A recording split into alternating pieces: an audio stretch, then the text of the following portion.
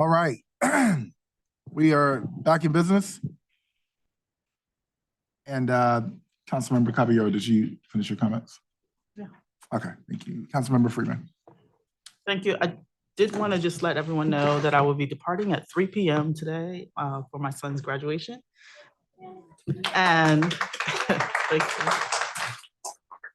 And then on a more somber note, I did want to note that I noticed or have heard about the National Domestic Violence Hotline being overwhelmed, the chat, the text, and the phone lines. And I did want to encourage folks to also note that Durham Crisis Response is available. And I did want to say that the helpline number is 919-403-6562.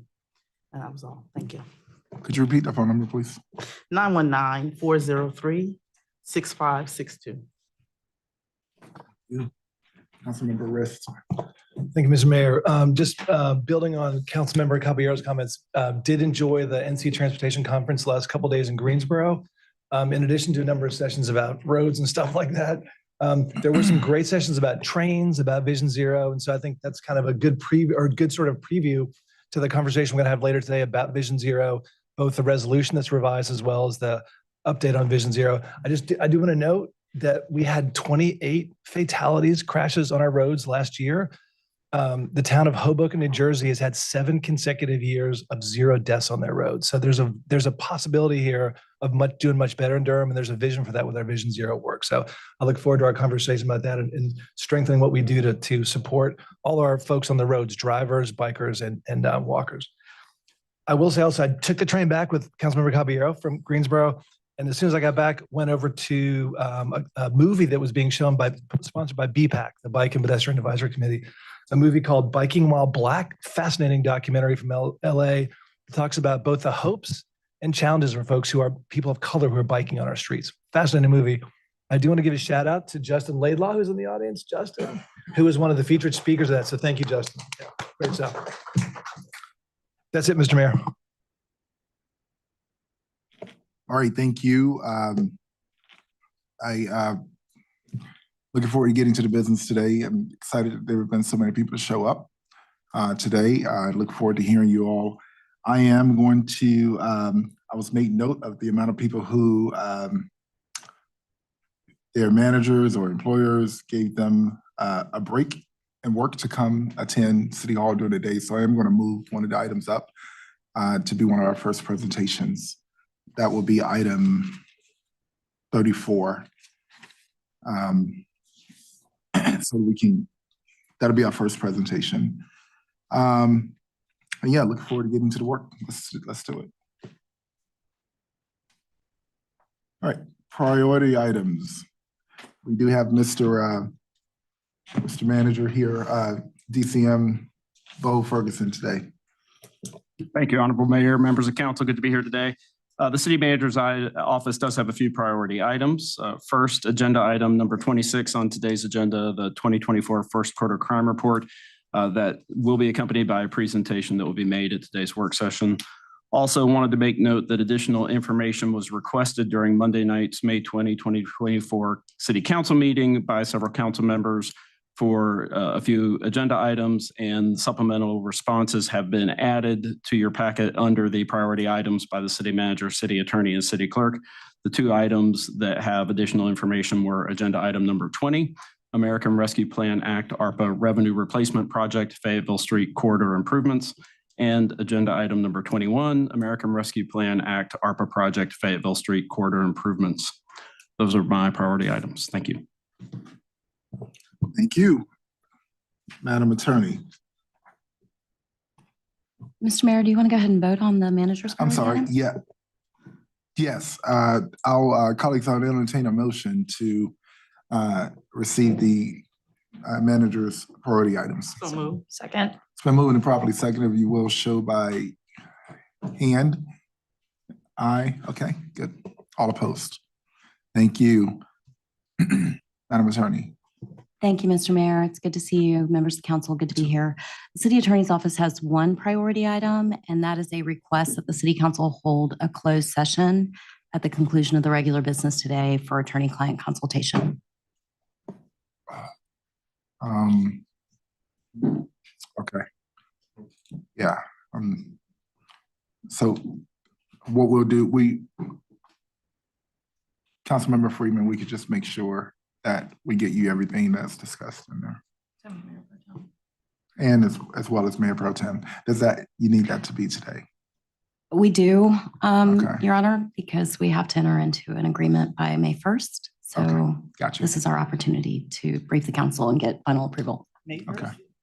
Correct. June 1st. I'm sorry, June 1st. Yes, thank you. You got it. Okay, sounds good. I'll now entertain a motion. No. Did we do that before? You, We can do it now, right? Mayor Williams, you can entertain the motion to accept the priority item and agree to hold the closed session, and then I can read the motion language at the end of the meeting if you'd like. Okay. Which I think was what we've done the last couple of times. So you need a motion to agree to. All right, I'll entertain a motion to receive the attorney's priority item. So moved. Second. All in favor, please show by sign of aye. Thank you. All opposed? Great. All right. All right, Madam Clerk. Thank you, Mr. Mayor. The city clerk's office has no priority items today. All right, thank you. Thank you. Just a quick program note that I failed to mention earlier. I do have speakers signed up for the budget item. I just want to note that there will be, I believe it's June 3rd. Is it June 3rd? So we have a budget hearing on June 3rd. But as many of you may have known by now, I'm very, very, very consistent with our procedures. So if you signed up, I will honor that today. But I do want you to know that you'll just be heard on June 3rd. That is when we are actually having the actual meeting for the budget specifically. But if you signed up, I will honor that today. Okay. All right, at this time, I will go ahead and read the consent agenda. Item number 1, Durham Board of Adjustments appointment. Number 2, Durham Workers' Rights Commission. Number 3, Durham Planning Commission. Number 4, Mayor's Council for Women. Number 5, Citizens Advisory Committee. Number 6, Durham Sports Commission appointment. Number 7, request to amend the fiscal year 2023-24 budget and other capital project ordinances. Number 8, tri-party agreement with the North Carolina Housing Finance Agency and the North Carolina Home Builders Association for the construction training partnership. Number 9, grant agreement with Development Ventures Incorporated for the Dillard Street Apartments. Number 10, grant agreement with Development Ventures Incorporated for Forever Home Durham. Hope 6 Preservation Project. I'd like to pull that item. You gonna take that down for me? Okay. Number 11, grant agreement with Development Ventures Incorporated for Fayette Place, Forest Hills Heights redevelopment. Number 12, 2024. Pull number 11 as well. Number 12, 2024 general obligation bond referendum. And pull that one as well. Number 13, insurance plan fiscal year 25, fiscal year 27. Number 14, 2024 North Carolina Summer Fire Camp Program Grant Project Ordinance. Number 15, contract with Mosca Design Incorporated for the Corcoran Street Garage Banners Restoration Project. I'd like to pull that one as well. Number 16, First Amendment contract to create public art for South LB Restoration Project using CIP public art funds. Number 17, American Rescue Plan Act, ARPA, Coronavirus State Local Fiscal Recovery Fund, CSLFRF funds, sub-award agreement between City of Durham, North Carolina, and St. Joseph's Historic Foundation Incorporated. Number 18, contract with Cornerstone On Demand Incorporated for software to automate the employee performance evaluation program. Pull that one. Just note that there were no attachments that I saw there. So I just had a question about that. Yeah. Okay. Number 19, American Rescue Plan Act, Bridging Business Opportunity and Equity Project. Kind of pull that one too. Number 20, agreement to fund Made in Durham Education to Career Initiatives. I'm gonna pull that item. Thank you. Number 21, contract amendment number 2 for Durham Workforce Development Board, Workforce Innovation and Opportunity Act, NC Works Career Center operations with Eckerd Youth Alternatives. Pull that one in. Number 22, interlocal agreement between the City of Durham, Central Pines Regional Council, and Durham County regarding cost sharing for the Roxborough Rail Trail Master Plan. I don't want to pull it. I'm just really excited to see that on the item, on the agenda. It's amazing. 23, resolution accepting the 2024 tennis venue services grant from the United States Tennis Association for the repair of tennis courts at Southern Boundaries Park. Don't want to pull that, but I also want to say big shout out for that one too. I think the whole city wants to pull that finally. 24, resolution accepting the grant from the United States Tennis Association, North Carolina, for the repair of tennis courts at Southern Boundaries Park. And number 25, resolution accepting the Build It Forward grant from the United States Tennis Association, Southern, for the repair of tennis courts at the Southern Boundaries Park. And number 26, 2024 first quarter crime report. Number 27, update to the Vision Zero resolution. Number 28, construction of a new traffic signal 05-0811 at US 501 North Roxborough Street and Monk Road. Number 29, Amendment 1 to the professional services contract with Kimberly Horn and Associates Incorporated for the West End Water and Sewer Rehabilitation Project. Number 30, amendment to the service contract with Waterworks Services Incorporated for residential backflow prevention, assembly, testing, and repair. Number 31, amendment to the service contract with Acme Services of Durham Incorporated for residential backflow prevention, assembly, testing, and repair. Number 32, professional services contract with Credec Engineering Group PC for the miscellaneous water line replacement Phase 2 project. 33, fiscal year 2023-24 third quarter financial report. 34, Downtown Durham Municipal Service District Annual Report. 35, Summer Camp Aquatics and Teen Programming Presentation and Discussion. 36, Vision Zero Update Presentation. Number 37, public hearing for the city manager's proposed fiscal year 2024-25 budget and fiscal year 25-2030 capital improvement plan, CIP. Number 38, proposed City of Durham Fire Department permit and inspection fee increase for fiscal year 24-25. Those are all of our items. With items 10, 11, 12, 15, 18, 19, 20, 21. That's all of the rest are presentations. Okay. The exception of those items pulled. 37. And 37, sorry. Right, okay. Tanisha has also caught item 6. Item 6. I don't think that's correct.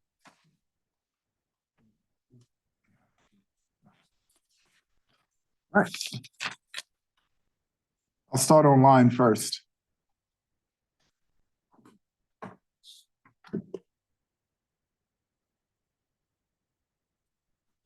All right, we'll start online with our public comment, which colleagues, we will call this public comment. First person I have is Jacqueline Wagstaff. Ms. Wagstaff, can you hear me? I can. Welcome, you have 3 minutes. Okay, good afternoon. Just wanted to let you know I signed up to speak on public comment on the citizen matter, and I also signed up to speak on an item about the bond referendum that is being proposed by this body. But the citizen matter that I'm here to comment on is in reference to the past weekend event that went off with a couple of hitches. One of the issues that I have is that on May the 17th at 11:17, our mayor made several video posts, and one in reference to, while he was sitting on the plane on his way back to Durham, and he referenced that he had spoken with the artist and that she would be coming. And then he made subsequently he made another post and later, and he said he spoke with somebody else. But what I'm referencing is that first comment and that video that you've taken down since, but some of us still have a copy of it.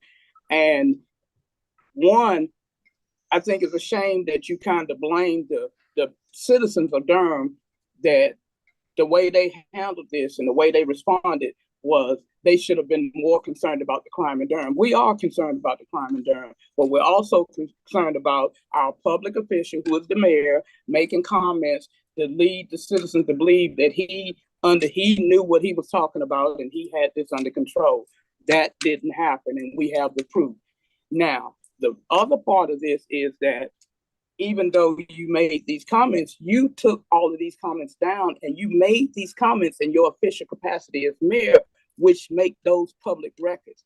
Now, I would like to, which I'm going to do this afternoon, request that those videos be put back in place, because that became a part of public record. And when you remove those public records, I believe that you violated the rules of this body. You removed the public record. You were commenting in your official capacity. You weren't commenting as Leo Williams, private citizen. You were commenting in your official capacity as the mayor. So I would like to know, where are those public record comments that you posted on May the 17th at 11:17? I have the video, but that's just me being diligent on keeping up with history. But you took those down, and I think they need to be replaced so the public can have an accurate record, even though y'all are doing an investigation. So that's my comment on that. Thank you, Ms. Wagstaff. Next speaker, Mr. Langley. So he just completely rent free. Mr. Langley, can you hear me? Yes, can you hear me? I can. Welcome. You have 3 minutes. Good afternoon. I would first like to just take a moment and pause due to the 5 black male juveniles that had juvenile petitions filed against them yesterday for breaking into cars, as well as the 3 juveniles that were injured in drive-by shootings last night, one of which there were over 50 shell casings. So I'm just going to ask for a moment of silence. And I ask for that moment of silence because when we don't act, that is representative of what we're doing for boys and young men of color in this community when gun violence occurs. I, again, am coming before this body urgently requesting, now I'm down to $25,000 to support the Charles Hamilton Houston Foundation in delivering essential career exploration and development programs for boys and young men of color in the city of Durham. This demographic, as you all are well aware, are disproportionately affected by low academic proficiency, inadequate college and career readiness, high levels of short and long-term suspension, dropout rates, limited access to life-sustaining careers, and overwhelmingly represented in the involvement in both gun violence and juvenile delinquency. The best way to improve the plight and the outcomes of these students and these young men is to keep them from picking up a gun in the first place. The way we do that is by tackling these disparities by offering skill-focused mentorship, academic enrichment, and leadership development. Your investment will enable us to expand our reach, enhance our resources, and build the necessary capacity for long-term programmatic sustainability. Your funding will not only change individual lives, but also positively impact the broader Durham community. We deeply appreciate your consideration of this request and are ready to provide further details. I need one member of council, just one of you all, to make a motion for this $25,000 to be added to the budget. Thank you. Thank you, Mr. Langley. Ms. Seibel. Oh, no, I'm sorry. One moment.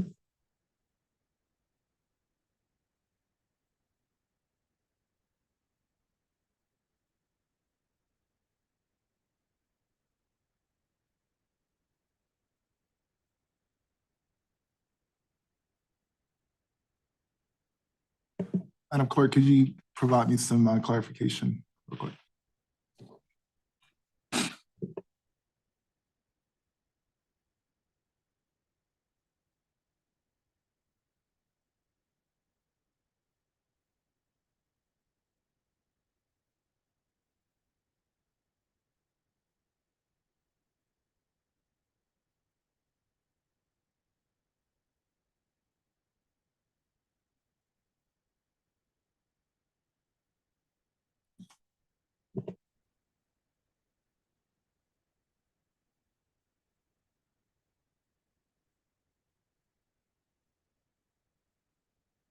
Yeah, I'm not going to do that to the public. I am going to go ahead and, is this the only one that has, let's see. Number 35 has a citizen, public person, number 34 in 37, okay. Right. All right, I'm going to go ahead to item 34 and I'm going to jump around a little bit today.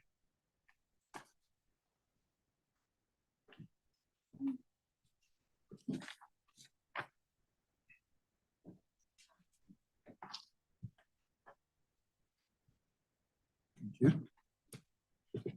Welcome.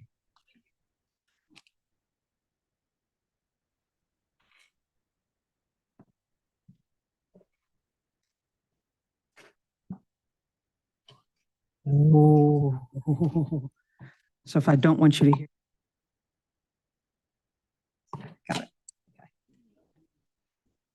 Good to have Okay. you here. Welcome. Thank you. Have new technology for you, so you know how to use that now. I do. I Ready here. want to hit the quick mute button now, but I won't. Thank you so much. My name is Nicole Thompson. I'm the president, CEO of Downtown Durham Incorporated, and we are here to give you our annual report for the Municipal Service District. I will let you know right now that we're going to run through very quickly the first few slides that provide a lot of the information about what we have accomplished to this point in the fiscal year. I'm happy to answer any of the questions. We will spend the bulk of our 20 minutes. I think it said 15, but I don't know. I don't remember. So I'm going to go with 20 of our time reading a letter that I would like to have submitted into part of our presentation. Are we ready?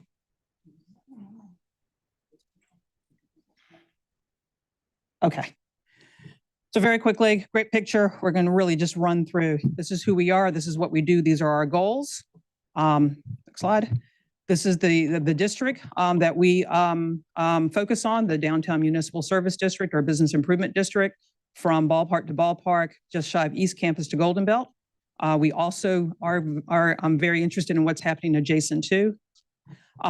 We did a survey for the Bullpen. As you know, we were the organization working with the city Parks and Rec to institute a downtown Durham social district called the Bullpen. Here are the responses that we got. We can give you more information on that. These are our accomplishments for fiscal year 2024. This is up until the end of March. So we have one more quarter, so we can update this if you would like. But as you can see, we're involved clean and safe, placekeeping, Durham Choice, which is a collaboration with the City of Durham and Durham Housing Authority for the Choice Neighborhood project. And then what we've been doing around economic development, marketing, communications, the Downtown Durham Blueprint, which you might have heard about, and stuff that we've been doing around advocacy and special projects. Interesting slide, just so that we are always asked, what is the ethnicity of visitors coming into the downtown area? This is a slide to show that right now we're at 50-50. And of the 50% that are people of color, you can see the breakout there. This did not change from last year. This information is gathered by Placer, which is a technology that we use based on cell phone data. Next slide. And now I would like to read the letter. I believe you all have a copy of that letter. So if you would like to follow along. Dear Major Williams, not Major, sorry. Dear Mayor Williams, Mayor Pro Tem Middleton, and members of the Durham City Council. I mean, you were talking about being a drum major not so long ago, so it's a legitimate mistake. I am Nicole J. Thompson, President and CEO of Downtown Durham Incorporated, and I come before you to ask for your renewed partnership and support of Downtown Durham. At our State of Downtown Durham event, you have a copy of that report. I reported on downtown's continued success, increases in housing units with a slight but encouraging uptick in new affordable housing units due to city, county, and Durham Housing Authority efforts, an increase in merchants in downtown, and more foot traffic into downtown. I also shared that we are carefully watching the lack of any commercial development, but stressed that we realize this is very possibly a short-term trend, and as we move forward, we need to begin looking at an expanded definition of work and workers and how we accommodate this in a downtown environment. I actually had that played, so on the face of it, it would appear that downtown is doing well, and certainly compared to other downtowns of our size, we are doing better than most. However, there are serious challenges facing our downtown and its very authentic, unique vibe. And these challenges can only be solved with your intentional and specific attention. You will recognize in the audience, and I will have them stand, today a number of downtown business owners, employees, and small property owners. There are a number of others that are outside in the lobby and are downstairs. They could not make it into the room today. I am reading this letter on their behalf. I'm here today to speak on behalf of these important businesses. It is because of these businesses that downtown is the amazing place that it is. They have, for the last 20 years, poured their hearts and souls into creating a downtown that is diverse in its workforce, cuisine, atmosphere, services, and products, also welcoming and vibrant. Without their efforts and creativity, downtown Durham would not be the phenomenal space of collaboration and excitement. Unfortunately, the very heartbeat of downtown is being threatened. First, there was the gas explosion in 2019, which not only closed a part of downtown, but took the valuable lives of 2 individuals. Then there was the global pandemic that damaged the local and national economy, and that has made running a small restaurant, bar, store, or personal service business in a downtown environment unbelievably difficult. Many think that COVID is over and things are back better than ever. And that appears to be true if you drive through downtown on a sunny, warm Friday or Saturday evening. But if you walk down any street in downtown on a Monday afternoon or a Wednesday morning, you will see a very different downtown from the downtown Durham of 2019. With remote work and hybrid work becoming the norm, downtown lacks a very important customer base, the office worker, to include the city and county employee. Downtown no longer has the same level of energy and liveliness during the middle of the work week. Spaces that used to be crowded by 4 p.m. on a sunny afternoon are often empty. People moving throughout downtown headed for a breakfast or lunch meeting are few and far between. For this reason, downtown Durham street-level small business community, its very heart, is facing a very dire future. Of course, it's not just downtown Durham. This is happening across the region and across the country. But Durham isn't like the rest of the Triangle or the rest of the country. Where many other downtowns are filled with chains and national companies, Durham's downtown is built on local street-level businesses that don't have corporate offices or conglomerate cash flow. We value these authentic, cool, homegrown businesses. They give downtown its very heart. But right now, there is little blood flowing into and out of Durham's heart. DDI has come before you today and has submitted this letter because you, the city and the county, are largely responsible for creating the downtown we all love. Local government policies, investment in downtown, and programs that supported small businesses created an environment where those businesses grew and flourished. That environment is under threat today. Without a renewed commitment from our local leadership, the downtown we all love and are so proud of will cease to exist. The uniqueness, the authenticity that has always been so important to Durham will die. These people that just stood up will not be here. There are many challenges facing downtown street-level businesses, but there are some challenges that those businesses should not have to face. Challenges that can be remedied by action from you and a renewed partnership and commitment to downtown success. Here are 3 areas where positive city and county action would have an immediate positive effect. and show your ongoing partnership. Construction. DDI is a proponent of good sustainable development. We work with many of the developments that are occurring in downtown because we understand that to thrive, a downtown must continue to grow and create new spaces and places so that it remains a true live, work, play environment. However, development sites that aren't regularly inspected and supervised by the city or county lead to conditions that are almost impossible for small businesses and residents, as you see on the slide. Roads are blocked by equipment, machinery, and large trucks, which means employees face challenges getting to work on time and daily deliverers can't get through. Sidewalks are impassable, creating ADA violations and safety concerns for pedestrians, to include customers and employees. Utilities are shut off without warning, necessitating temporary business shutdowns. Construction debris and trash litter streets, alleys, and other properties, creating a general feeling of disrepair and neglect. Our ambassador team does its best to stay on top of this. Construction personnel commandeer what limited parking spaces exist, arriving early and staying all day, making it difficult for employees to find parking and paying customers to access small businesses. All of this can drag on for weeks or even months longer than scheduled, leading potential customers who have many, many dining and shopping options in Durham and in the Triangle to go elsewhere.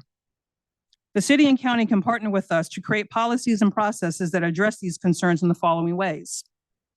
Mandate pre-development meetings that include city and county where appropriate department personnel, DDI, developers, property owners, and general contractors.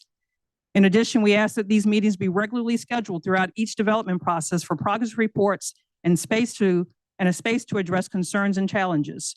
We had this in the past. We had this back in 2015, 2016. Expedite reviews and inspections in high-density neighborhoods in order to limit the amount of time roads and streets are closed. And let me highlight that. High-density neighborhoods. This is something that could impact small businesses throughout Durham. Require detailed road and sidewalk closure and utility shutoff plans indicating when roads and our sidewalks will be closed, when utilities will be shut off, how adjacent impacted businesses, property owners, and residents will be notified of these closures, and an anticipated schedule of when work will be completed. Unless there are documented extenuated circumstances like an act of God, fees should be assessed when projects do not comply with written and approved plans. As it stands now, there is no incentive to limit activities that harm downtown small businesses. Ensure collaborative planning of public and private sector infrastructure improvements so that work requiring road and sidewalk closures and anticipated utility shutoffs are scheduled strategically to prevent unnecessary consecutive or multiple closures. Nicole, I need to pause you for one moment. Audience members, I want to be really consistent with how I manage the room. So I've asked staff to leave the room so that we can open up more seats. So staff, if you're not on the agenda at this time, if you don't mind just stepping out to create space for our audience members to have a seat. This was not my intention. No worries.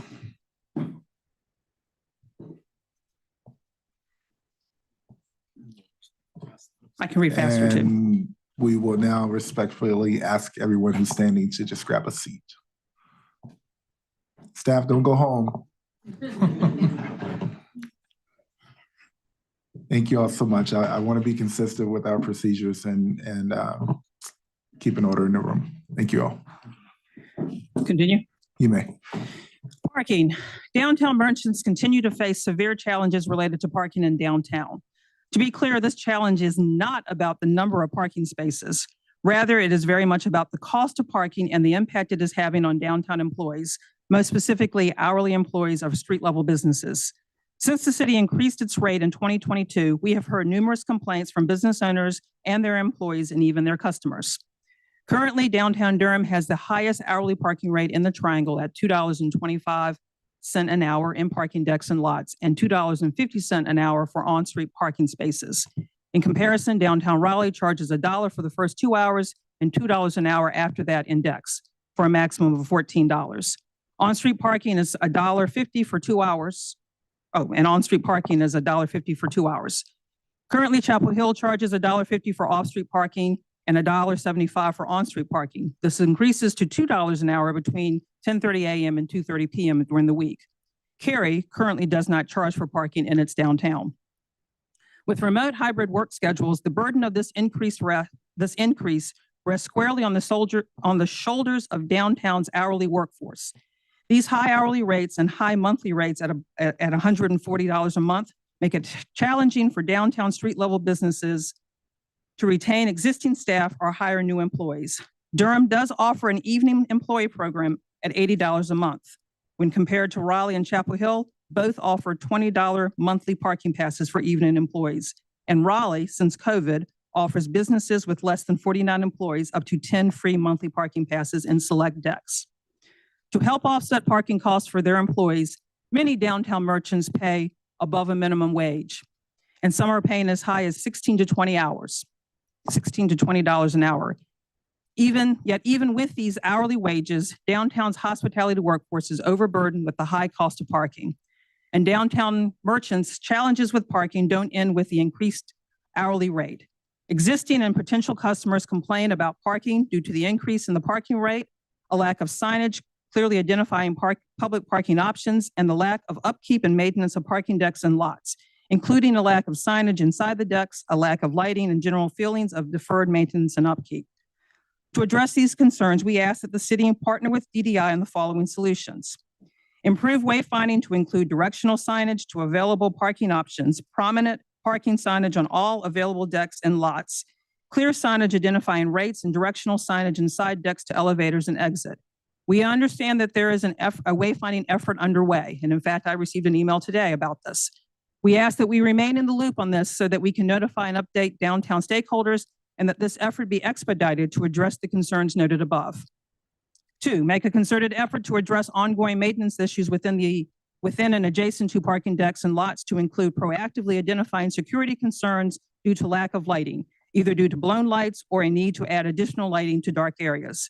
Regular trash and debris collection and general upkeep of common areas. Again, we understand that the city is moving forward on improvements to city-owned decks, starting with Durham's Center parking deck. We ask that this plan be expedited for all decks and that we remain involved in this conversation so we can notify our downtown stakeholders. 3, create a downtown parking program that provides discounted parking to hourly employees of any of downtown street-level merchants at a significantly reduced rate and that is easy to access and implement. DDI is committed to work with the city to identify and administer such a program. 4, finalize the outdoor dining program so that businesses can take advantage of this unique opportunity to offer outdoor seating and parking spaces that are attractive and welcoming.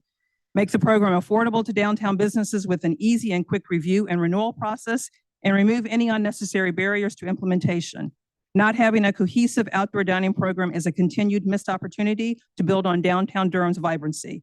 These outdoor spaces bring energy by having people interact within and along downtown sidewalks and streets. Again, DDI is committed to work with the city to identify and administer a streamlined and affordable outdoor dining program. Small business support. The number on the screen, 82, that's the number of businesses that we have lost in downtown, small merchants that we have lost in downtown. Not all of them closed and shut down. Many of them have had to relocate due to these concerns. But that number 82 is what we have lost since COVID.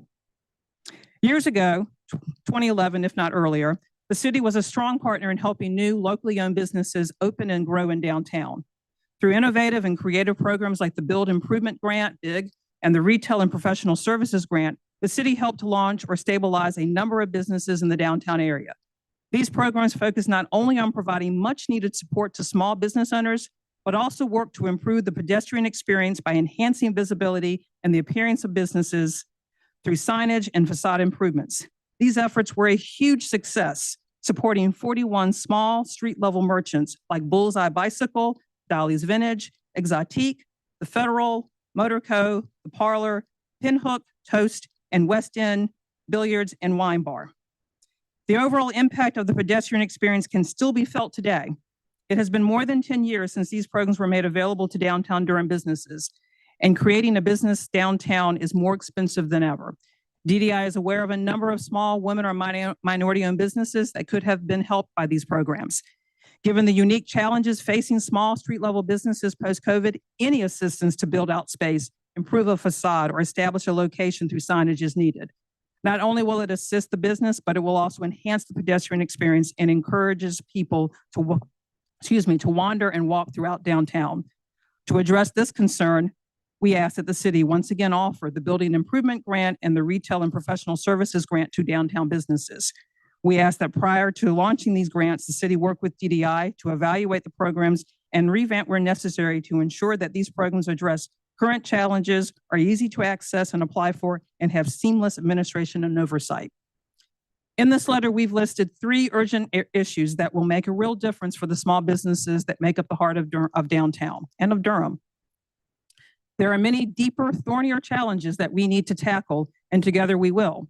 But we invite you to partner with us to take these first steps before the community of small businesses is irreparably damaged. The city and county together have invested hundreds of millions of dollars to create a downtown that is uniquely Durham. A downtown where 70% of the street level businesses were started right here in Durham, where 32% of those businesses are minority owned and 40% are women owned. Downtown success was founded on public-private partnerships, strategic investment, and supportive policies created by visionary public leaders. That investment is worth too much. Downtown is worth too much to let it falter based on the mistaken belief that downtown is done. A vibrant, successful downtown that is the primary economic engine of a thriving city does not happen accidentally or on autopilot. When the city and county were active partners in building downtown, we did great things. You see on the slide 3 of those great projects. All of those have created spaces for small locally owned businesses. Those 3 spaces have 15 small businesses located in their first floor. Many of them are supporting small office tenants.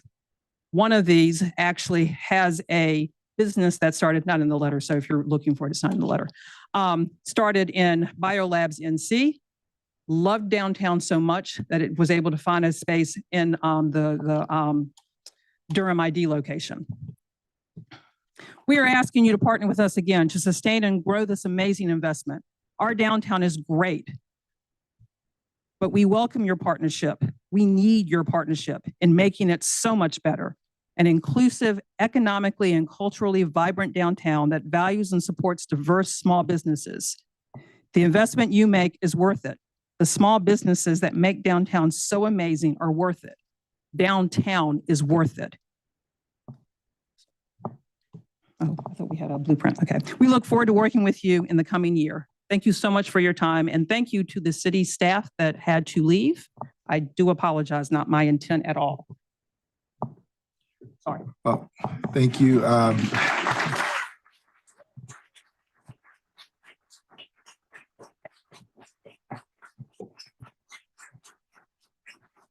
Thank you. So colleagues, I am not going to talk much on this matter because everything she said, I personally feel it every day. I've lost employees myself because of some of these issues. So I am not going to engage too much into this conversation. But to my peers, I hear you. I live it with you every single day. I get it. So I'm going to let this conversation be facilitated by Councilmember Caballero. Yep. She wasn't expecting that, by the way. No, I just got voluntold, people. All right. Thank you. Council members Baker or Cook, any questions or? I don't have any questions, but I just want to thank y'all for listing these demands out really clearly. I think this is a really helpful starting point for us. And in a different way than the mayor, I too have personally experienced this. I was an hourly employee, and I've been an hourly employee in several locally owned downtown businesses. Some of my former bosses are in the audience here with you today. And so I have been personally affected by this, and I understand the challenges, particularly around parking, because that was something that I dealt with quite often. And I just want to thank you for this letter. And I think you've seen us all up here taking copious notes, and I look forward to seeing what we can get started together. So thank you so much for laying all that out very clearly. Yeah, just a quick question. How do you foresee the recommendations in this letter folding into the downtown master plan. So intentionally, so I could turn it on and off again.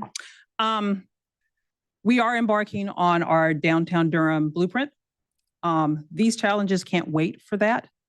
That blueprint is looking at how downtown grows over the next 10, 7, 14 years. So it is a visioning process on how we grow, how we're intentional about that growth, how we continue to provide ways to make sure that our retail spaces are equitable. These are things that we need to do now for these existing businesses. So I think they start and then we can build off. But certainly we will be always looking through our blueprint, how we can continue to have spaces that are ripe for entrepreneurs, small businesses, women-owned businesses, minority-owned businesses. Thank you. Yeah, I certainly, so some of these recommendations require investments, direct investments in creating funds for small businesses. Some of these require certain kinds of programming and initiatives and investments in infrastructure, signage, reconstruction of our streets, and maybe making things pedestrian oriented in the public realm. And then also addressing our development regulations. I mean, you have the first item here is construction. And so I think that there are some items here that are low-hanging fruit. The thing about our zoning regulations is that we have them for free. They're free. And then they're low cost to implement. And so we can get good bang for our buck. And there are very well capitalized developers that are coming into Durham and making a lot of profit, which wasn't the case a couple decades ago if you came and developed in Durham. And so I think that there's a major opportunity there. Certainly we need to have some conversation, discussion, and think about how to improve the parking situation. I like how in the letter you talk about how it's not necessarily that we don't have enough parking, but that we need to think about how to make it more accessible and easier to find. The small business support that comes down to money and priorities there. The development and construction standards. So that's something that we can just bake into our regulations. This is something that I've been frustrated with for a very long time. Particularly, I think there are some very highly visible construction projects that are happening in downtown where the communication has not been honest by the developers, that have had huge impacts on small businesses, sometimes more in more high profile ways. And I think that's important for us to note. Our development regulations, we can improve those by improving the standards that developers construct their buildings by. A lot of them are out of town developers anyway, large corporate developers. So making sure that they are providing more public goods, both on site and negotiating better public goods off site. But we can't do that without intentional effort through the Unified Development Ordinance, widening the street trees, widening the sidewalks, enhancing street trees, burying the power lines. We have trash bins that span across the sidewalk in violation of ADA because we aren't requiring them to allocate space for trash and other utilities. And all of this is baked into our regulations, and we can improve that very, very easily. And then the construction standards themselves and the process of construction, just as the letter says, has not apparently required them to provide frequent, honest communication with adjacent small businesses, with adjacent building owners, with the public. And we need to bake that into our rules and our regulations. Again, that can go into the Unified Development Ordinance. We are right now at the beginning of the UDO rewrite, but it has been my desire and my intent to initiate the UDO amendment process for a couple of targeted items beforehand. And this has been one that I've been thinking about that we could potentially tackle right away, and that I would personally like to tackle right away. Either way, we need to make sure that it gets into the Unified Development Ordinance and is part of the Unified Development Ordinance for the downtown area and any other areas where we're having those kinds of impacts. So those are some of my initial thoughts, but I really appreciate everyone coming out and show of force here. I think that there are some very real things that we can do. Some of these are lower hanging fruit. Some of these are going to take a little more time. And so I look forward to continuing to have this conversation with my colleagues and trying to move some of these initiatives forward in a very intentional way. So thank you for coming.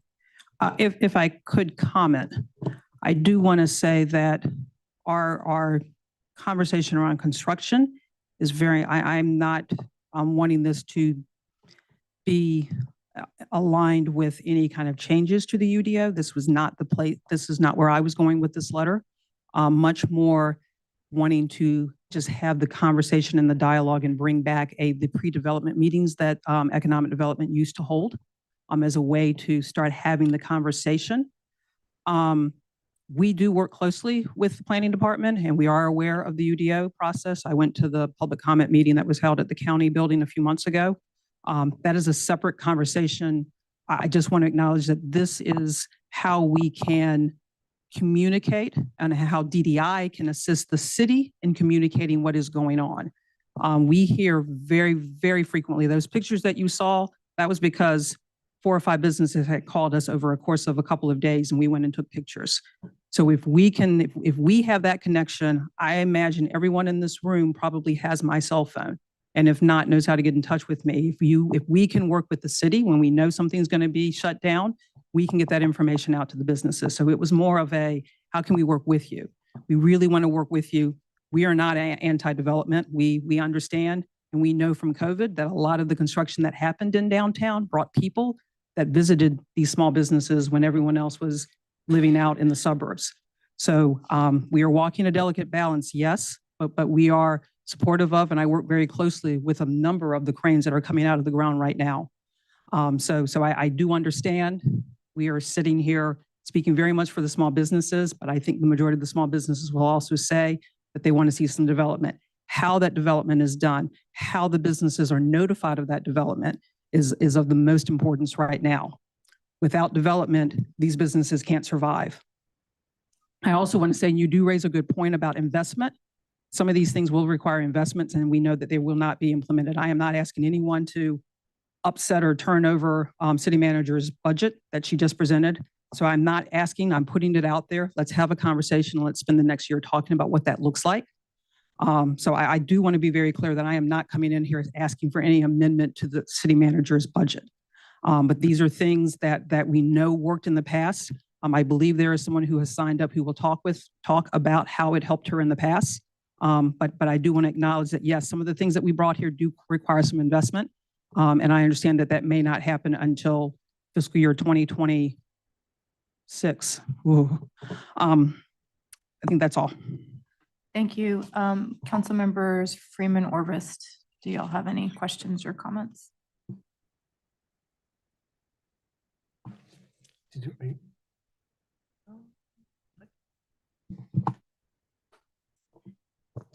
Thank you for the presentation and the letter. I think I sit in a unique position as I live across the street from downtown. And what the work that I see DDI doing has been impactful. What I will note, though, just based on your comment, the residents have also been making those same requests. Those water shutoffs happen to them as well. And so I do think it's tied to the UDO, and I do think it's policy that needs to be implemented so that folks know in advance. That's just kind of courtesy. But I will just say that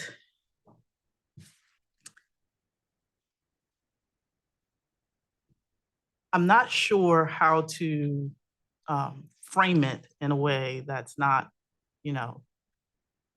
off-putting, but our economic development department, so to speak, hasn't had the arms and legs it needed to do the things that it needed, which is why DDI was put in place. And so what I'm drawing on is that this is really clear. This is very clear and concise for the downtown business community. And I appreciate that all of you are here to represent for that downtown business community, but this is not limited to downtown. And so these requests are things that we need to be thinking about across the entire city and many other districts that would not have this type of organization. And so it always pushes me back that when you're screaming for help, because, COVID's not over, that there are others who are also unable to screen for the same type of help. And so we've got a lot of work to do around this, and 2026 seems like way too far off. That's where I'm at. That's all. Thank you. I will say that I think some of those grant programs are offered outside of downtown. I'm not 100% sure. But you raise a very good point. We are here speaking as an annual report to the Municipal Service District, which requires that funding is put back into the Municipal Service District. But yes, we've heard these complaints from other locations. Thank you, Councilmember Rist. Yeah, thank you very much. First of all, thank you, Ms. Thompson, for being here. Thank you, Downtown Business Owners, for being here as well. I just want to say, first of all, Ms. Thompson, we are so lucky to have you in Durham. I really appreciate the presentation and all the work you're doing for DDI and downtown businesses. As you know well, since we were connected way back when you were an intern, and folks may not know this, but I spent about a 30-year career working for a DC-based NGO, working in the field of economic and community development. So I know well from our work together with your as a partner agency, the role that small businesses play in providing both an opportunity for all kinds of people, all kinds of genders, ethnicities, and backgrounds to start a business, to build wealth and grow wealth. It's also a way to build our economies from within. So this small business sector, both downtown as well as elsewhere in Durham, is so critical to our economic vitality. So I want to thank you for the report, for your advocacy of downtown Durham. The city needs to be a better partner with you all. I agree. I think what you've given us is a very actionable, a very tactical set of recommendations. And I would suggest that we send this right away to the city manager for her to review this with her staff and come back to us with the recommendations. But this is important work that we need to do. We need to be a better partner. I thank you for raising these issues, and I look forward to working together. Thank you. Thank you.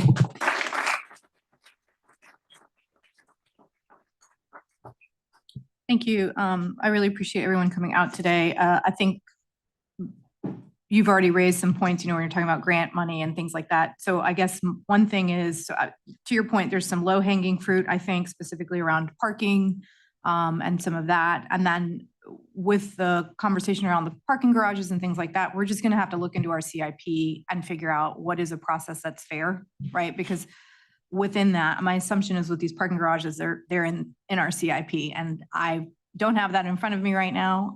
And so, yes, heard, and also balancing, as y'all are very well aware, of the needs of the downtown community within the needs of the whole community is going to be challenging. And so some of the things that are listed, I think, are going to be easier to solve, and I think y'all are very well aware of that. And some of this is going to be more challenging. I think that just like every other partner, please come to us in December.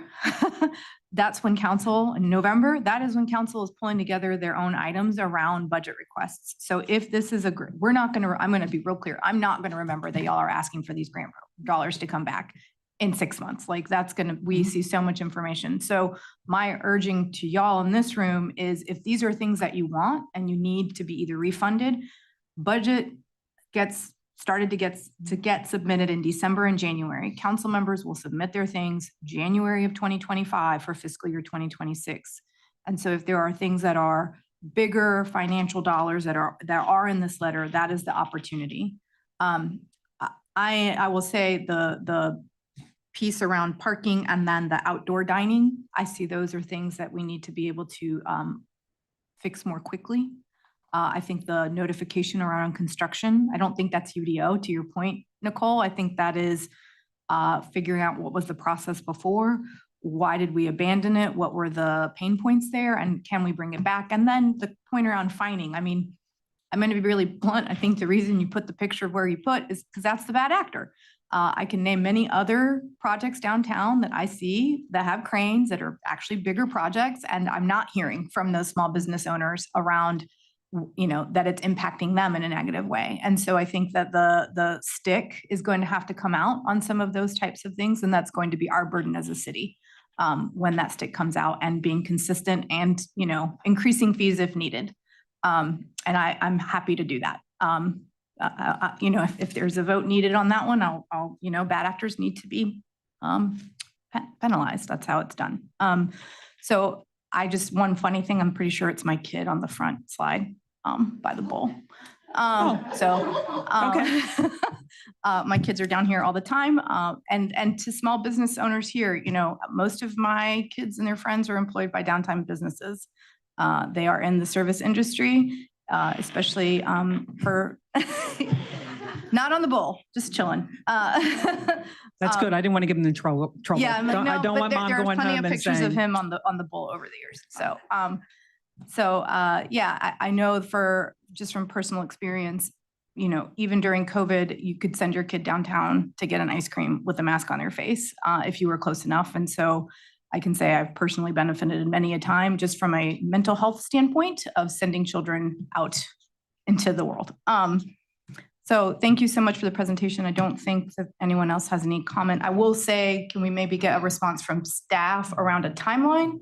I will also say that we are approaching the end of our fiscal year, as many of you are well aware. And so I am a little concerned about the timeline of our response, because if there's things that involve council action, it's not going to get done likely before we go on break. I very much understand that. Okay. This was many months of hearing and meeting with the businesses. I am not expecting that anyone is going to make a motion to do anything today or before the end of the fiscal year. And the intentionality of making sure what comes forward is the process we would like to start. I am not suggesting that this is the city alone or the county alone or the private sector. But as that last slide showed, when we all come together and we're all representing those voices, great things happen. So I'm asking for a year. City staff is great. And we get along very well. We have some great allies within the city council. Within city council, but also with city staff and county staff who do amazing things when I can call them up and say, hey, this is closed. This road is closed. What can you do? Someone's calling me because their delivery truck can't get through. So I do want to acknowledge that we are not coming in and saying you all are bad and you're not doing things. But I am also raising up on that flag post that we've got some challenges and we've got businesses. We have 260 small businesses that wanted to be heard and need that partnership. We know it's there. We know that all of you all want to support them as best you can. We ask that we work with you to decide what and work with you on what those next steps are and how we put together that budget request for 2026. Thank you. So I'm just going to give the opportunity. Mayor Williams, go ahead. Do you want me to just pass it back to you? Yeah, I got it. But you want to ask for the timeline? Okay. Yeah, I just wanted to give staff an opportunity to at least respond on at least initial thinking around what we can expect as council. Thank you. Thank you. In the absence of the city manager, that's something I'm going to want to consult with her, but I'll pass the request along to her when she is returned, and I'll make sure that she gets a response back to council. Can I just suggest to council that amongst ourselves, can we, and this is just my opinion, the parking and then the notification that be something that can get solved by September, like at least a process or some kind of resolution on that. Obviously the things that have bigger financial impact, that's different, but I feel like that's kind of process and internal versus parking I get is a little bit dicier, but to me, that's something that to demonstrate real responsiveness that we should be able to expect something back kind of late summer, early fall. Thank you. All right. And I said I wasn't going to talk much and I'm not, but I am going to say this. This has nothing to do with out-of-town developers. It has nothing to do with any of that. This is what we can take care of right here. So I want to appreciate your comments. This is something where we can actually take action on. And we have a small business fund. I helped create it. And the other person that helped create it is right over there as well, Mr. Hurley. We have it. We need to activate it. When it comes to the alert system, to your point, I think this is something that we can actually get done probably before then. It's just a matter of communication. So I want us to stay on topic and on focus because this is it's getting to crisis mode. And so this is one of those things where we it's not going to be political. It's just operations. And I think that we can do that. And I'm not going to let any other subject matter hijack this focus. This is on us as a governing body, and all the other stuff don't even belong in it. So as mayor and also a practitioner in the space in which we're talking about right now, I want to make sure that we're honoring the value add. You know, we all play our part, from businesses to residents. Everybody plays their part. And that's what make a city successful. And I think we need to really, really keep that first in front of mind. So that being said, I do have some folks that have signed up. Mr. Mayor, can I add one clarifying thing for staff? Yeah, go ahead. Thank you. And for staff, when I talk about the parking, I'm specifically talking about the employee parking. That to me is the part, and I'm not seeing anyone, I'm assuming other council members are not in agreement. That to me is different than the fee structure and all, because that's a broader conversation. But the employee parking in particular has been something that I have consistently heard as a council member. It affects, if we're going to have this vision of shared economic prosperity, we know that often I'm real clear on who's cooking most of my food and serving most of my food when I come to a downtown restaurant. And these are the folks who are often on the most on the margins economically in our community. And we can't sit there and say we support shared economic prosperity and then not do our part on trying to figure out a process as simple as figuring out where can our employees park, especially late at night, and putting them on the other side of downtown, walking through downtown late at night after they've closed out a bar or closed down a kitchen is not okay. And that is on us to fix. And it's been at least a year since I've been hearing these complaints, if not longer. Thank you. Mr. Mayor, one last comment too. I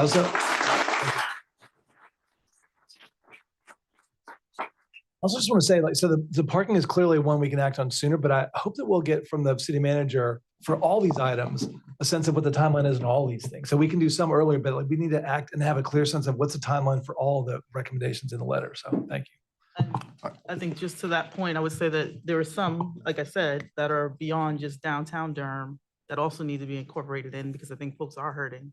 And there are some pain points that we could probably help with. So if there are areas, I mean, just being very honest, Andrew Driver, 9th Street, like there's spaces where we know that our small business owners, our local small business owners have been trying to keep their heads above water. So that's all. Thank you. And then so Nicole, I'm going to have a next step for you potentially, because I know you have deep relationships in all kinds of pockets. To Councilmember Freeman's point, helping us navigate that side of it. That's going to be my ask of DDI is y'all are really focused on downtown and that's your job, but Councilmember Freeman's correct. And so that's where we're going to really rely on you. Thank you. More than happy. Durham proper incorporated. Durham Incorporated. Thank you. More gray hairs. What are you trying to say? I did this intentionally. I just went. Thank you. Thank you so much. Thank you for your time. Thank you for listening. If I can continue to speak for these businesses that are within the room and those who couldn't come because of the middle of the day meeting, thank you for listening. We do appreciate that. And we look forward to working with you and the team and continuing to make this a great place. Thank you so much. Thank you.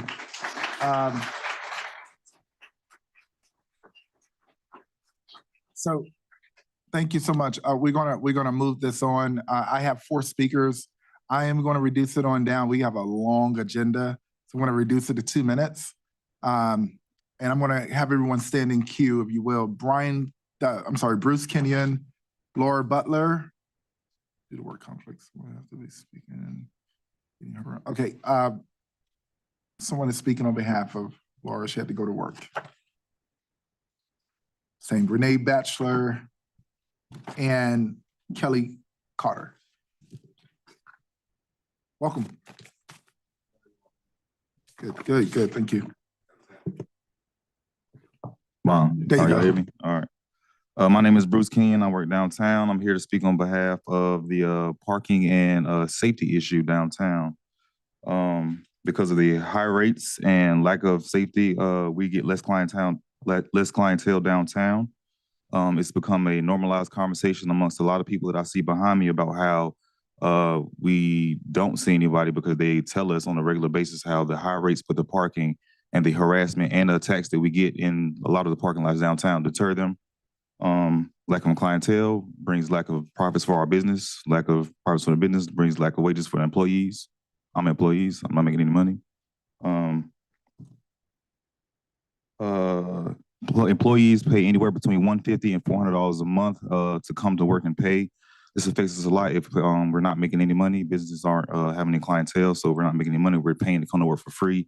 I am aware that we have parking passes. I know there's somewhere between like 120 and 150. Although it is an alternative, I don't feel like it's sufficient because everyone has different realities. Everyone has different schedules. To pay 150 and we're not utilizing it that much, it's not an end all be all. The same thing I heard about the bus system is free. I know that we can commute there and it's an option. I feel like it's sufficient, but it's not a end all be all as far as just what we can do. Let me see.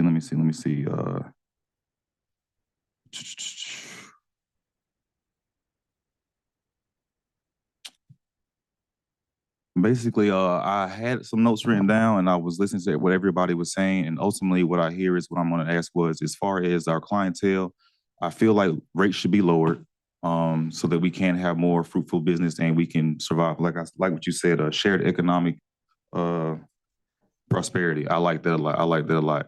Lowering the rates for on the parking decks all across downtown increases our economic prosperity. It increases pockets back in the employees, which makes us happier.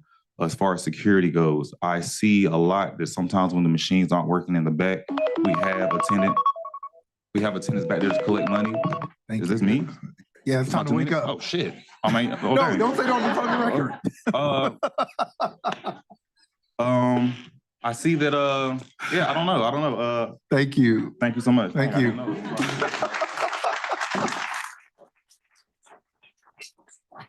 All right, Bruce, 300,000 people just heard what you just said. I've never done this before. No worries. Thanks for coming. My name is Tiffany Bayshore. I am with DDI. I'm here to read a letter from one of our business owners who recently just left downtown. I'm Laura Butler, owner of Rock, Paper, Scissors Salon since 2009. We recently moved our business location out of downtown Durham and into the Rockwood neighborhood. I have loved being part of downtown Durham's community and watching it blossom into a bustling city these last 14 years. Last year, I made the hard decision to move for multiple reasons, but a big reason being the parking for employees and our customers. To start, Park Durham raised hourly parking rates without very clear communication almost overnight, every weekday hour by 80%. This meant our living wage employees had to pay $25 a day or $140 a month to work an 8-hour day. My employees could not afford this extra payment, which was well over some average monthly utility bills. I attended many different meetings where many good solutions were discussed, but never heard back from anyone every time. Secondly, my business used to offer customers parking validation up to 4 hours. We used to get a small discount on these rates, and as a small business, helping to get customers to come downtown. After the recent spike in rates and how the garages operate, I went down to being able to offer 2 hours of validating and still spent up to $20,000 a year for this expense. No one was happy. Lastly, Durham charges more per hour to park than any bigger cities, local bigger cities. Our customers visit us from all over the Triangle beyond, which is amazing. The hassle of finding parking, feeling safe enough to walk around downtown, and then paying top dollar on top of that isn't worth it to most folks, and we suffered. I honestly believe that if the city of Durham executed some simple ideas for service industry employees to park and change some steep parameters for visitor parking, my business wouldn't have left, and our customers would be more than happy to ignore some other downtown frustrations. Thank you so much. Thank you.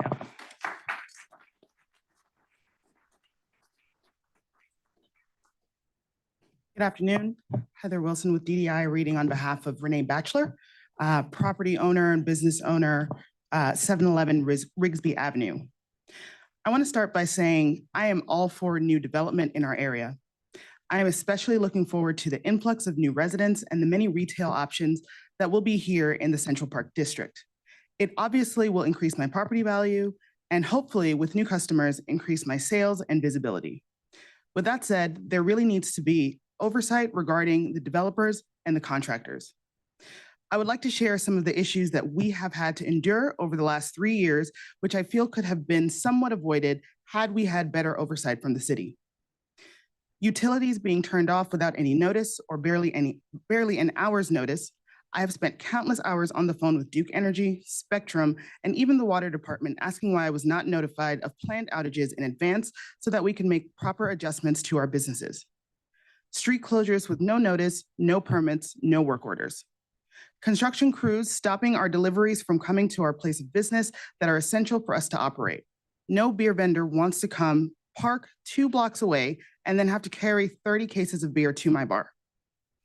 I've had to pay extra fees for my weekly dumpster pickups because access to our dumpster was blocked during the scheduled pickup times. My staff are not able to park in my driveway because again, they are blocked from coming down the street. Customers have stopped coming until after 6 p.m., leaving us virtually empty during our initial opening hours because the street is filled with debris, heavy equipment, and random closing, which has made it impossible to find anywhere to park because all of the parking has been taken by construction workers. I had to stop our lunch service because we never know from day to day if cars are going to be able to come down the street or not. Tractor trailers, backhoes, construction vehicles constantly block access to my driveway or blocking the front of my business, and some even having the audacity to park in my driveway. Construction materials are being put on the sidewalk in front of my establishment and left to sit there all day until they feel like moving them. Thank you.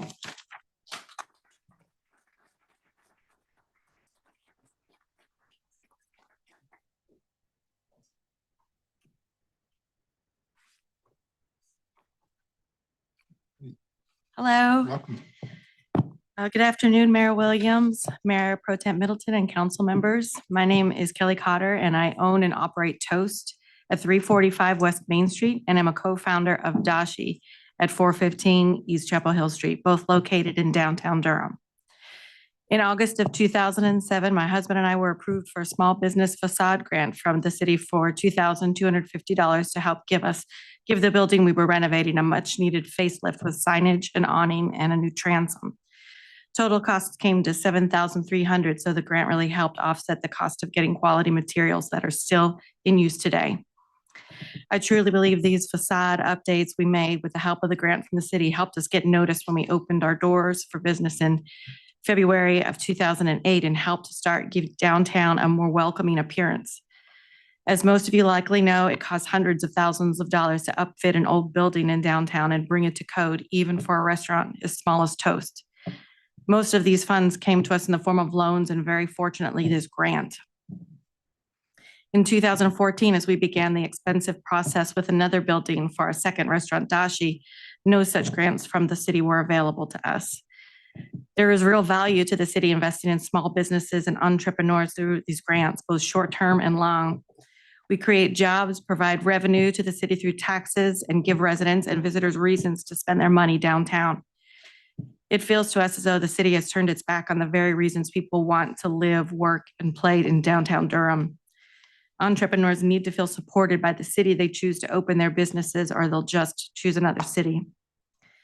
We're asking you to reconsider adding these grants back in for downtown businesses. Thank you. Thanks so much. All right. So we are going to go back up to the pulled items now. Those are all the speakers I have. And I want to appreciate everyone coming out today. I failed to mention item number 7, also colleagues has been pulled. It's been pulled by a resident number that would be online. So I didn't mention that earlier. So just make for your notes. All right, I'm going to go back up the agenda and get us going.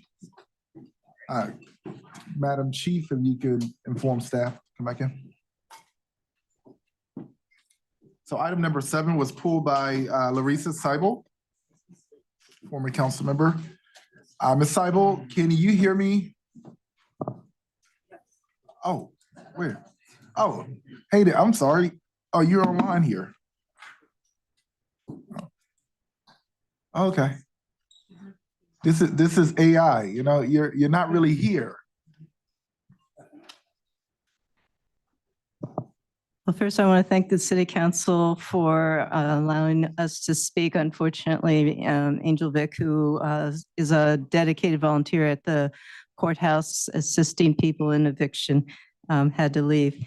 And I wanted to follow up with the budget item that we're discussing about legal aid. It is such an essential service for the people of Durham. To have a home is so essential to all of us.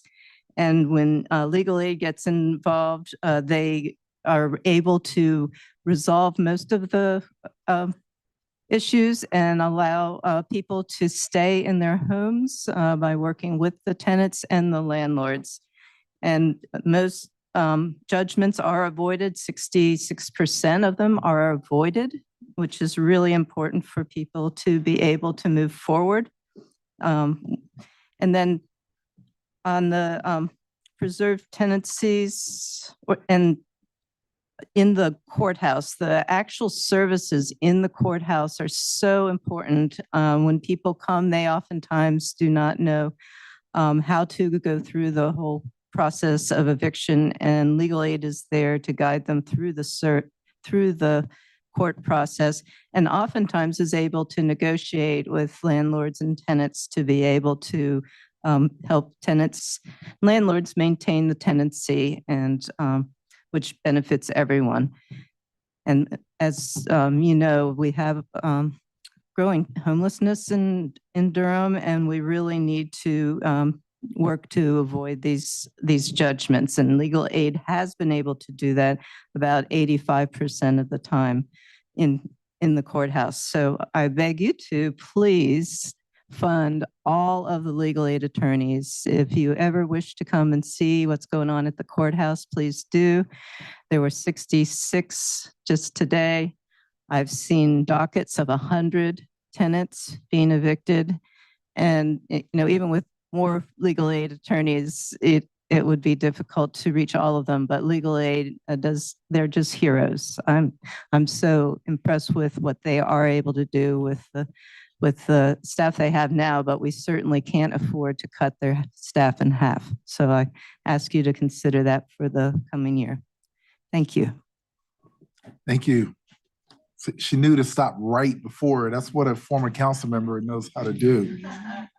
All right.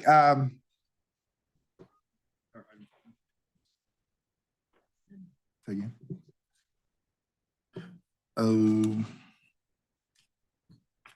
Did we get number 9? Sorry, number 9? That was poetry. Yeah, he is just a resource. Oh, resource person. Okay. Okay. Yeah, that's it. All right. Next item is number 10, Councilmember Cook. I don't know who pulled it, but It was. okay. All right. I never know who, I just assume. I actually don't think that I even pulled the majority today, so we'll see. Did I? I did. Okay. You did. Great. Not by many. Great. So do we have a? Time's up. Time's up. No. Are you looking for the resource person? I was looking for Mr. Johnson, but maybe somebody else is here. Oh, there he is. Oh. You should know. You should know that, that I'm going to make you come to the mic.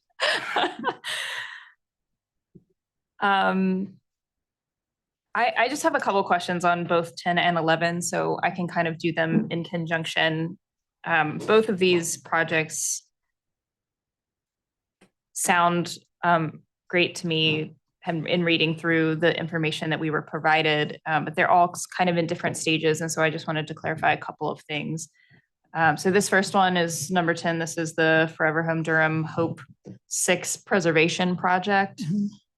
And my questions were, so this is a contract with DVI, as is the next one, which is, for those of you listening in, is the Durham Housing Authority's non-profit arm, or their development arm. So development Reginald arm. Johnson, director of the Community Development Department. So just in short, housing authorities, public housing agencies are not permitted to engage by law, engage in development. And so, but they can form nonprofit organizations that are subsidiaries of the housing authority. And so one term that you'll hear quite frequently, Development Ventures Incorporated, DVI, that's the arm of the Durham Housing Authority that does their development. Most of our, I won't say most, a lot of our work is through legally DVI. Right. I know that I never know any of the acronyms, and this is a place where I do know the acronyms, so I don't want to speak them too quickly. So my question about this first one is that will DHA manage these properties moving forward? Do we know a long-term plan for who is actually going to be managing those properties? So I'm going to have to, my understanding that it's DHA, but I think Eric Prestel is on the line. Can you hear us?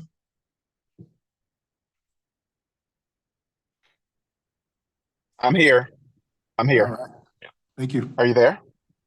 We're here, Councilmember. Hi Okay. there. So my question was, I'm looking at the item number 10. I know you're on a few of these today. This is the Forever Home Durham Hope 6 Preservation Project. I was wondering if these properties are going to be managed by the Durham Housing Authority moving forward, or if there were plans to contract with someone else, or how that normally goes. Yeah, I know on the Dillard project, they will be managed by a subsidiary of the co-developer Laurel Street, and on the Hope 6 project, they will be developed possibly by the community builders, which was DHA's partner in constructing those complexes. And this might actually be a question for you, Mr. Johnson, but once these are kind of subcontracted out, does the city maintain any input over any of that moving forward? Or is it once the extent of this contract is finished, that is the extent of our That's the interest? extent of the arrangements other than basic monitoring. If you remember, the source of this fund is the Affordable Housing Bond, the 58 million. And so that's designed to be gap financing that they're programming, not us. And so they will, we won't be participating in the management of it. We're gap financiers. And I'm going to move to the number 11 unless someone else has questions on 10 specifically. Feel free, go ahead. Okay. And then, so for number 11, this is the Fayette Place and Forest Hills Heights. This one was, okay, well, first of all, I wanted to just read the goals because I thought that they were really good. We've been talking about quite a lot of things similar to this. I specifically, I feel like I've been talking a lot about what affordability means and what it looks like in action. And so I just wanted to read the goals and objectives. This is from one of the exhibits, and I'm paraphrasing them, but preserve and enhance affordable housing options, integrate public housing residents into broader downtown populations, create diverse and inclusive community, improve neighborhoods, connectivity, accessibility, and livability, foster economic growth, job creation, and community well-being. I just wanted to point this out because I thought it was really well worded, and these are goals that I think this whole council is really inclined to foster, and me particularly. I've been talking about this quite a lot, but I really, it puts a bad taste in my mouth when we talk about folks who need affordable housing options and we put them in distinct places where it's like visually different than other places, right? And I really like this project because I can tell that the effort was put in to integrate everybody equally. My question is that there was no timeline included in Exhibit A. It kind of said that the contract was for 24 months, but then in the actual contract, there was no timeline listed. And I was wondering if you could clarify how that works and what that means. So we'll have to talk with them in terms of the timeline, but this is pre-development. And so while it's not unlimited at 18 to 24 months, sounds like is a appropriate time. That's for pre-development. This is not for the actual work, because that has to be decided, determined, community input, and all those sorts of things. And the financing has to be put together. Right, okay. So this is sort of like, we're gonna be, Right. the This is- pre-development is right. ongoing, and then we're gonna see Right. how it goes. Right. And so we're This is- leaving ourselves flexibility. Right, in the that's timing. correct. This is research on the site. Got it. You know, zoning, site planning, soil testing, those sorts of things as we get the site ready, as they get the site ready. And in advance, it will be a major, this will be a major project. This will be major. Yeah, I'm really looking forward to this project, and I really, that was the main reason why I wanted to pull it, because I have a lot of hope for it, and I wanted to appreciate y'all's work on it. So thank you so much. And I do want to say one thing in terms of your comment about having facilities that look different. One of our philosophies is that we do have a philosophy that our work and affordable housing should not look different from other housing, and you can't look at it and tell that, oh, that's affordable housing. And so the things we've been doing as of late have reflected that. And Councilmember? Thank you. I just one question, Mr. Johnson. I appreciate Councilmember Cook pulling it. For item 10, and specifically, it's just the community builders. I've been having some trouble connecting with their staff around some of the community centers. I want to make sure that there's a way to, if there is a way to include in whatever the contract is, some type of partnership or some type of interaction that includes Parks and Rec for their community centers. It's becoming increasingly bothersome that they're never open or available to the residents. And I've tried to reach out a number of times and I've not gotten any word back. So I just want to make sure that that's on the front end of this. I'm saying it because I'm also saying on the backside. okay, all right. Well, we'll talk. What we'll do is follow up with the Housing Authority and Mr. Snell, the Director of Development, who's arranging this co. And it's specifically the community builders, the Calvary Place, the Franklin Villages, the Main Street towns, all of those locations. And then I want to say there's a couple of other residents who've made some comments at the Partners Against Crime conversations with PAC 1, 2, and 3. I think Mr. Snell is on the line. Mr. Snell, Mayor, Anthony Snell. Yep, Mr. Snell, can you hear me?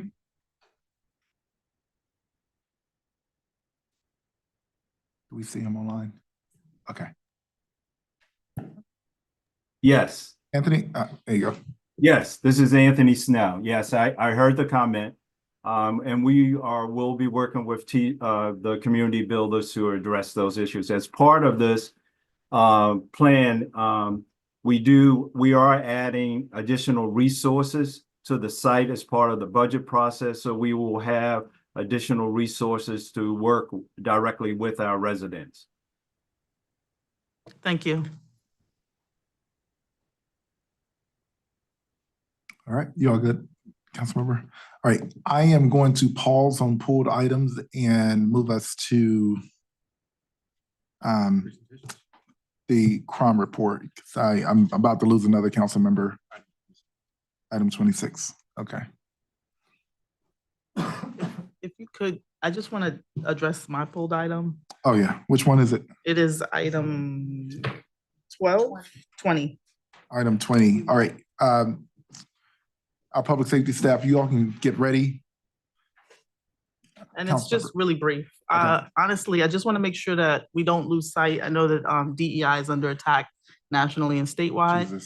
It's important that we keep the demographic information of those we serve, especially when we're working in partnership with nonprofits like Made in Durham. I do want to note to my colleagues, this is a nonprofit we have served or offered the same type of grant to for over 10 years. So it is a singled out nonprofit organization that we are saying does really good work and that we want to continue to partner with. And I just want to highlight that in the conversation, the context with the summer camps, that we'll get into this position to do the same thing for other organizations similarly.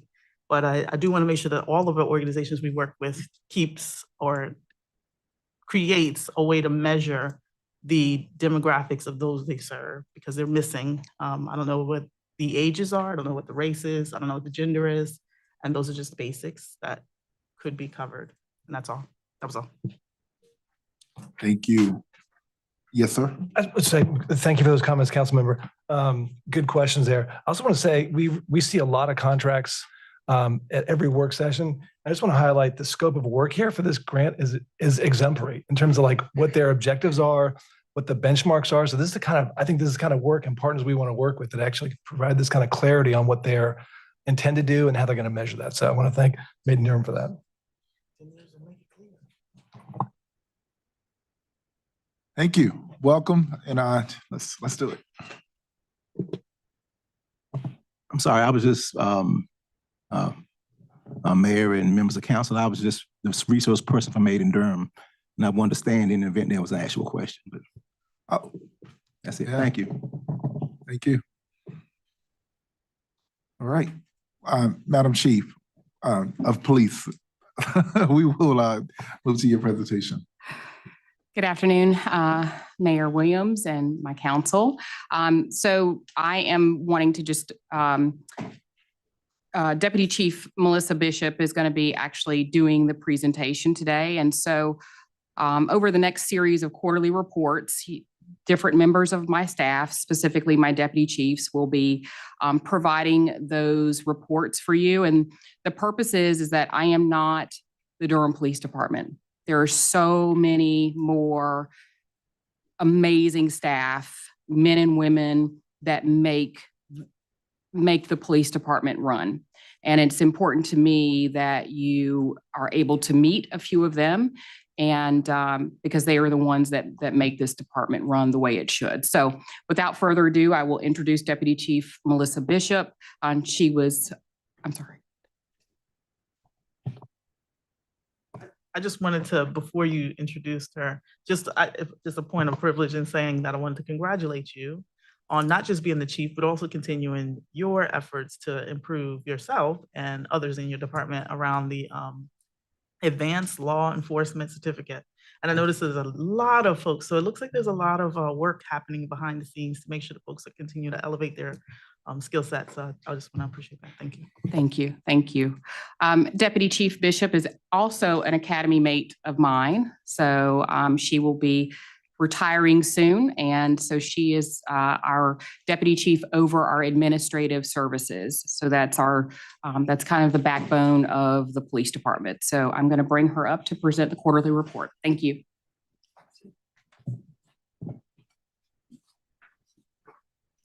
Deputy Chief, you are retiring soon?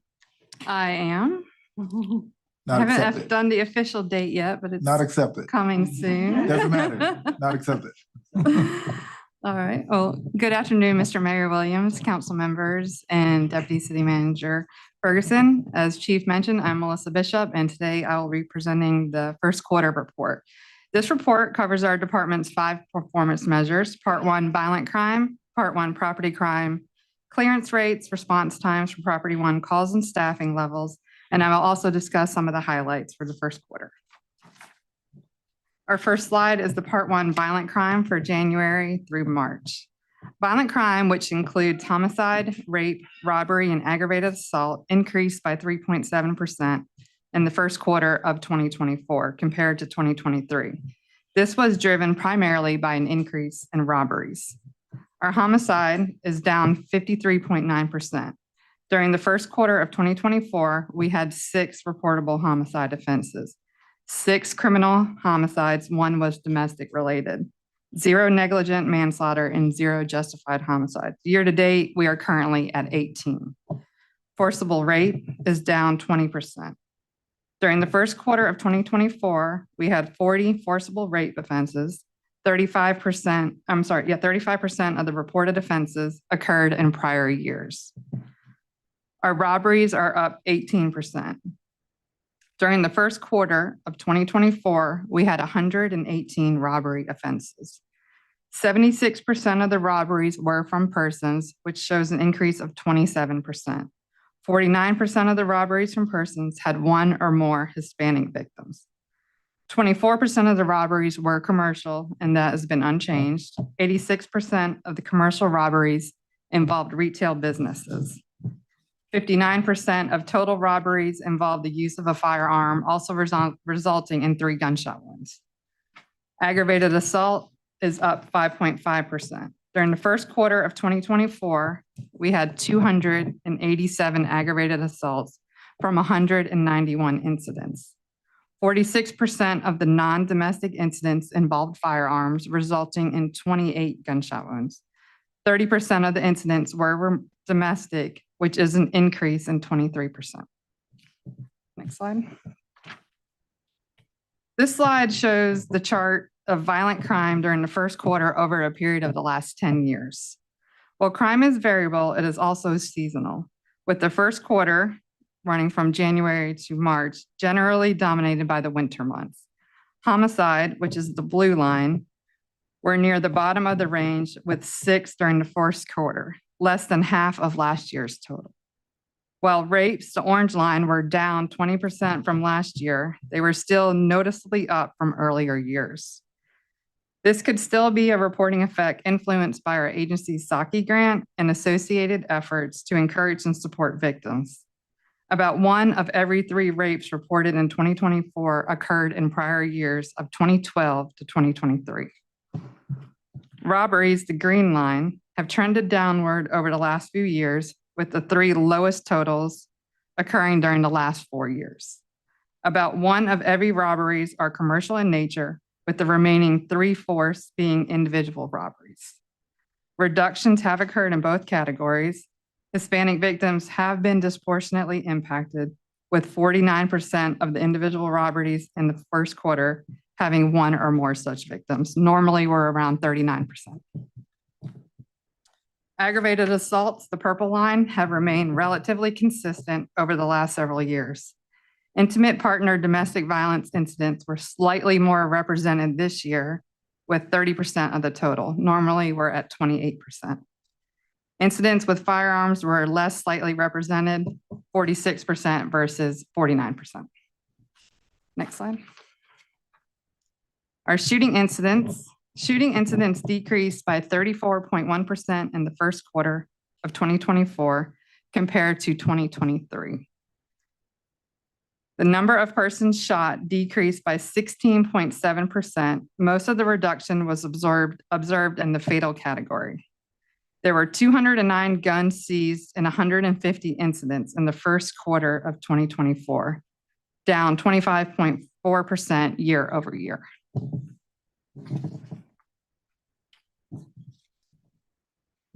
This graph takes a look at the trend for shootings over the last 3 years. While we saw a spike in shooting incidents last year, the number of persons shot has trended downward each year. We do post these shooting graphs on a weekly basis on our website to keep the community informed on the number of shooting incidents and persons shot. Next slide. So now we'll move into property crime for part 1, property crime of January through March. Property crime, which includes burglary, larceny, and motor vehicle theft, increased by 15.6% in the first quarter of 2024 compared to 2023.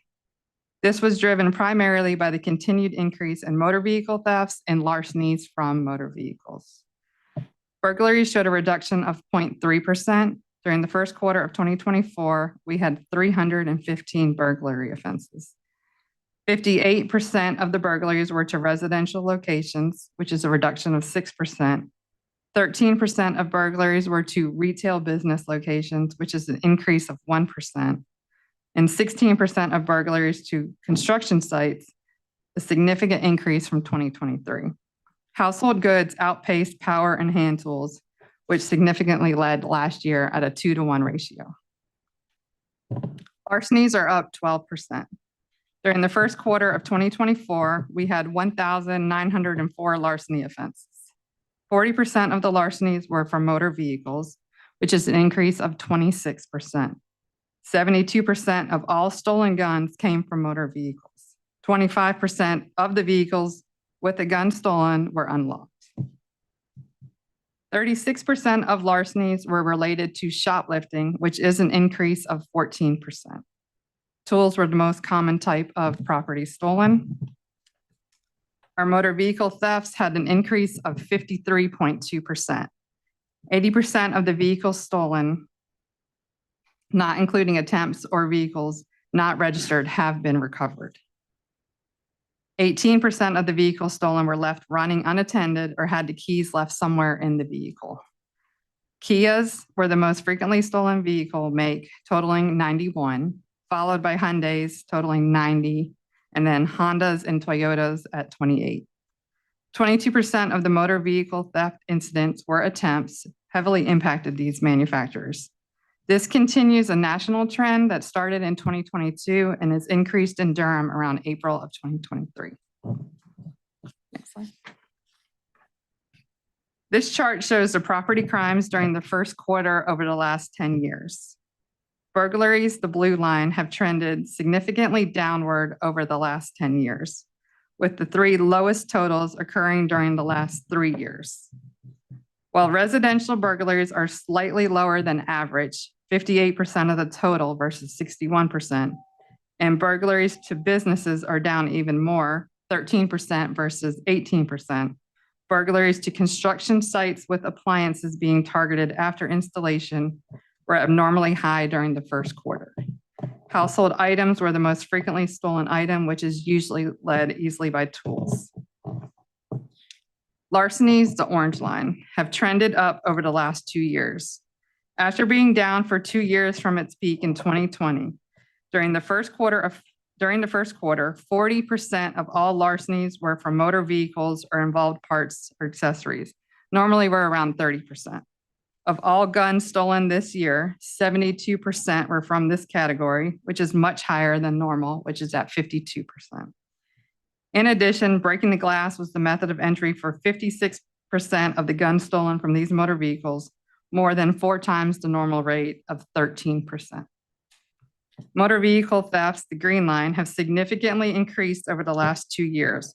While they are down 22% from the peak experienced during the second and third quarters of last year, they are still up 53% over the first quarter of 2023. As noted before, Kias and Hyundais continue to dominate the vehicles stolen, which is a regional and national trend. Attempts to steal these vehicles also contribute to crime counts, which constituted 22% of all motor vehicle theft offenses in the first quarter, compared to 4% normally.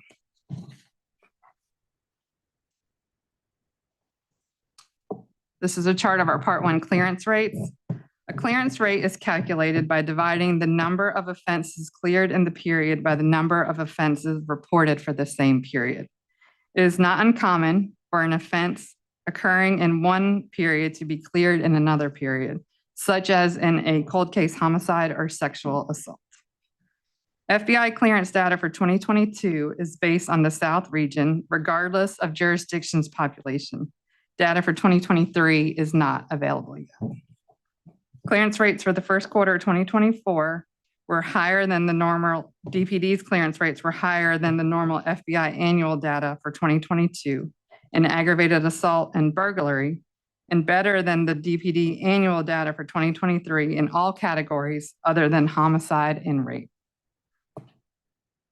While the homicide clearance rate was lower than 2023, it is based on a very small number of offenses, 6, which can be very highly variable.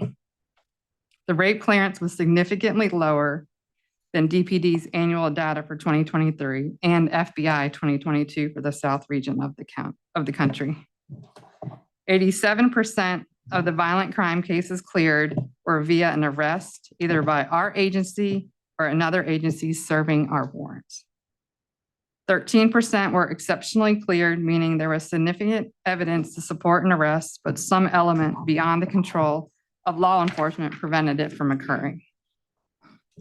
Valid exceptions include the victim is unwilling to cooperate, the prosecution of the case is declined by the district attorney's office, a juvenile offender not in custody, and death of the offender. 95% of the property crimes cleared were via arrest and 5% via an exception.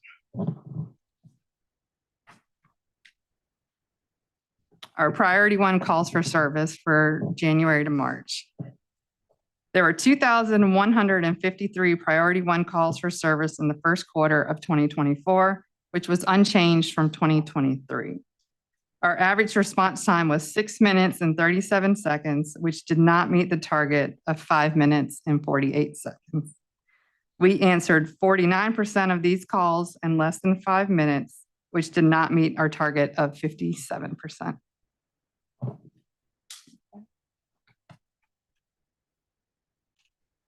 So staffing at the end of the first quarter, our sworn staffing was at 75% at the end of March 2024. It is currently at 74% staffed, 26% vacant.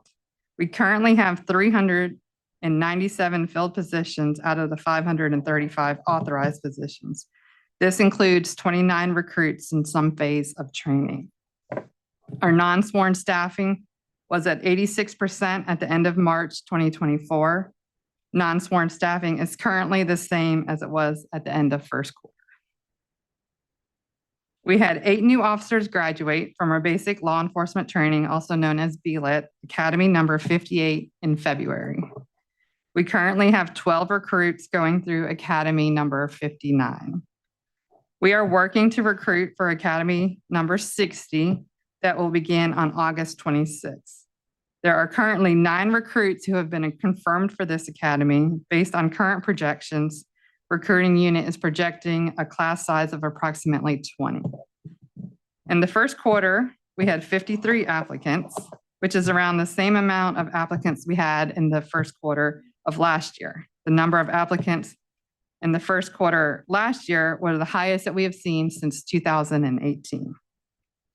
During the first quarter of 2024, our recruiting unit initiated multiple marketing campaigns for recruitment, which included the Coffee Shops and Local Business Initiative. Through this initiative, our recruiters met with local businesses and hung up recruiting flyers in these establishments. We are also currently working to schedule a recruiting and information symposium with the North Carolina Congress of Latino Organizations. The recruiting unit is also part of a DocuSign pilot program for the city of Durham. This program enables the applicants to submit their applications prior to testing to make the process move along smoother. We're also researching some new software known as eSoft to streamline the background phase. We have also been approved for a COPS 30 by 30 grant to help with our female recruiting, and we'll talk more about that on the next slide. Our 30 by 30 initiative. We continue to build up our representation of female officers as we are a member of this initiative. The 30 by 30 initiative is a coalition of police leaders, researchers, and professional organizations who have joined together to advance the representation of women in all ranks of policing across the United States. The goal is to increase the representation of women in police recruits class to 30 by 2030. At the end of the first quarter, we had 70 sworn female officers out of 402. 17.3% of the Durham Police sworn officers are female, which is above the national average of 12%. Currently, we have 66 sworn female officers out of 397, which equals 16.6% of the Durham police officers sworn officers. In the first quarter of 2024, we had a total of 16 female applicants apply to become sworn police officers.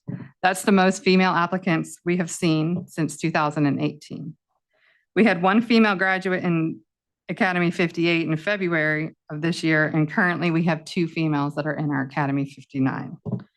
The reasons vary for why the applicants are not making it to the Academy. Those reasons include failing the physical or written tests, failing some of the background checks, or they withdraw from the process.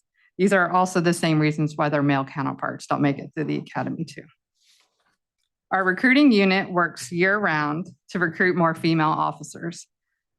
Recruiters make efforts to attend female college career fairs, such as the Meredith College in Raleigh.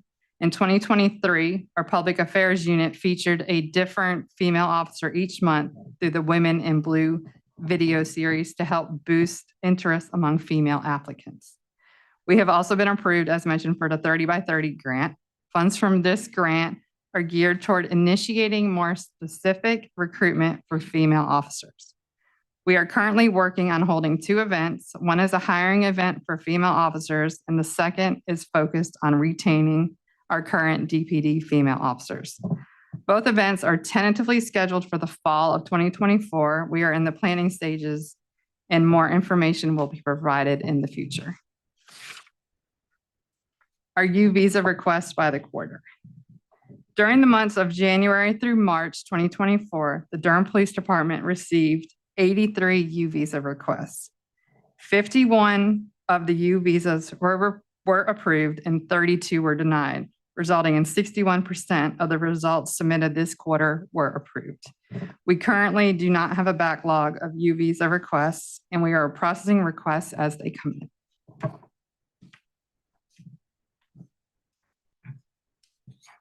And please make sure to follow us on social media platforms. And that is the end of the presentation. Thank you. Any questions? Thank you so much. Any questions before you leave? I would just thank you for the presentation. You did a great job. Thank and you. just say that the one thing that's kind of always a sticking point for me is the vacancies and just being mindful that we've got to figure out something. But I'll definitely come back to it. Thank you. Thank you.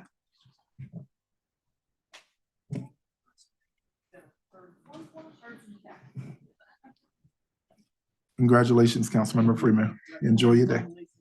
Yep, Saturday. He's graduating. I'm excited. All right, colleagues. Councilmember Cook.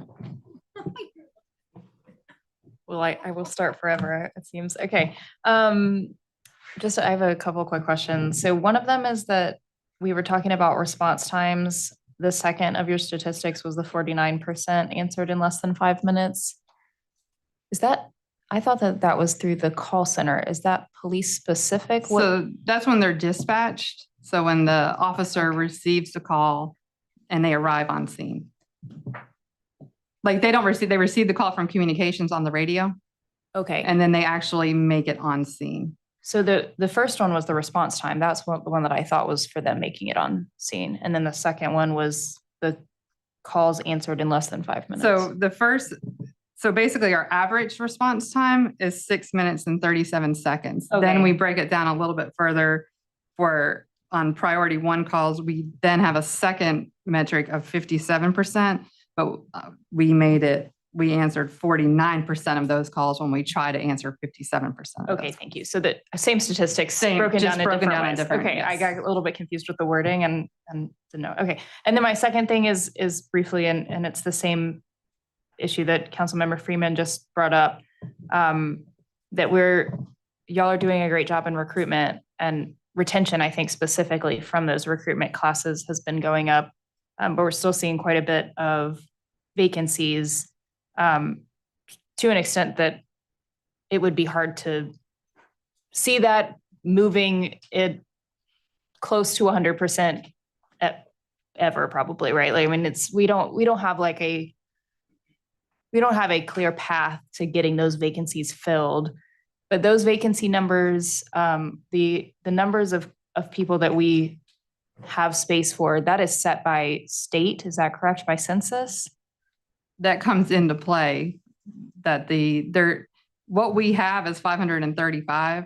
Mm-hmm. And they also, yes, they look at the population of the city, but it's not something that's set in by state, however, because that number would be a lot higher.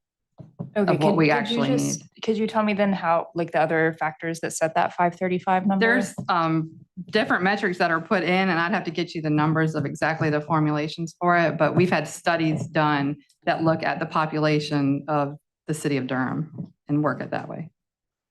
Great, yes. I was just gonna add, there are a number of, so that's a completely local decision. So all local governments are completely independent in terms of being able to decide the level of staffing that they have locally. So our existing staffing level would have been a culmination of decisions over the years to add staffing based on analyses at the time and recommendations ultimately brought to the city council to add staff.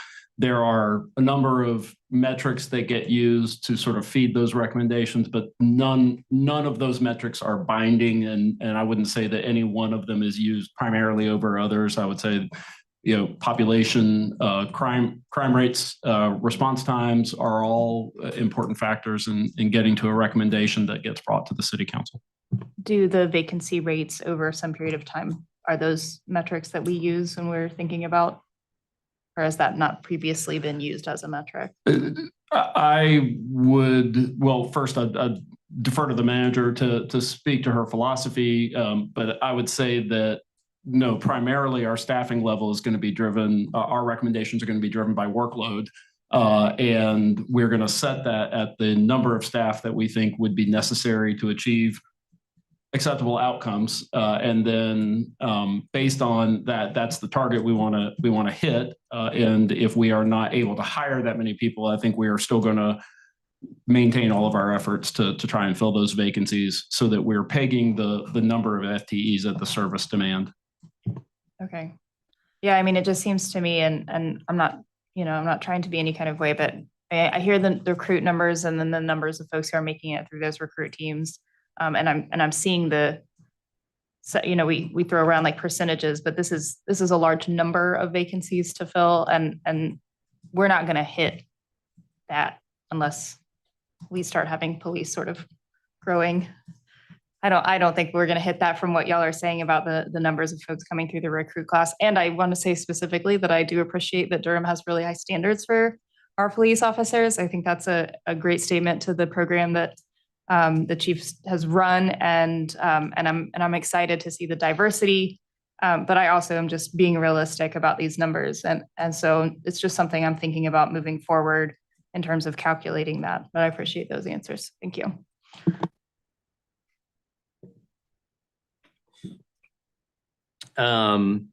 There was a pretty massive increase in the motor vehicle theft. Obviously, that's happening around the country. Can you just give us a little bit of insight as to why that's happening? I mean, there have been, like TikTok has shown videos of how to steal vehicles, and they are being shared, and the juveniles are watching it. So it's kind of leading. So that would probably be a big. We really think it's a national trend that is the social media covered, and the social media is picking up on it.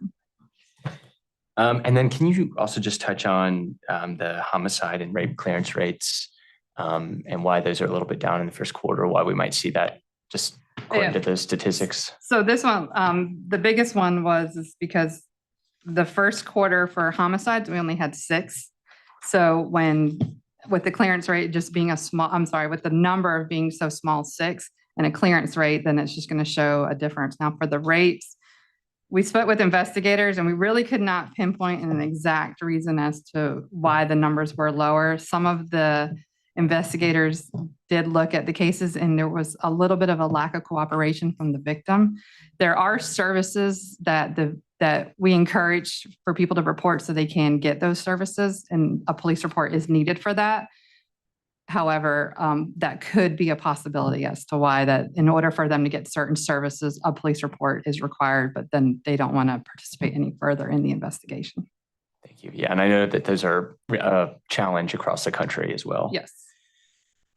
What would it take to get closer, even if we don't meet it, but get closer to meeting our target response times? Higher pay to increase our staffing, because there is a trend that police officers are coming back. They're from 2020. It's starting to take a pick up. However, officers are looking for higher pay, support from leadership. And then my last question, I was looking at the U visa graphic. There's a very large number of applications, and you already touched on this a little bit. It's also the largest number of denials that we've seen at least since 2021. Can you just tell me a little bit about what's behind that? So I'm not sure what can answer on why there was an increase. I do know that a lot of times we have people that apply for a U visa, but they must be a direct victim of the crime. So they may not have been may have been a witness or an associate. And so since they weren't the victim of the crime, we do not give them the U visa. We will refer them to the DA's office for that. So that could be a possible. And there's also Captain Packard is sharing with me that he handles the U visas, that there was a lack of cooperation from when he follows up to see on the investigation, because they also must cooperate with the investigation. Okay, yeah, the applicants. The of the applicants UVisa. must cooperate with the investigators. If there's a lack of cooperation, then we will not approve a U visa. Thank you so much. Thank you. Good afternoon. Deputy Chief Bishop, I have a couple, you said a statistic about property victims of Latino ethnicity, and you gave the percentage and it was a lot higher. So I just wanted to hear that again. For the robberies, was it? I thought it was robberies, maybe it was like 49% of robbery victims in Q1 were Latino, but I wasn't sure if right. In You're comparison to what was I missed the normally 39%. 39. Historically, one of our worst periods is usually around the holidays. And so this would have been post the holidays. So just curious as to what any thought or hypothesis as to maybe why we didn't see that number come down. Because usually we do see it. It's a terrible cycle. We all are aware of it. I've spoken about it before. So just curious if y'all had any thoughts around that. Some of the information that was given was basically there is some trends that they were looking at, that investigators, and they are kind of involving some juveniles. Okay. So it's still kind of under investigation and looking at different things, but there wasn't a driving force of it. Whereas I think sometimes we know the time of year is often the driving force, right? Right. So this is why I'm like, well, this doesn't make any sense Right. to me. Like usually this is post holidays, as we can see on the numbers in general. Our first quarter often tends to be one of our quietest quarters. I'm not looking forward to our next quarter. And so I was just curious, but that makes sense. And then are we seeing an increase of, and I'm seeing it some, but I'm not seeing a huge increase. Are we seeing an increase of Latino perpetrators? Because historically they have been victims and not perpetrators. And I'm just wondering, especially around Latino youth, if we're seeing an uptick, if that's being tracked, which to me then, I mean, what has historically happened in other cities is as immigrant communities become more established, you will see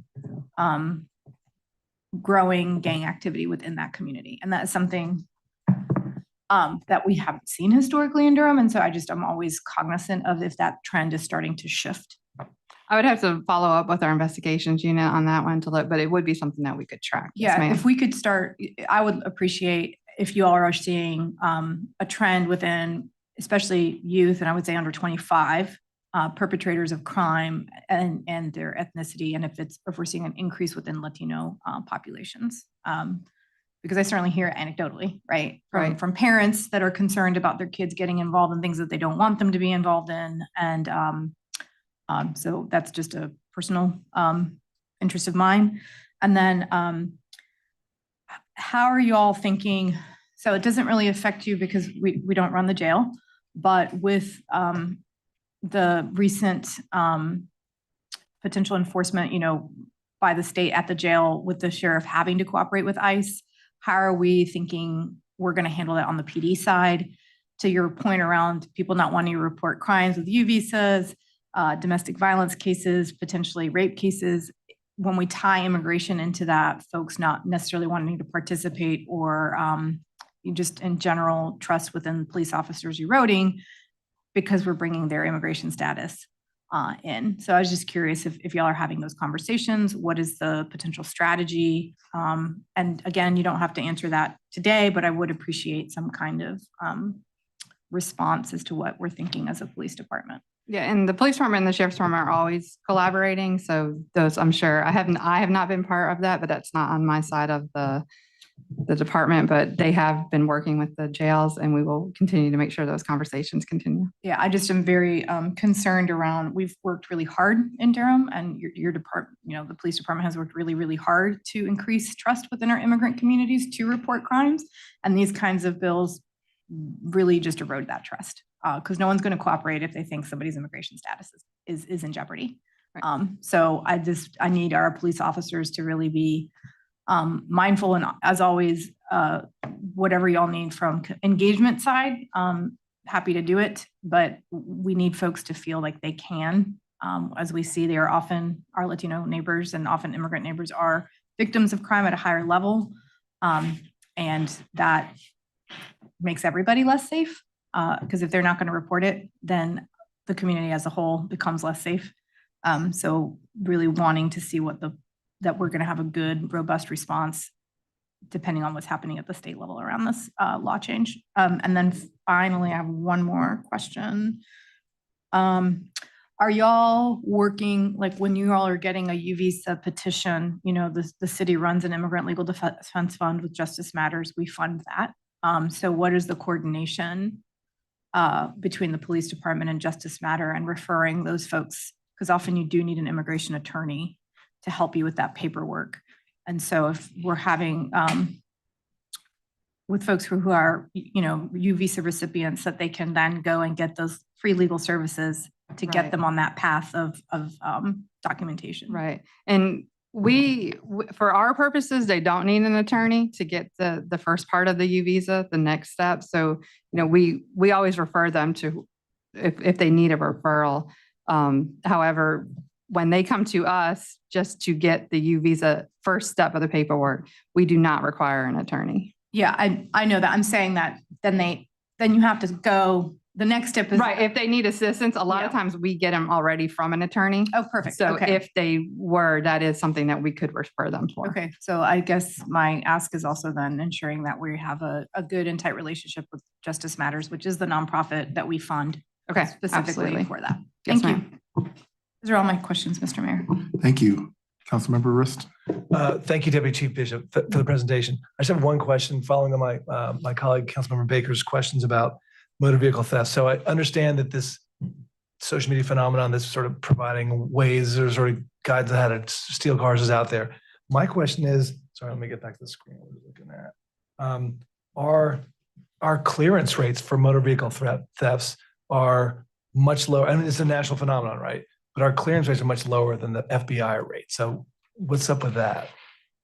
A lot of ours is, you know, deals with some of the staffing issues that we're faced with, is just that the caseload that they have is also a prime factor of it, and cooperation from the victims.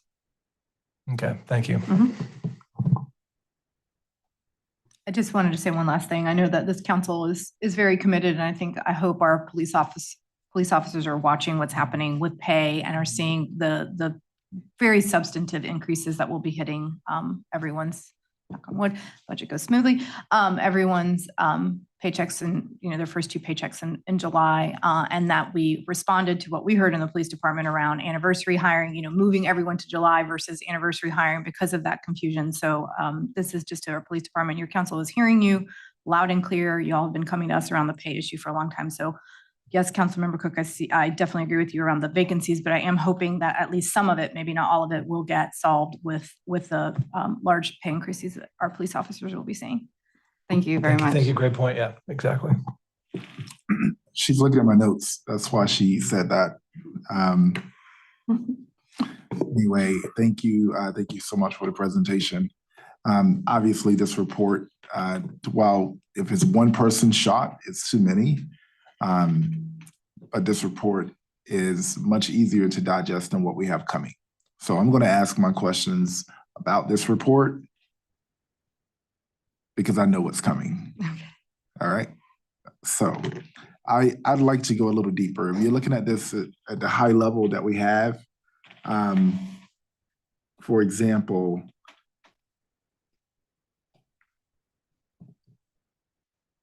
shooting incidents, we're at 147. This first quarter versus 223 last quarter.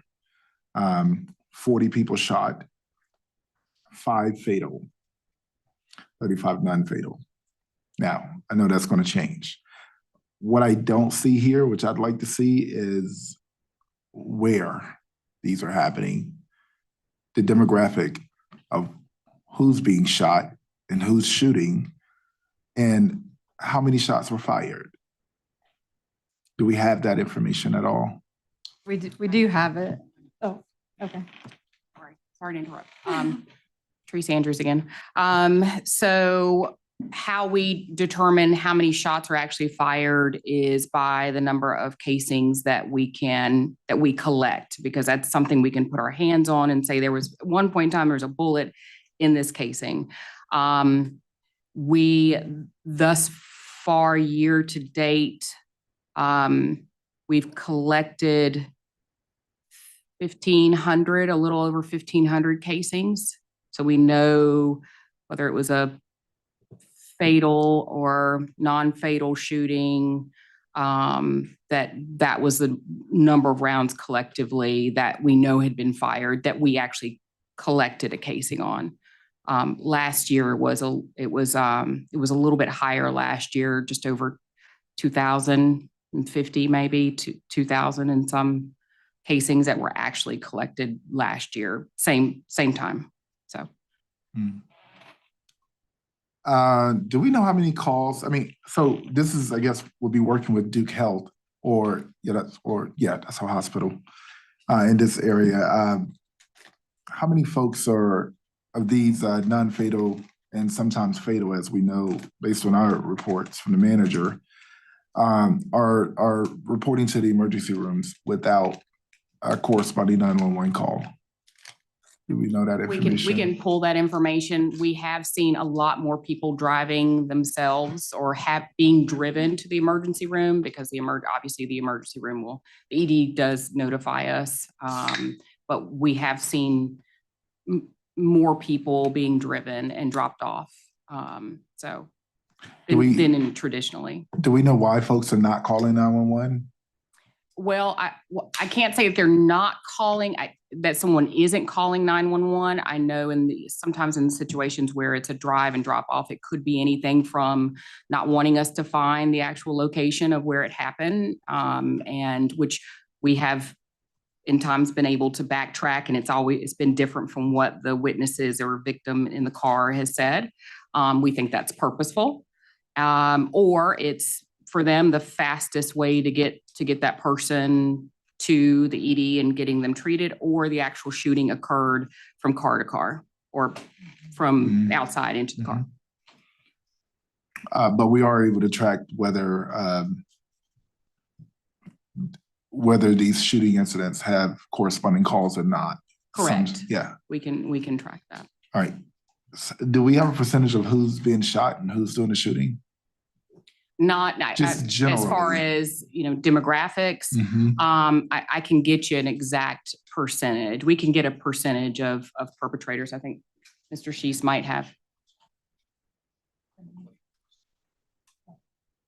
So Mr. Sheese, who's our analytical division manager, he stated that the demographics are on the website, so you can see the breakdown. But we can't get that for you. We just don't have it off the top of our heads right now. Okay, I'm going to just assume that it's majority young Black men. Yes. Gotcha.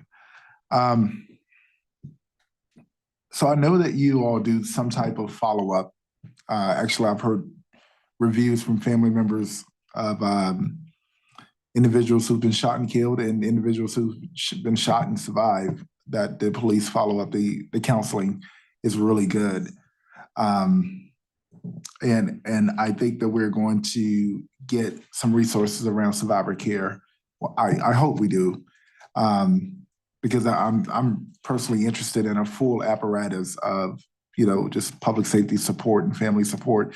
I think about all the trauma that, the kids getting off the bus, the fact that kids can get off the bus and see shootings happening while they're just walking to their door, and they don't even flinch. It's just normal. I can't digest that. It is just, it's sort of, that we almost touched on it when I think Councilmember Cook earlier was talking about, just because it's affordable housing or a lower cost housing, you shouldn't have to be just stuck in one area. So I hope that we just totally demolish, isolated, humans don't deserve to live in some of the properties they're living in the city. And I know that DHA's plan moving forward is to have mixed income, mixed use to ensure that, access to nice amenities is equitable and equal in a sense. But what reality we have right now is I'm asking these questions because I'm getting a lot of, folks reaching out to me that I can't respond to them. I can't answer, and I've been in a really good mood until I have to talk about this stuff, you know? And colleagues, I gotta say to us, we did a really good job at figuring out why we couldn't keep ShotSpotter, but we don't have a real response to it. And neighborhoods are getting sprayed. They're getting sprayed. I mean, people, and matter of fact, let me put another question on the record. We talked about it briefly, but another data point I want to start sending these presentations is the shelling, you know, per site. I believe there was just recently 50 some shots in McDougal. The week before, I think it was like 100 and something, or nearly 190 or whatever. You know, we're gonna have to respond somehow, some way. And the Office of Survivor Care is something I hope we get, but it damn sure can't be the only thing. You know, there are folks right now watching this video and they're constantly saying, hey, what are we gonna do about it? This is a customer service issue, you know? And we have the model of how to actually activate as a community, as well as a council. And as I said recently, I want to say this on the public record, you know, a ceasefire in Gaza and a ceasefire in Durham, that's not a binary, it's a both and. But we shut City Hall down for one, and we're quiet here in Durham. And personally, I'm offended by that. So we're gonna have to have some serious conversations on who we're listening to, how sensitive we wanna be. I grew up in these type neighborhoods. I don't live in those neighborhoods now. So I can't pretend to know the daily experience or lived experience of the folks that are living in the neighborhoods that are dodging bullets constantly. But I also refuse to let it be a normality. Recently, I went to the bus station at the last work session we had when there was a shooting going on at the bus station while we were sitting in here. When I left here, I went over to the bus station because I wanted our bus drivers to know that, hey, I hear you. I'm not afraid to come out here. I want to let you know that we heard about it and I'm here for you. I also spoke to the police officer that was working off duty, but I also went and talked to the 20 young fellas that was sitting on the wall. And I said, get your bleep off the wall and get on a bus or go home somewhere. I promise you, I can make one call and there's going to be a lot of people coming down that street right there that's going to get you out of here. And they dispersed. And I told them, you're not going to make our bus terminal a territory. You're just not. But that is what's happening. And I can only imagine the strain and stress that you all have being so short with your staffing issue. So I'm excited about the pay that hopefully will come. We pass the budget. But I think it's going to take a lot more. And I think what's invaluable when it comes to actually getting people to want to work for you or work in your organization is how you actually invest your support. And we've done a good job at stating what's important to us, and we've done a good job at being quiet. When we have actual people that are living in these situations asking us, and I'm talking about people who don't know how to sign up to come to the council meetings, but they're asking us. Facebook Messenger, Instagram, DM, TikTok DM, everywhere. What are y'all gonna do? We need to do something about this crime. That's the #1 issue that I hear out in the community. It was also corresponding consistently with the #1 resident response on the resident survey. So we need sidewalks, we need bike lanes, we need street repair. We need all of those things. But we also have to acknowledge the customer service issue, almost crisis that we have on our hands. When someone says, how do y'all do a bond on street sidewalks and street safety? And we're getting shot at. And nothing is happening. So, colleagues, I told some of you all I would mention this today, and this is why, because there are folks watching, there are folks that have a high expectation, not even a high expectation, they just have a normal resident expectation. I don't want to get shot at, and that's just from residents. It's also from the young men that I sat on a panel with yesterday at My Brother's Keeper Summit. And said, you know, when the moderator said, what is most important to you? And he's like, yo, bro, I'm just tired of looking over my shoulder. You don't know what direction the bullet's coming from. They just don't want to look over their shoulder. That's it. They should be able to say, I don't know, I don't know what college I want to go to, or I don't know what job I want to get, but I have these options. No, they just want to not have to look over their shoulder because of the bullets that are coming. So, of course, it's personal because I'm a Black male. And if you just simply anecdotally follow the news reports, they all look like me. So I hope that we could really, really assess our priorities. I really do, because this is on us. We can't push this on anything else. Police officers, police department, thank you for doing your job. Thanks for doing it well. Because when you go to Wake Forest, it doesn't feel like this. They have all the lights on. Every officer has an SUV and they pull up. If you just cross the lane wrong, you go to Wake Forest, there's 5 vehicles coming at night, in the middle of the night. I've been pulled over 3 times in Wake Forest. Imagine my fear. So thank you for not being that way in Durham, but unfortunately, you probably don't have time. So I just, talking a lot, but to the community members that are watching, I hear you. I feel you. It is personal. It's serious. And I think this is the biggest crisis that we're dealing with right now. And it's one of the main things, if not, actually, it's the main thing we're not even responding to. So those are my comments. Any other questions? Thank you. Thank you. And I've jumped all over the agenda and I have no idea where we are. All right. If you're doing pulled items, number 12, if you're doing presentations, it's 30, which is Parks and Rec. Jackie's. Oh, that's number 12. Okay. Ms. Wagstaff, can you hear me?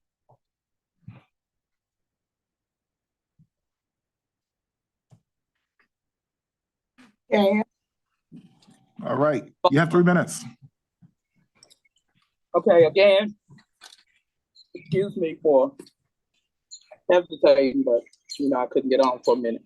But I'm here to speak on this proposal to float this bond referendum on the taxpayers. I think it's insensitive to not understand that economically people are strapped. You're proposing, the manager's proposing a 3.5% tax increase for people that actually own property and actually pay taxes.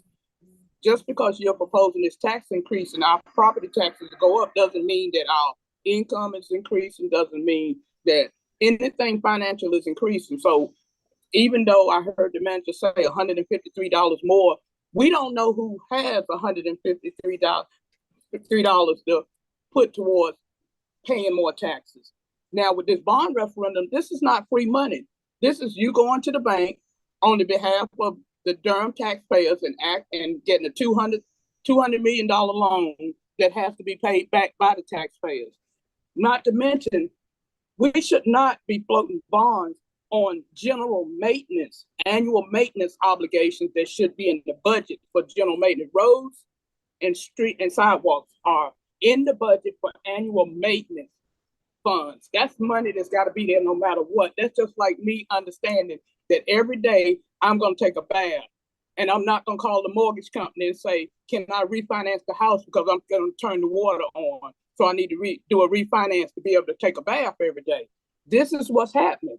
And if the city and our elected officials and the staff would stop shifting money around from the annual maintenance budget into these pet projects that a lot of these council members are behind, maybe we can take care of the projects that need to be taken care of. Now, if you're floating a bond because there's some new capital expenditures, maybe you're going to put some bells and whistles on the sidewalk, a one-time deal, then that's one thing.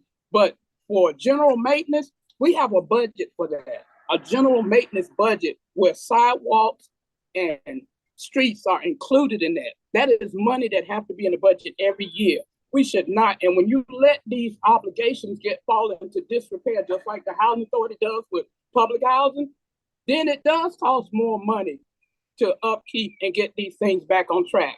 But if we stop putting so much money, shifting money around into these pet projects, and I'll say it all day long, participatory budgeting, $2 million. And you don't know what's going on with that money that's being appropriated out there, because those people don't come back and give reports. And I don't know if anybody's keeping up with what they do with those $50,000 grants.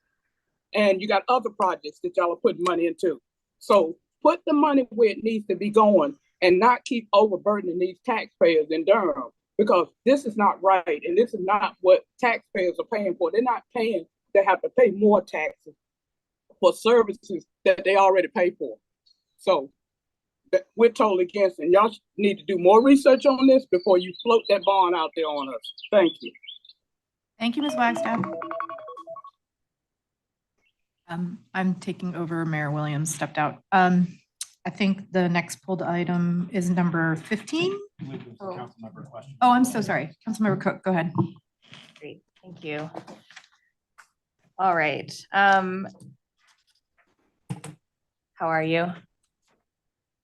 Great. I actually just pulled this to highlight it again, and now that I've heard that comment, I'm glad that I did so. I might get you to add some things, but I was mostly just gonna talk about this item. This has been, because we are increasing the property taxes, or we have a budget that is hopefully maybe going to pass that increases the property taxes. I wanted to talk about this separately just to make sure that there was no confusion, that this bond or these two will go by referendum in front of the voters. They will have to vote on these, and they'll get to vote on each of them separately. So they get to choose if they want to borrow this money in order to do the parks and recreation piece, and they get to choose if they want to borrow this money to do streets and sidewalks.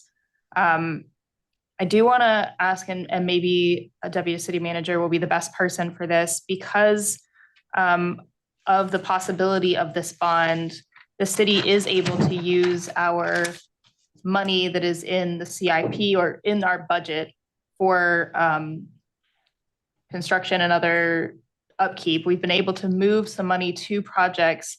This has freed up money to other projects. Could you talk a little bit about what projects we might be able to see if this bond gets passed, because we've been able to free up that money? Just a brief summary for us. I defer to our staff. We've also got Christina Roden from the budget office. Either of them probably could speak to that. Oh, I can.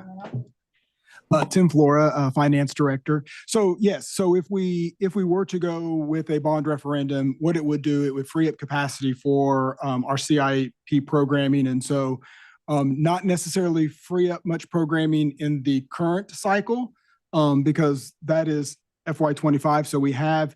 So for streets and sidewalk maintenance, we do have, there are those budgeted projects, but we have other projects in the queue for outlying years. I believe like a fire department, some additional transportation needs. Off the top of my head, we'll be having a CIP discussion next week and can kind of give you a sense of what Yes. we're taking off the list, or, because of what was freed up. To the mic. Yeah. So yes, as Director Reardon was saying, there will be a discussion at next week's council work session on CIP, which we will be making a presentation on that very topic, and we can provide you more information with then. Awesome. Yeah. And I look forward to that presentation, and we've seen the proposed budget. So we know sort of where they fall. I just wanted to sort of have that be out in the open again, because this is again going to be something that goes in front of the taxpayers. So I want to make sure that everybody knows what they're voting on and understands the benefits. Can you just tell us one more time, why is it advantageous to have this money up front, particularly for these two items, for the park and recreation development and for the sidewalk and streets? Why a bond is something that staff has recommended to us? Sure. So using general obligation debt, bond debt, is the least costly way of financing any major capital project. The fact that the city has a AAA credit rating means that we will get the lowest interest rate possible on any debt that we issue to do that. So most of our CIP is debt funded. 90% of all of our CIP projects are funded by debt. The least expensive debt that we can issue is general obligations bonds. And so, and where we will be saying, because of legal requirements and the trend and the what the average cost of a general obligation bond in the state, I think right now is right around 5.45%. Because the city has a AAA credit rating, we are anticipating an interest rate of somewhere more around like 3.6%. Awesome. Wow, thank you. That is awesome. It is really, really awesome. I mean, it really is. And then, so we had this on our last agenda item too, and that was a notice period. And now we are actually putting it in front of, we are now approving it to go to the voters in this step, or do we have another step left to go? There's still another step. Okay. So our first was approving a resolution that allows me to make application to the local government commission. This is the resolution to move forward with a bond referendum and setting, and if once that gets approved, then we will also have another meeting where we'll actually, and I think this also announces a public hearing. Then I think on June 16th, we will actually be having a public hearing. And so while we are waiting for the public hearing, we are also now currently working on the application for the LGC, and we will then get approval from them to continue to move forward. Awesome. Great. Thank you for that. And I know that we've talked about it a lot of times, and we have a lot more presentations to go, so I will be brief, but we're talking about investing in our community. We're talking about listening to the concerns of our citizens. Yes, safety is a big issue, and these are things that are directly tied to safety, and particularly the development of the parks and recreation, having a place for youth to go, having a place for folks to congregate, having things for them to do, particularly over the summer when school is out. This is going to be such a boon to our community. Again, this is up to the taxpayers if they want it. I'm excited for it to go out to a vote. I'm hopeful that we'll be able to use our excellent credit rating to do these projects as cost effectively as possible. So I really appreciate all the work that's gone into this on staff, and just wanted to raise it again. You'll hear me talk about it many, many times, but I just wanted to raise it again so that folks watching this meeting can hear why I personally think that this is a great way to go. So thank you so much. That's all. Well, the more you talk about it before we have to stop talking about it, the better. So We never have to stop talking about it, just staff. Our job for the next several months is to talk about it all the time. Okay, good. My mistake. No. So, yeah. Council's job is to sell this. Let me just. Okay, well, keep talking. Yes. Keep talking. And to talk to, so I will be, the folks, especially our liaisons to BPAC, DOST, EAB, and the RAC. Any council members who are liaisons there, I will be bothering you a lot to make sure that those commissions and boards really know what's up, because they're going to be huge advocates in our community to get these really important amenities passed before the voters. I had just a really quick question. When y'all come next week when we talk about CIP, could you also provide us, so I know that there's expanded capacity. It's imagining a world that, I'm so suspicious. It's imagining a different world on November 5th for many reasons, hopefully. So when y'all presented to us at our retreats, it was imagining the more constrained CIP. And then what's now is different. So I would just like to see a side by side in one place so that I can see, because I know some dollars moved around, just so we can see what's moved where and how. So that's just a request I have for our presentations next week. I will ensure that we collaborate with the budget department and we show that for you. Thank you. I second that comment. Thank you. All right. Thank you. Item number 15. Councilmember Cook. Oh, this is going to be so brief. I don't believe it. Okay, I had one very specific question about this. I just want to say that I thought these banners were so awesome. I actually was next door and my car was in the garage when they got destroyed, and that was a wild time. But anyway, my one very specific question is, I saw on here that we have insurance as a city about when we do installations like this, and I was just wondering if this was covered under that insurance and why or why not, et cetera. Will you turn your mic on? Hi, good afternoon, Mayor, members of council, not city manager, but Deputy City Manager Ferguson. I'm Rebecca Holmes with the General Services Department with the Cultural and Public Art Program. Unfortunately, the insurance does not cover this specific case, but we are looking at ways to ensure that our pieces in the public art collection are insured. The limit is about $3,000 to $5,000. So, is it just, it doesn't cover storms? Like what was? Unfortunately, the policy that we currently have does not cover this specific limit because of the cost of repair and replacement is about $100,000. The insurance only covers about $6,000 for public art. Okay, and we cannot get it for a portion. No. We have to pay for the entire thing. Yep. Okay, that was my only question. Okay, Thank you, Mayor.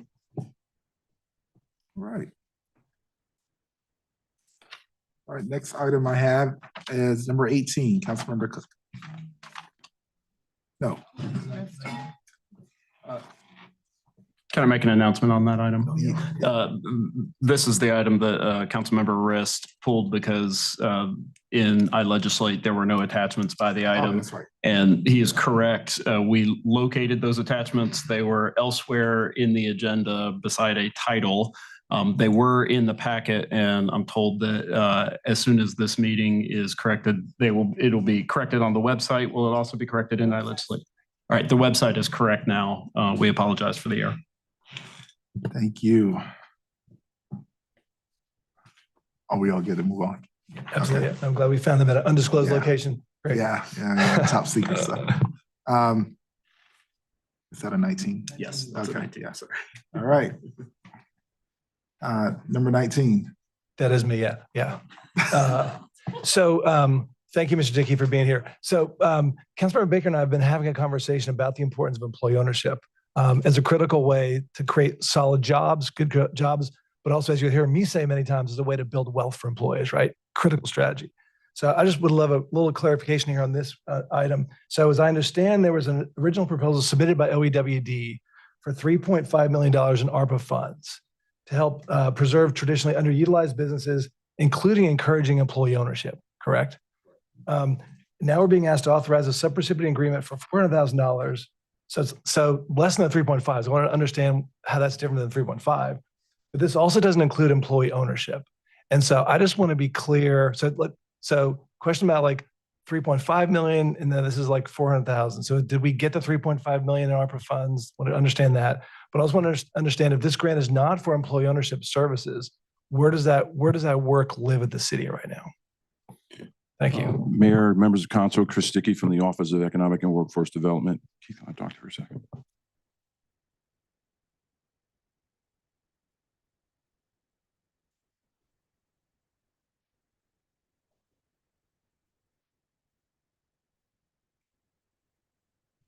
Good afternoon, Keith Chadwell, Deputy City Manager. Let me assist, at least certainly with the first part.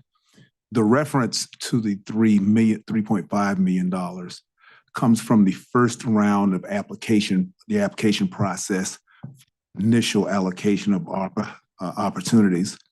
Subsequent to the process that was given for the consideration of those requests, this council sitting at that time decided to cap awards for all applicants, including city applicants at that time at $1 million. So the kinds of things we were going for the 3.5 that included that variable, something had to be prioritized since we're going for the $1 million cap. So the request for 3.5 was from OEWD to the city using ARPA funds. That's correct. The city was an applicant just like many other external agents. And that wasn't uncommon during this process. And so in the process of prioritization, we came down to $1 million cap. This request for approximately $400,000 is a portion of that $1 million award that was made to OEWD in the general area of business technical assistance. And in this case, the focus with business on the Fayetteville corridor, in concert with the action that council took last Monday evening, is to provide assistance for those businesses who are not, don't have capacity just yet to deal with the financing that may come with some of the other awards for the kinds of improvements and internal accountancy that they'll have, or to get ready for the application process that'll go with it. So it's to uplift their capacity, in some instances, provide some growth and all those kinds of things. So the specific thing you're talking about was sacrificed in the process and the allocations. I hope that helps. And so is there other efforts going on now at OEWD to support employee ownership, or is that work currently not? Are we not supporting? I don't believe we have specific funding for it now.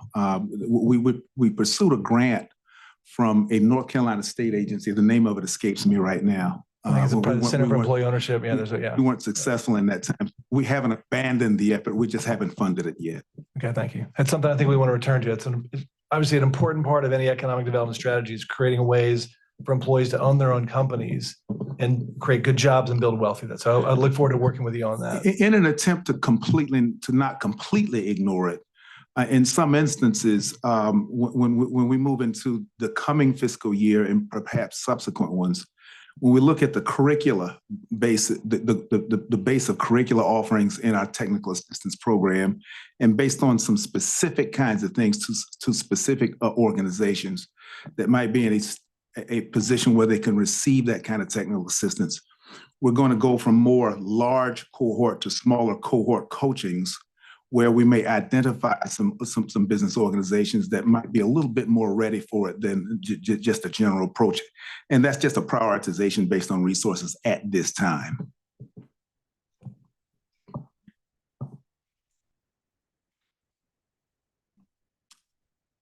All right.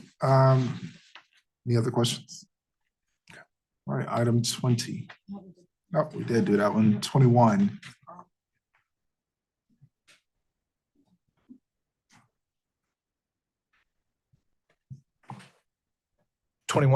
Yep. I think that's me again. Yep. Yes. Well, thank you. So clearly one of the city's priorities in creating shared economic prosperity is creating a solid workforce development system, right? So that's something we all share an interest in. So since being elected to council, I've been made aware of some concerns about how Durham is not effectively using our federal workforce dollars. Oh, no. A lack of business engagement in the Workforce Development Board, and concerns about the ratio of contractors to staff. So there's been some concerns there. So I know we're being asked to extend this contract to a provider contractor to implement the NC Career Work Center operations that was covered by the original contract. But I don't see a scope of services in this contract here. It's a very short contract. And I don't see a discussion of the goals of the contract being met. So I just want to understand better the role of this contractor in providing workforce services at the NC Career Work Center and how that relates to our larger effort as part of the Workforce Development Board. Well, I'd have to look at the original contract in terms of the actual scope of services, but this contract is basically to manage the NC Works Career Center operations there. And so there are services that are provided to our youth, the adult and dislocated workers. Mm-hmm. That's a separate programming operation that happens, but the actual physical center is operated by this contract. And are there goals of X number of people to serve per year? What those outcomes would be in terms of accessing jobs, wages, or what are our? There are goals. Is Russell Ingram? He's I'm right here. I'm on the end. Russell Ingram. So Ingram, he's a program coordinator for this. Yeah. He'd probably speak to that better than I can. Okay, because all we had was the amendment of the contract. There's no background in terms of what we're expecting to receive from this contract. Okay. Russell, welcome. Hi, Russell Ingram with Office of Economic and Workforce Development. So essentially, this is a routine contract, and the Career Center is we are getting those individuals to actually manage, the contractor to manage the actual career center. So previously, before, the state managed the career center. And basically all this contract is for the management of the one-stop career center.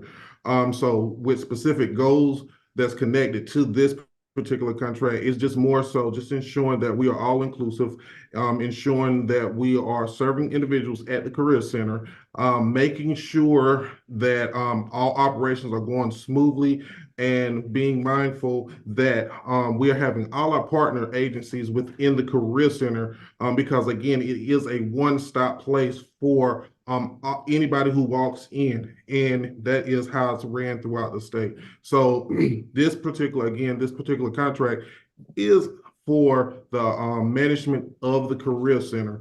More of our goals are set on the actual adult dislocated worker as well as the youth side. That's where our goals and our performance measures are measured. But this contract, again, is specifically in the management of the partners at the career center. Well, I appreciate that. I guess my question would be in response to, so if the career center is operating smoothly, as you're saying, but that's the point of the contract. Like, how do you all at OEWD, how does we as council members know that that's actually operating smoothly? What are the sort of outcomes that we're expecting to receive? So what we do is outcomes are measured through what we call Wagner-Pizer. So Wagner-Pizer is a performance measure throughout the state of North Carolina. Anybody who comes in the career center are actually entered into that particular program called Wagner-Pizer. If you go in any career center throughout the state of North Carolina, that's exactly what they're entered into.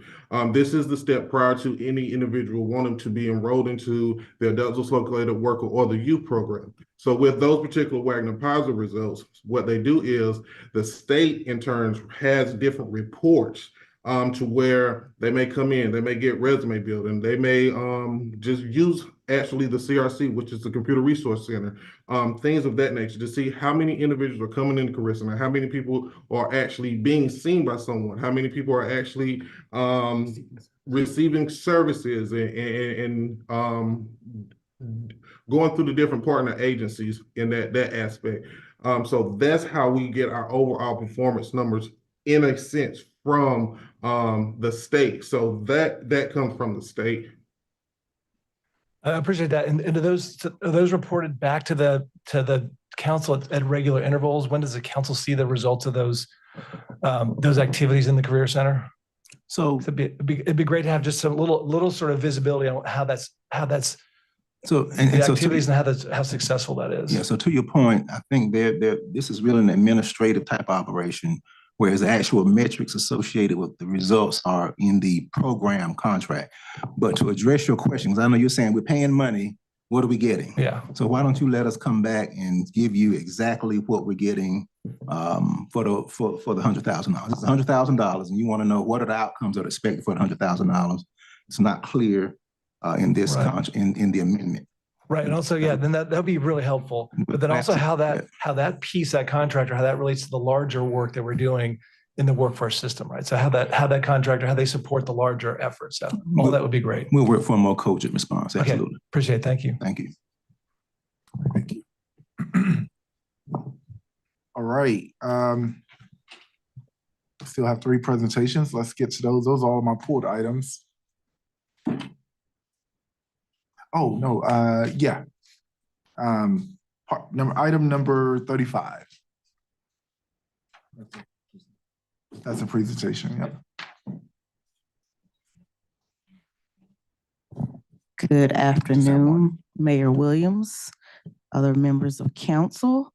My name is Rakia Womack, Interim Assistant Director for Durham Parks and Recreation.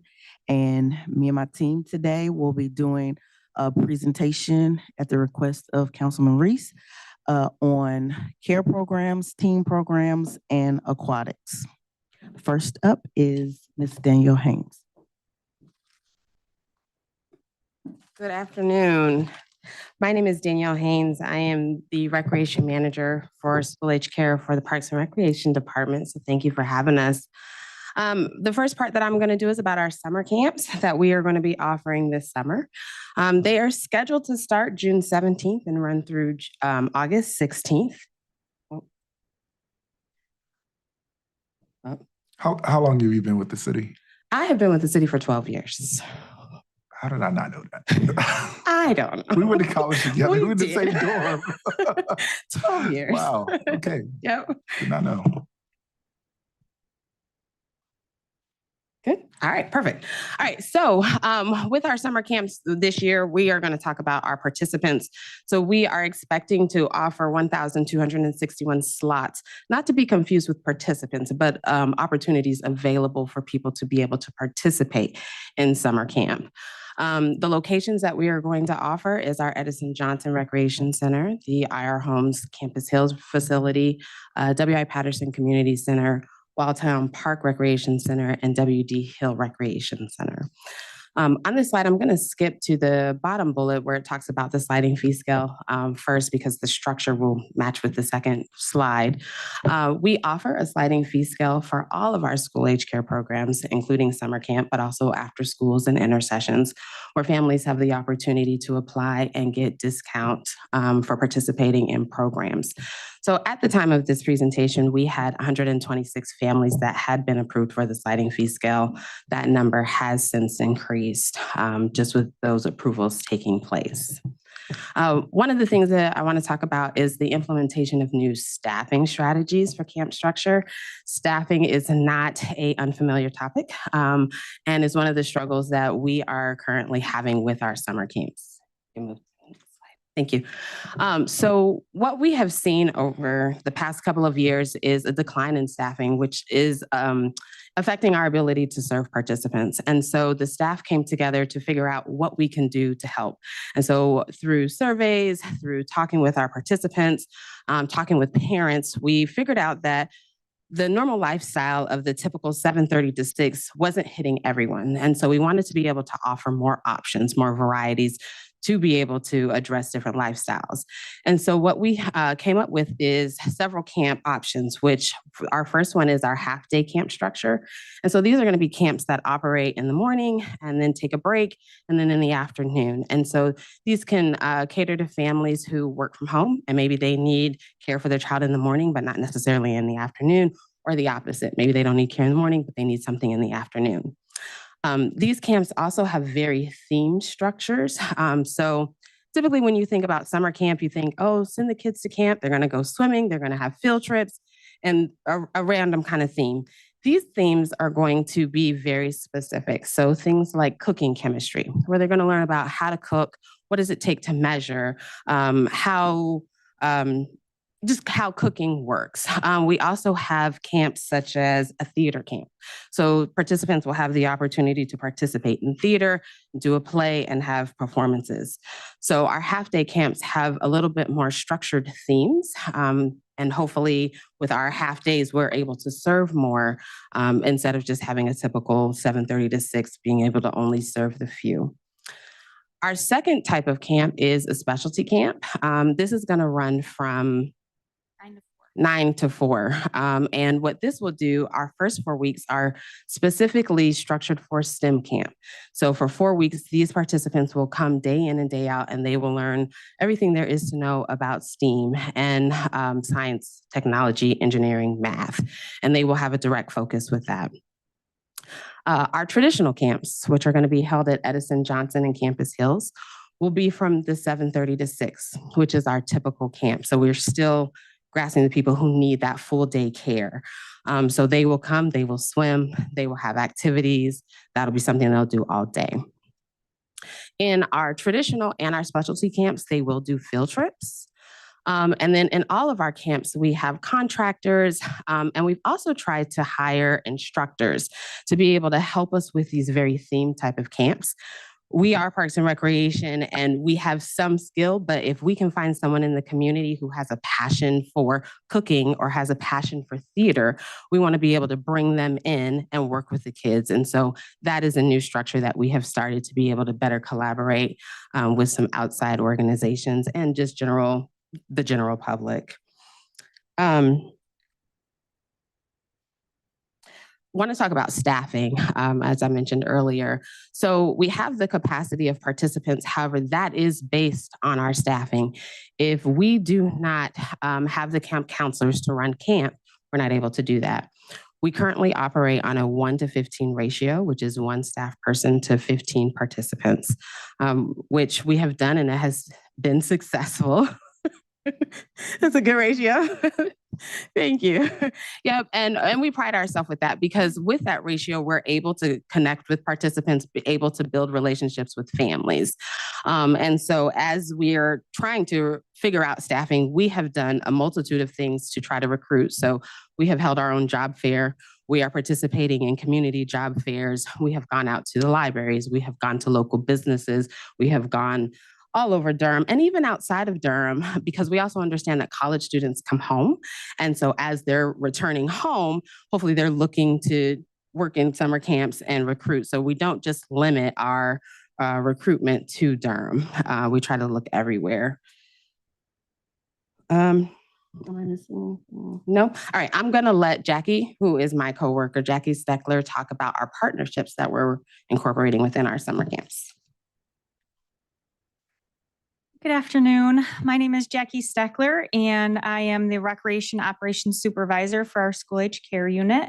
So along with Danielle and myself, we help oversee all of our summer camp sites and some of our community partnerships, because we think this is important to talk about because our program does have high quality, and part of having high quality and the diversity is bringing things in for our kids that they've never seen before, or things that they've never done before, have gotten to experience before within our own city, right? So the Durham Police, they come in and work with our kids. The water management and stormwater and the K-9 unit, the Sheriff's Department, the Fire Department. So all of our own units within our, or departments within our city that have the opportunity to come in and teach stuff to our kids, we invite to come in and have a collaboration with. And then there's also some county organizations and then, just outside organizations. So the Durham County Library comes in and does a lot with us, the American Dance Company, and we have Merck, and we're currently, there's a lot of others that we only had 2 slides, so we couldn't put them all on the slide, but there are a lot of other options and other organizations that we have come into our summer camp, and ones that, we've just started and we're looking at, the Nassau Museum of Art in Durham is one that, we tried to get something for this summer, but they're looking to come into our after school programs. So just a lot of different community partnerships that we offer. We're going to pass it to Jeff. Quick question while we're transitioning. Have we reached out to our school system for I'm sure you all have. I'm just asking. That's all right. Yes. The high school seniors. We have a great relationship with the community education department. And so we are constantly in collaboration with working with them. They help us with some of our training. We are always talking about some of our struggles with staffing and can we help each other with any of that. And so that is a relationship that we have. To say that we have a solution for our staffing, no, but we understand that it's not just us, right? And we talk about an industry that is having problems with staffing. So we are able to collaborate with them and other organizations to figure out if there's anything we can do. Got you. This is just a coincidence.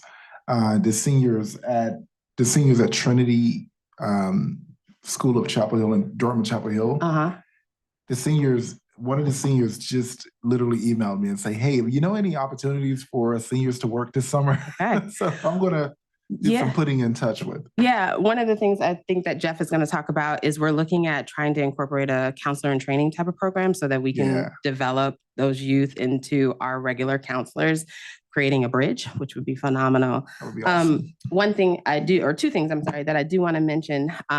This year for us is going to be transitional because, as you all may know, Durham Public Schools has changed about 4 of the schools to year-round from traditional.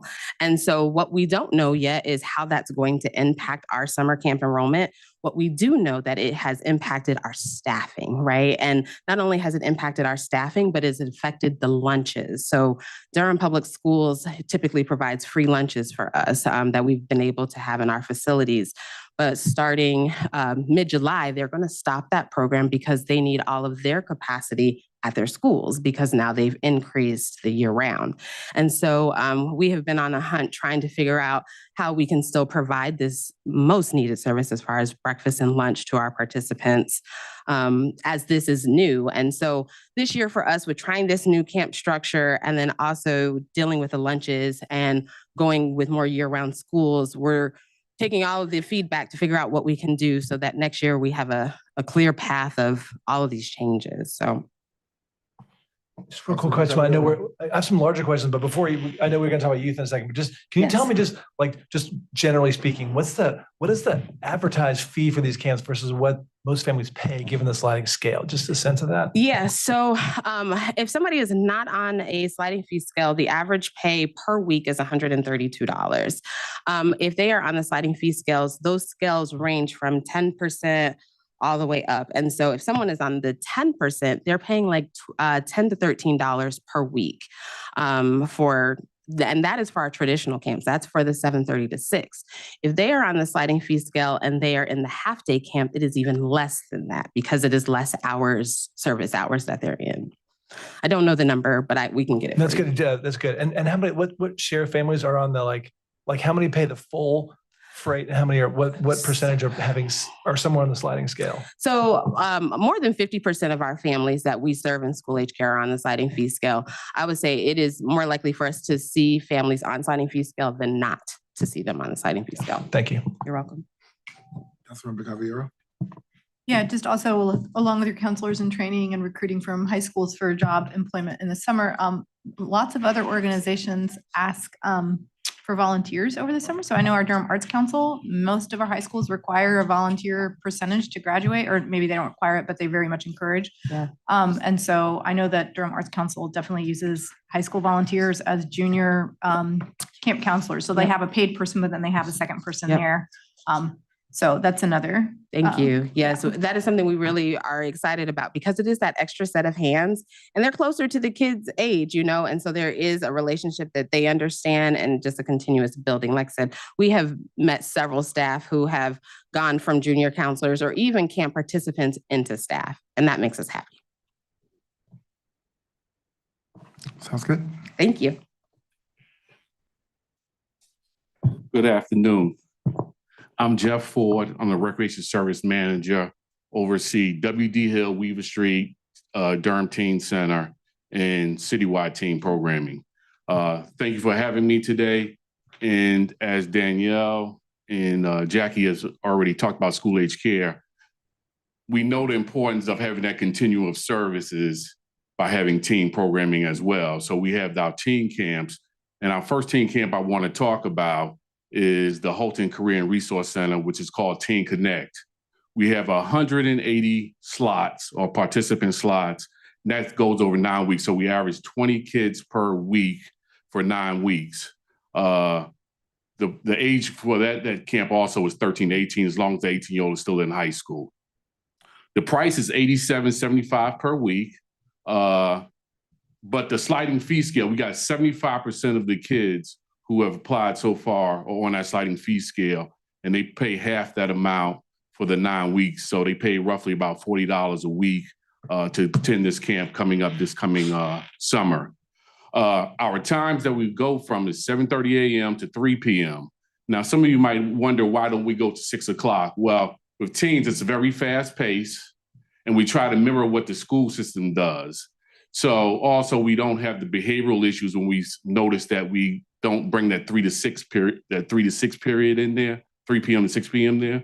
So basically what happens is that the kids are fast moving, they enjoy the camp, and they're basically, they're just basically moving from station to station and trips to trips and things like that. Life skills, I want to just talk about some of the kind of the programs that we do. Arts and crafts. Now, arts and crafts, sometimes sounds very kiddie for teens, but when I talk about arts and crafts, I'm talking about creating things like this, where they have a journal, where they actually go to a wood shop program and create these type of things. I just want to just pass this around just in case for y'all to see them. I think you just got me to enroll. Yeah, That's really cool. Yeah. You have council camp? Yeah. Question. So, So also we do the life readiness skills. So one of the things that we always do with teen camp is teaching them how to cook. So it's constantly, we're always teaching them how to cook. But secondly, this year we're instituting a counseling and training program. So we're taking the kids for the first 2 weeks, for the first 2 or 3 weeks, Alex? First 2 weeks, we're actually giving them job readiness program, telling them what to expect, how to behave on a job, what they need to dress like, all those type of things that they have to do. Then for the rest of the weeks, they're actually going to the school-age care sites and working with the youth so they can get counseling and training. And hopefully one day they will actually become counselors at our summer camps or whatever they decide they want to do, but it's the ability to earn jobs and get a skill at this point in time. We also think it's important for the kids to have a volunteer opportunities. Volunteer opportunities basically shows kids that they need to give something back to their community as well. So we're talking about kids working, volunteering at the diaper bank. We also got the food pantry that they're going to be working at as well this coming summer. So we also got some new things, such as like Teen Talks. We have a new staff person on who's going to be bringing her own flair to the teen camp at Holton. The next summer program we have is called My Durham. It's a program that we do during the academic year, but we also have it during the summertime. The thing about the summertime program, it changes from 11 a.m. to 4 p.m.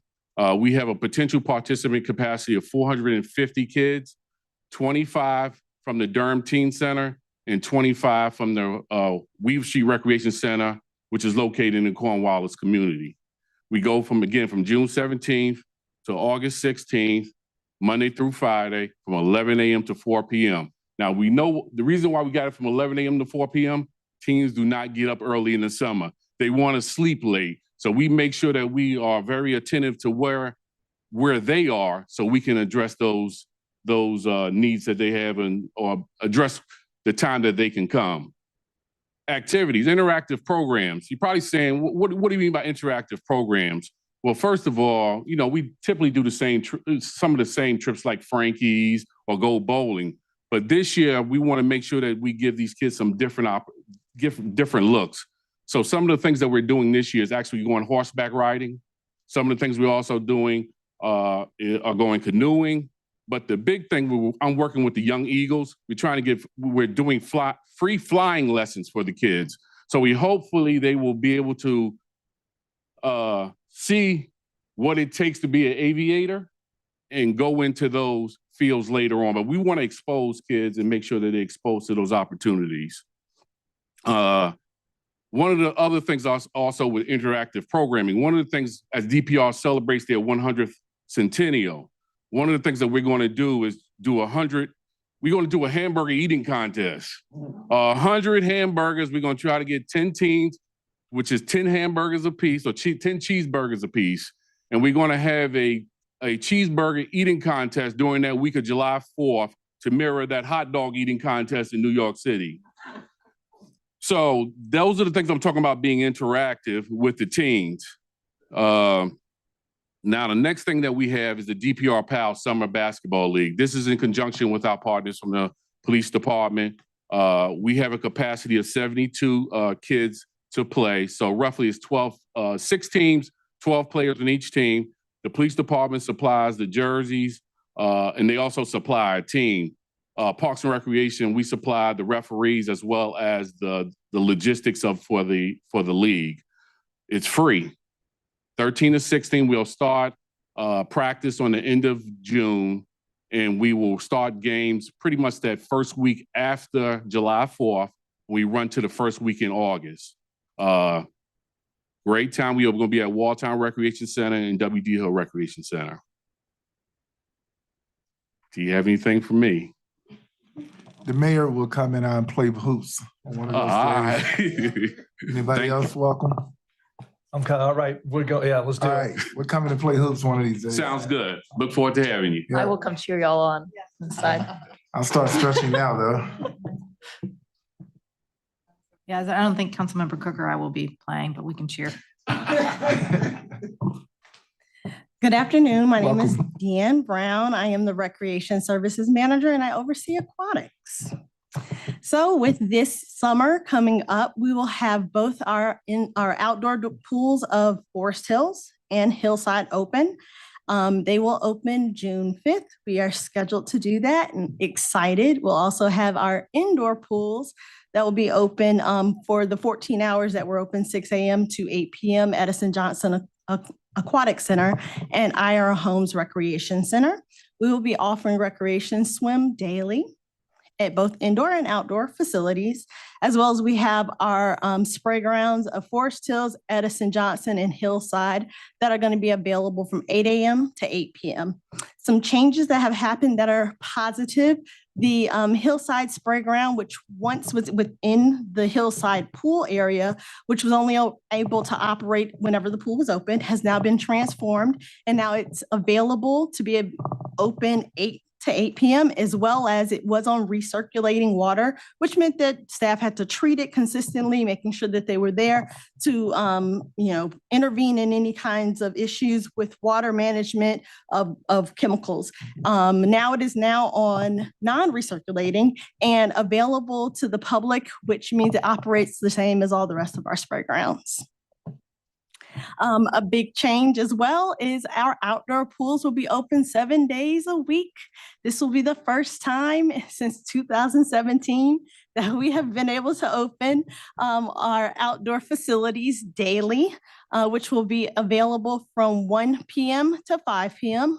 Our indoor pools, as I stated as well, during the week from 6 to 8, and our Saturday and Sunday operation from 8:30 to 5, as well as 1 to 5 on Sunday. We'll offer lap swim, water exercise, recreational swim, and we'll also have some special events.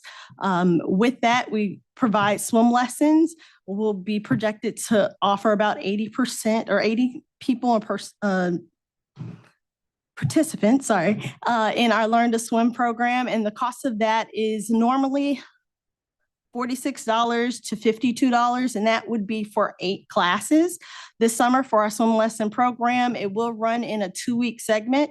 So we'll have Monday through Thursday for 2 weeks. That's just because with the summer, having long extended classes aren't as beneficial. People go on vacations, there's a lot going on. So we try to condense those down so that way we can get more lessons in, but also being able to accommodate around the summer timeframe and people's vacations and opportunities.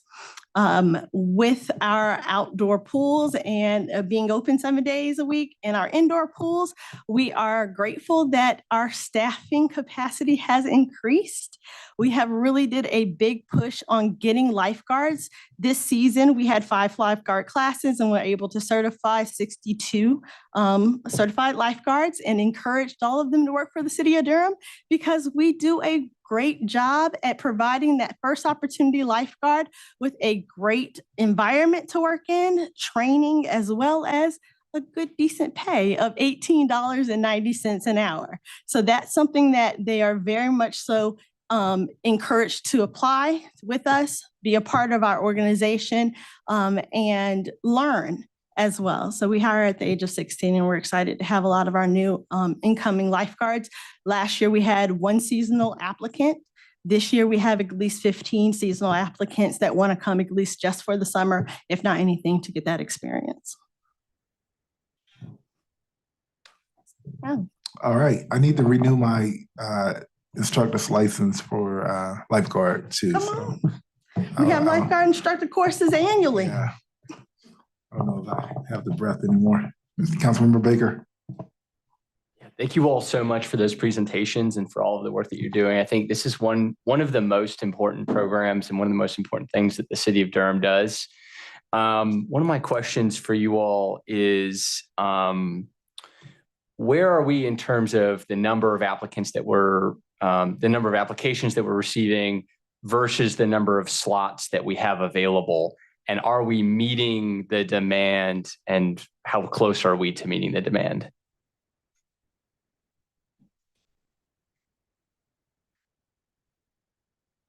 So I will say that this year we have seen an influx of applications, just as we're coming out of the COVID era and people not really applying. However, we are not.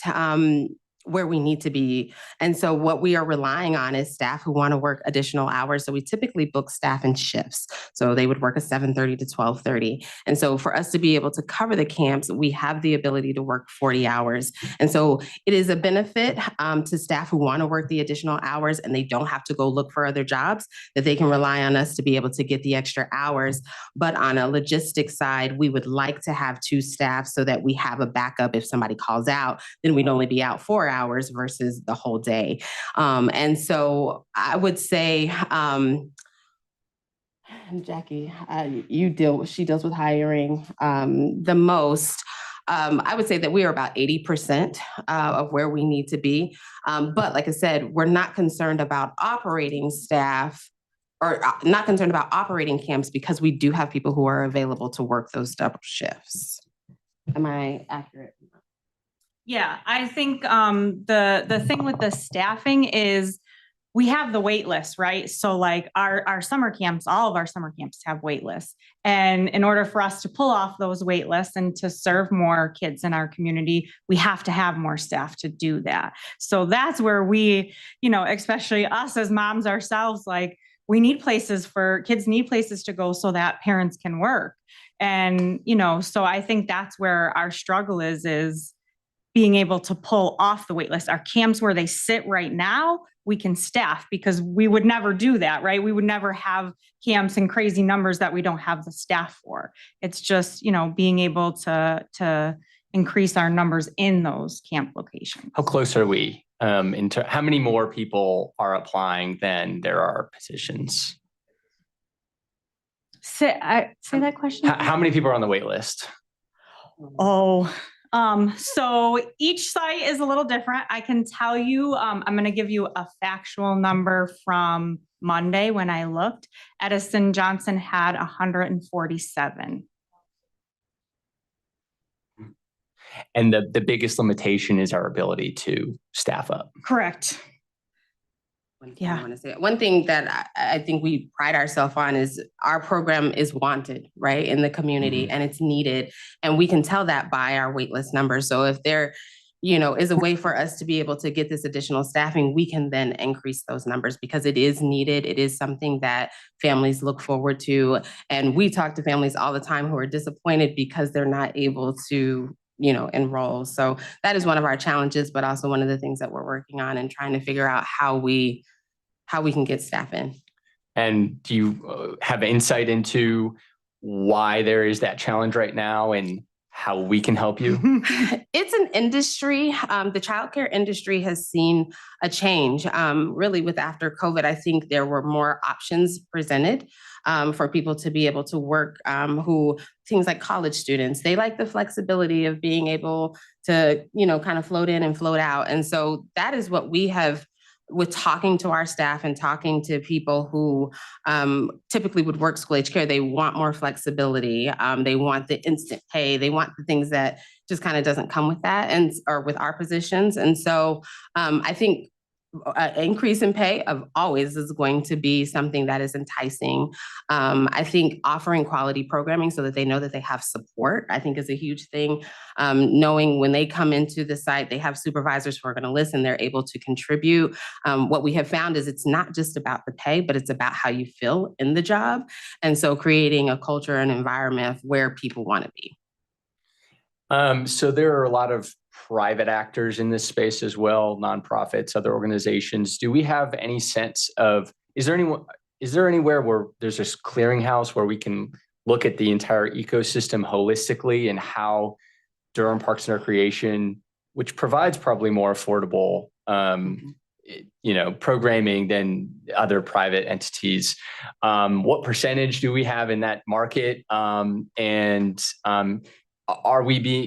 can we outcompete them in terms of being able to hire and providing programming? And also, I'm just curious about demographics, because we know Durham Public Schools, the demographics are shifting, and a lot of families are sending their children to charter schools and private schools. Are we seeing the same kind of thing when it comes to summer camps? That was a lot of questions. It was. So go back to your first question about, and let me just clarify, you're asking if there's some sort of like a network where we work with other outside agencies to talk about what we're all doing as far as participants and as far as staffing. Do I have that correct? Yeah, I guess the question is, do we understand holistically how many slots there are for all of the different programs? How much some programs cost versus what Durham Parks and Recreation programs cost? Do we understand holistically what are the opportunities for kids and teenagers to be able to occupy their time with summer camps each summer? We don't know. Hi, Wade Walker with Parks and Recreation, but it's a great question. We know anecdotally about who the other players are in the local area. Recently, Councilmember Rist and I became aware of a out-of-school time study. I believe it was Wade County that had started that. Yes, Wade County Co-op Extension is doing the study, yeah. So I know Councilmember Rist and I learned about that recently, and it was something that we had hoped to maybe we could tackle here in Durham. So it would accomplish just what your question was, to get an understanding whether it's public or private providers, and understand what are the needs. You know, how many youth between these ages don't have anything to do during the summer, and then we can get a sample of how many nonprofit, how many public, you know, all those different organizations to give us that idea of what to go for. And then in terms of attracting more people, I know the city, like Danielle couldn't have said it better about our culture and environment and pay. The only other thing that we've started to explore, if we could, is, you know, explore the idea of a signing bonus, even just different uniqueness out there that we could help attract some people. Is that a study that I would be interested in us pursuing a study like that? I mean, as we understand, like, so Durham County Co-op Extension could do the same study. So, and I know Co-op Extension is on the county side, but I think there's people there who are aware of the Wade County study. So it's worth us talking, maybe one of our joint city county meetings, talking with the county manager about how do we get this kind of study done. It would also, I mean, Mr. Walcott's correct. It would sort of address summer stuff, but also address after school during the school year. It's all that stuff, you know. And as Mayor was saying, like, what are we doing about some of this awful crime we're seeing? I mean, this is one of the big ways we can respond. This is a really powerful way. So.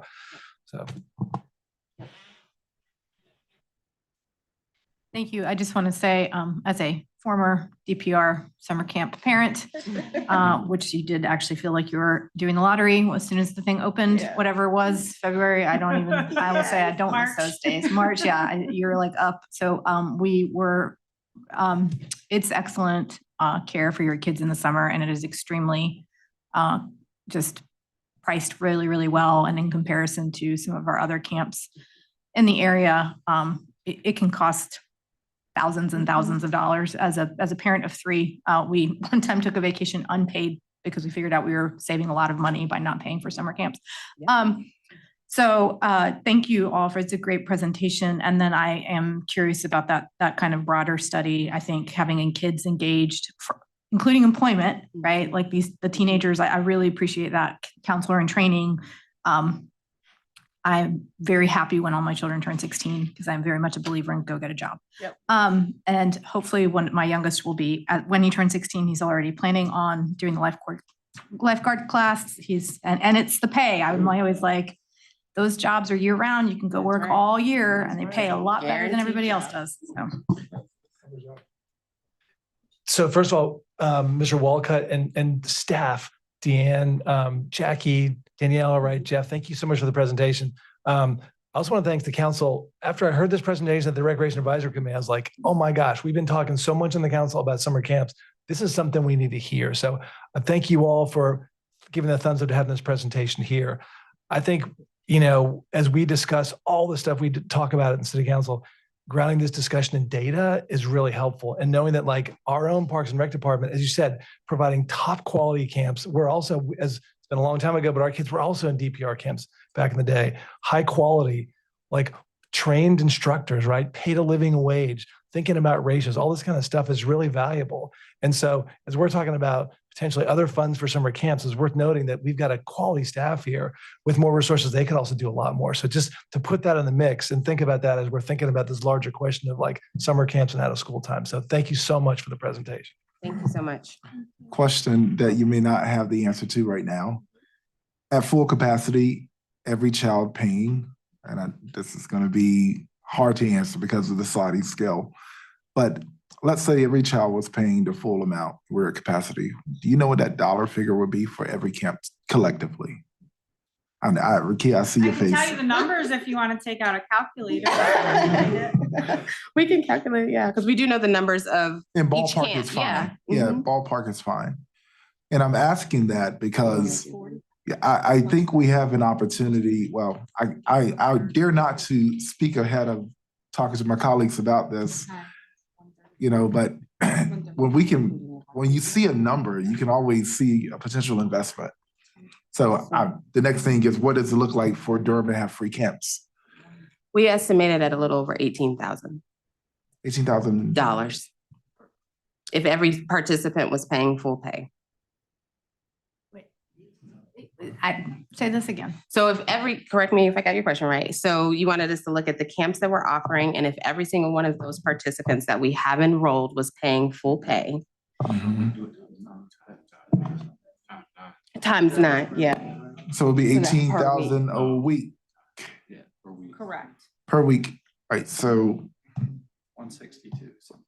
So 162,000. And that does not include teams. It does not include Just teams. youth. That would just be the youth camp. Okay. All right. So what I'm getting at is this may be something we look at in the future. The city of Durham offers free camps to kids. Shouldn't be a barrier to have our kids occupied. If everything goes well with the budget, we are creating a summer camp fund that could help with this. And I do, I want to make sure that we are not,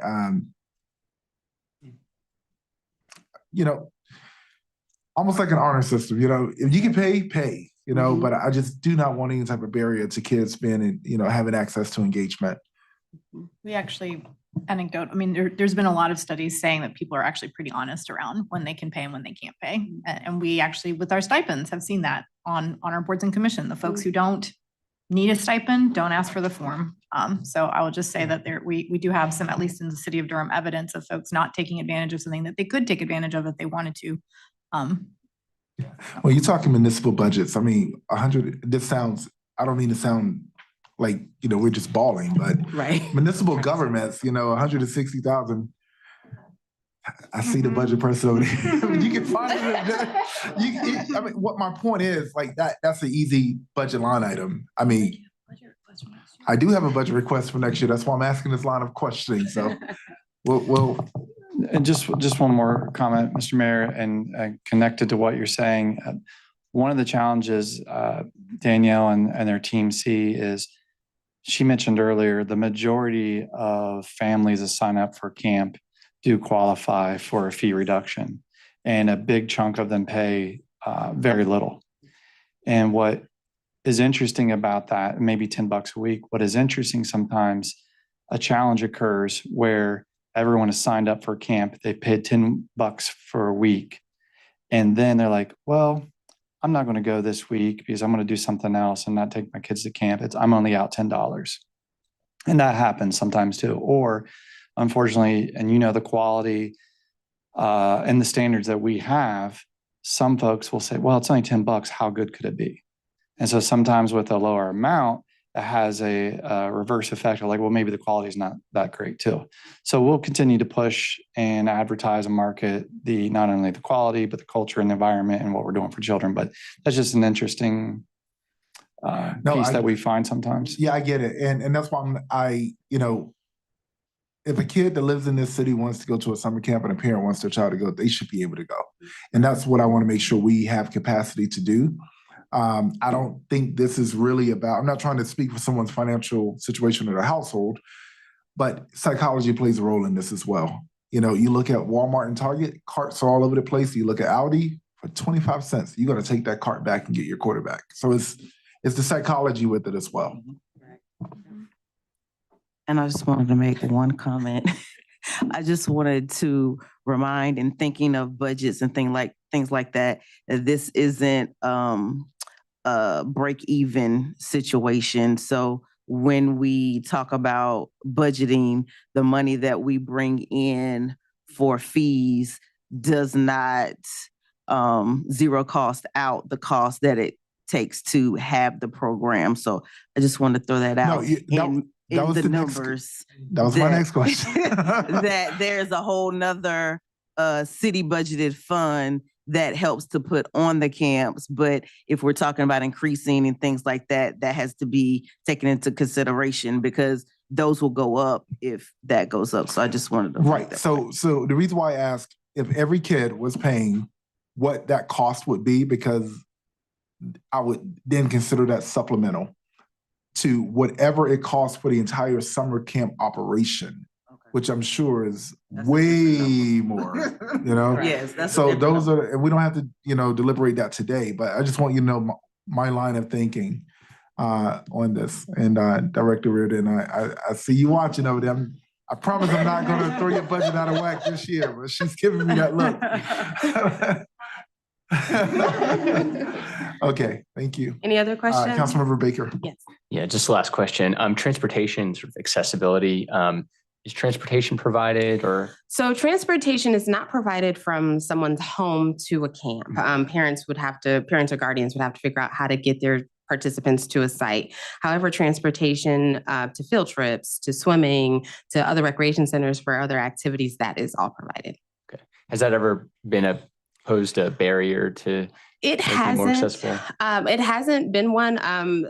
Because we offer a variety of sites throughout the city, parents are able to figure out what works best for them. And so we have had parents who have taken the bus to get their kids there. We have had parents even who've Ubered because they want the summer camp and they know that they want to be there. So it hasn't been a large topic or an issue that we've seen. Okay, thank you. It's rare that we are all so excited about a single thing. And so I feel like this is one of those things where you would have a very united council to support your efforts. And awesome. Again, I really appreciate your presentation and your work. Thank you. One thing to just add for transportation, and when we switch to after school, we do provide after school transportation from the schools to our recreation centers. And then that is a partnership with Durham Public Schools as well, because where they provide transportation to a site, we kind of supplement and go in. So we do have transportation throughout the year. Thank you. Any other questions? Mr. Mayor, I think are we accepting citizen comments now on this as well, or on this item? I do have one person that.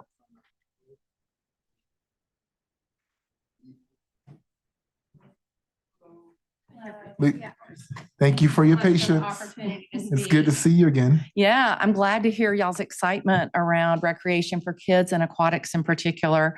My name is Lee Bordley. I'm here to speak about the Swim for Charlie program. As some of you know, the Swim for Charlie program teaches Durham Public Schools students water safety skills. We work particularly with second grade students, and we focus particularly on schools that have high percentage of free and reduced lunch students. Over half of our students learn the most important water safety skills over the 8 sessions that we work with them. We're really excited to be able to provide this service for Durham. I'd like to ask y'all to keep 3 data points in mind as I talk about my concerns today. Number 1, drowning is second only to car accidents as the cause of accidental deaths for children ages 5 to 14. Black and brown children are at a greater risk. 64% of Black children, 45% of Latino children, and 40% of white children have little to no swimming ability. And number 3, swim lessons reduce the likelihood of drowning by 88%. Despite the danger drowning poses and the efficacy of the Swim for Charlie program, we are currently unable to operate at our full capacity and reach some of the children who need us the most because we lack pool space in Durham. We can't teach 7 elementary schools in Durham, in East Durham, because Campus Hills, the IR Holmes Recreation Center, is not available to us. These schools are exactly the children that our program is designed to support. The DPR staff have told us that they cannot grant us access to both DPR pools because they do not have a sufficient number of lifeguards. And I've really appreciated the conversation around staffing here. I'm here to ask for your help in resolving this issue. The Swim for Charlie staff has met with the leadership of the aquatics program and offered a number of possible solutions to this issue, including asking our volunteer instructors who have lifeguard certification from the American Red Cross to volunteer as guards or to join the DPR staff to work during the Swim for Charlie program hours. Staff have rejected these options. Pursuing them would be a change for DPR and would require flexibility. In my view, resolving difficult problems sometimes requires flexibility. Unfortunately, the very process that DPR uses to hire guards might be a barrier. And I'm so glad that staff who are doing such a great job are out there looking for people. But I had the experience of applying to teach swimming with DPR this past fall before I knew about the Swim for Charlie program and joined it as a volunteer. My application was declined. I have a master's in social work. I've worked with children for almost 40 years, and I have a water safety instructor certification from the Red Cross. When I asked various staff people why this might be, I was told that applications are often rejected if the applicant misses a question in the application. I went back and counted. I had answered, I think it was 112 questions, including where I went to high school. I graduated in 1979. I was never alerted that I missed a question in the application process. No one knows how many potential lifeguards or swim instructors are dissuaded from applying by the length of this application and the tedium of navigating the antiquated system, which I know y'all don't have time, but I wish you could go on and have the experience that I had of applying. I'm going to keep talking because I've been sitting here for almost 4 hours. So we don't know how many applications have been rejected. I would like to suggest that DPR use a shorter application. I give you a little bit more time, but I want to be consistent. Thank you, Mayor. I really appreciate it.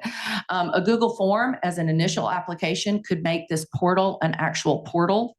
I know that this is a nationwide problem. I feel like your HR staff could come up with a way to help your DPR staff meet the need that we all want met. Children's lives are literally at stake. Thank you so much.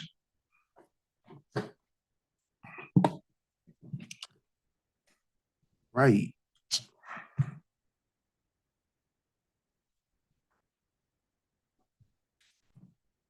Yep, there we go. Thank you. Item number 33.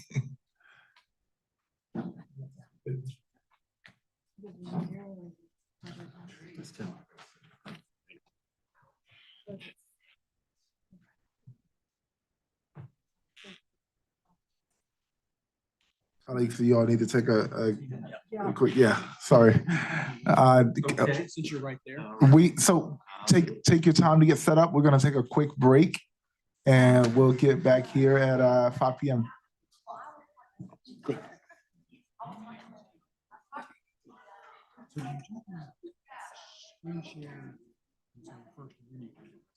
got it. Okay. All right. Yep. We'll do that for next time.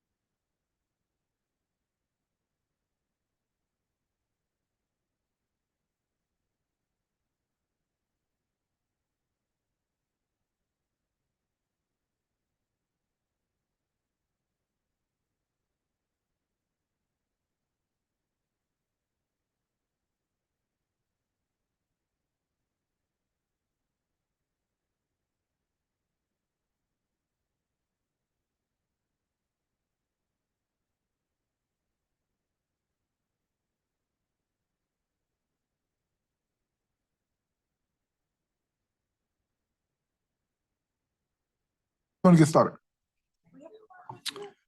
Very good. Mayor Williams, council members, Deputy City Manager Ferguson, I am Tim Flora, the Finance Director with the FY24 third quarter financial report. This is a collaborative effort between the Finance Department and the Budget Management Services Department. And so at this time, I would absolutely like to thank my colleague, Director Reardon, for the work that she and her team have put in these quarterly updates, as well as the staff, the many staff in the Finance Department who puts this information together.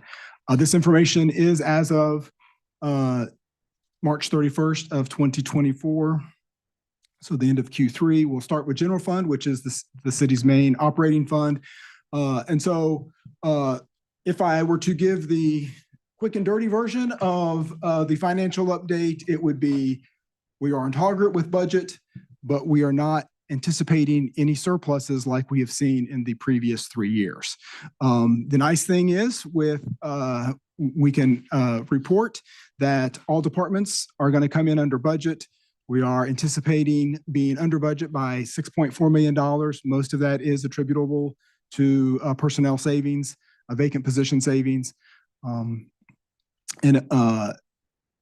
As you see here, we're looking to be under in personnel services by almost $6.5 million. A little bit over in our operating expenditures. I think some of that was because higher than anticipated elections cost. But again, under budget by 6.4 in total. And moving into our revenues. And so this is a summary of all of our revenues. I did sort of want to point out, and so revenues we're looking at coming in a little over budget on revenues, just $779,000. Really, the important thing I would like to illustrate here, we have a budget variance of $7.2 million, but the column I would like to point to your attention would be the projection through year end. And if you go, that is the net revenue less expenditures amount, and you'll see that is a negative number. What that illustrates is while we have a positive budget variance, and we always want to see a positive budget variance because we cannot go over budget in general, what that $30.58 million represents is that we are using reserves or appropriated fund balance to balance our budget. So we balance a budget with appropriated fund balance. And so this year, we are anticipating using $30.5 million of our reserves in order to meet budget. Now, I also want to say this is the worst case scenario. So when we are doing our projections, we fully know that by the end of the year that there will be lots of encumbrances, lots of contracts that are not going to be completed. Those are in that, which would roll to the next year. But for all intent and purposes, that is when you see that negative number in that column, that is we are using surplus revenues to do that. But this is how we budgeted. This is what we anticipated. That there's just no surprises from that standpoint. We start talking individually about some of our bigger revenues. We've got the property taxes, and this just really sort of shows you, although I will say I do have a number. I just recognize that it's not 2011. That should be 2021. But as you go up there, you'll see the slight increases that we see over property taxes. Again, property taxes are coming in as expected. Those are our most predictable revenue stream. Sales tax, on the other hand, is the bigger story. As you see, sales tax continues to grow. From 2021 all the way up to 24, we're seeing really good increases, 39 million all the way up to what we are, as of through March 31st, we've collected $50.4 million. But sales tax isn't growing at what we were anticipating, even though it's still growing. And we were a little bit more ambitious in our budgeting for that. So you'll see as a percent of budget, it is a lower percent of budget. And in the current year, we are anticipating being under budget on our sales tax by $749,000, as opposed to the prior year where we actually were over budget $10.7 million. If we just wanted to look at some of our comparisons from the current year to the prior year, for our end of year projections, these are the end of year projections looking at those different revenue streams. You'll see that overall, we are anticipating our total revenues to be over by $779,000. Like I said, prior year, we were over budget on revenues by $14.3 million. Again, we talked about the sales tax. And then the other big ones, no surprises there. Utility franchise taxes, those numbers are just, people are not using landlines as much anymore. So those revenues are certainly on the decline. Now this is a chart to just sort of show you where I was comparing revenue to revenue. Now we are actually comparing revenue to expenditures. And so this through the third quarter of 2024. So that first column is through the third quarter. All of the other years are actually for the end of the year. It just shows again that we are trending right where we should be. The only thing I would like to point out is when you look at 2023, 2022, and 2021, you see there are much more higher revenues than we had in expenditures. And again, we will not be anticipating that to be the case this year. Again, we will be under budget. It's just that we are not expecting any surplus from a revenue standpoint to add to our reserves. Quickly, because I know it's been a long day, enterprise funds, we can go over them very quickly. Water and sewer. We have a positive budget variance of $2 million. We go to look at their revenues. We're very tight budgeting in the water management department. They do a very good job there. Our revenues are going to come over a little over $107,000, almost $108,000, with overall budget variance of $2 million.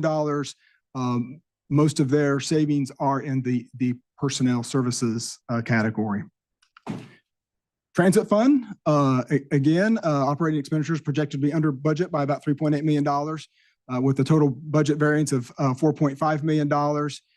This is somewhat funded by tax rate. And if you were to look at their revenues, you'll see under the intergovernmental revenues line, there's a $1.3 million shortfall. That is just because I think there was some county funding for a program that started mid-year. So we don't have, so the offset of that would be some of the operating expenses as well. But again, an overall budget variance of $4.4 million. But again, if you would look at that one column, the projection through year end, you'll also see that, again, we are using fund balance reserves for that. Again, not a bad thing. It is planned in many cases. Many cases, we work to right size our fund balance and our reserves. And so this is not unusual. I just want to point that out. Solid waste. Just to clarify on that, so you're saying that we budgeted fund balance as part of the budget for the year. Yes. So North Carolina, you're required to have a balanced budget, and so the way you balance that budget typically is you will use if you have a higher fund balance than necessary, you will use that fund balance, appropriated fund balance, to balance your budget. And a lot of those, it's usually the one-time cost. We usually don't use it for like recurring cost. You usually use that fund balance for sort of one-time items in the budget. So again, we're on budget there. We had planned to use. Right, exactly. Yeah, yes. All this is planned. It's not something we should be concerned about. It just some years you make a little bit more. Some years you make a little bit less.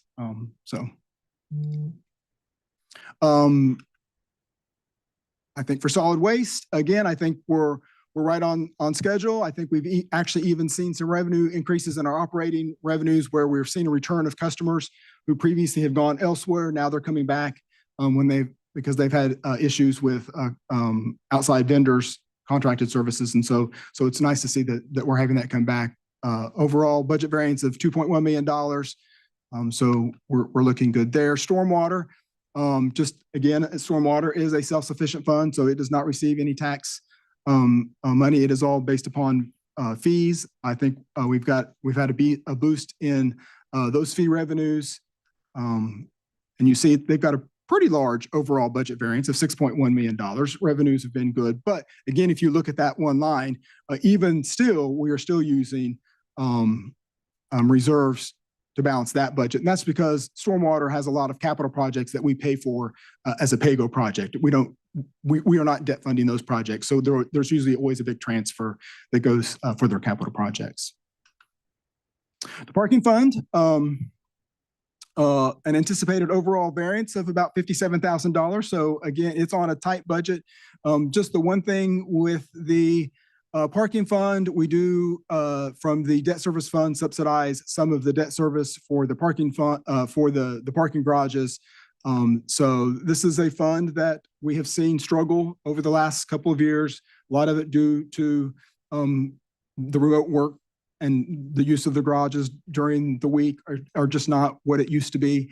And so where I will point out, where I've pointed out before on that column of the projection through year end, that $1.5 million, there is no fund balance in the parking fund. So that is, for the most part, a loan that we are carrying from other enterprise funds. And so that's carried on our books as a liability for our enterprise funds. So hopefully one day we'll see some recovery there. And do we offset that with other enterprise funds essentially? We don't have to. So this is the only one that we have that's in that situation at this point. But I mean, we offset that then with surpluses in other enterprise funds. Right. Yes. Yeah. Cumulatively, our enterprise funds are doing very well. And so it's just, it's a financial, it's a liability on the books for that particular fund. Ballpark, just briefly, we're doing very well with the ballpark, right on budget. DPAC, of course, we always talk about how well it's doing. It continues to do well, or will not stay on those very long. And then our county inspections funds have traditionally not ever mentioned that in one of our reports. Just again, just wanted to reiterate it because it is one of our special revenue funds that we have. It's doing well. It is supported by user fees, permit fees.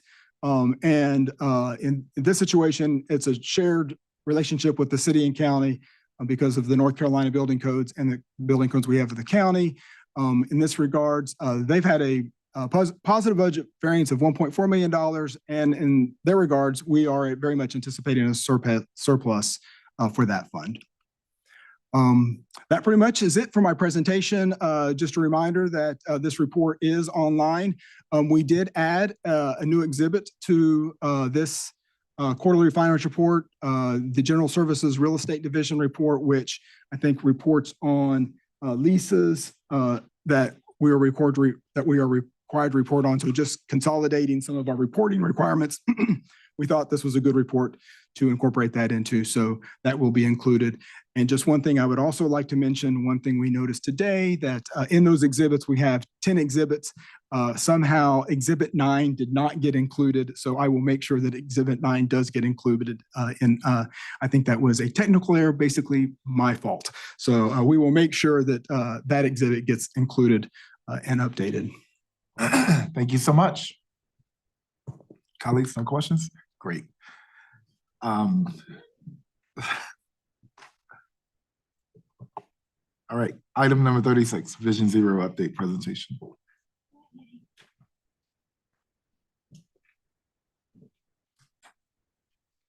It's great to see you. Great to have you here.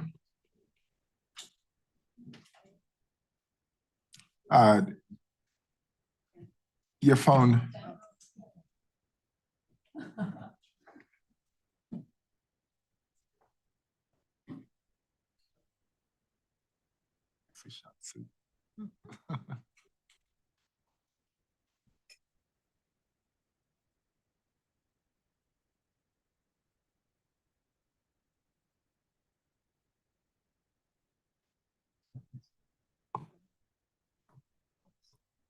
So we haven't had a chance to meet yet, but I'm going to come and get on your calendar.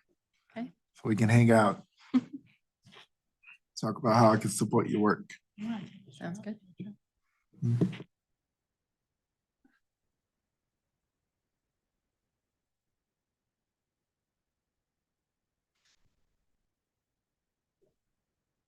I did watch your City Life video interview.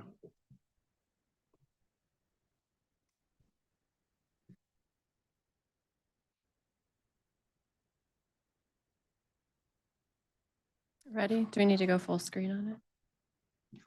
There we go. Hey. Hello, Mayor, members of City Council. My name is Lauren Grove, and I'm the city's Vision Zero coordinator in the Transportation Department.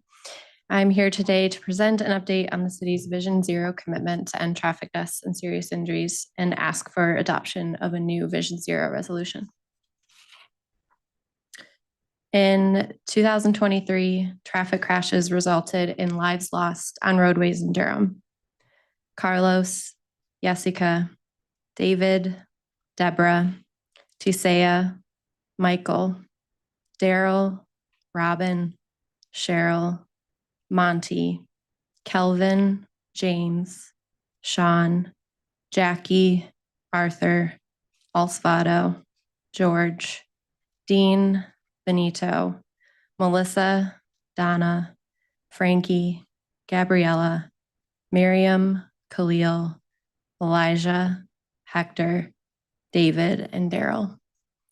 These lives lost and the lives lost in traffic violence that may not have been reported are unacceptable and preventable tragedies. The only acceptable number is 0. In 2017, the city committed to Vision Zero to eliminate traffic fatalities and serious injuries and improve mobility so that it is safe, healthy, and equitable for all.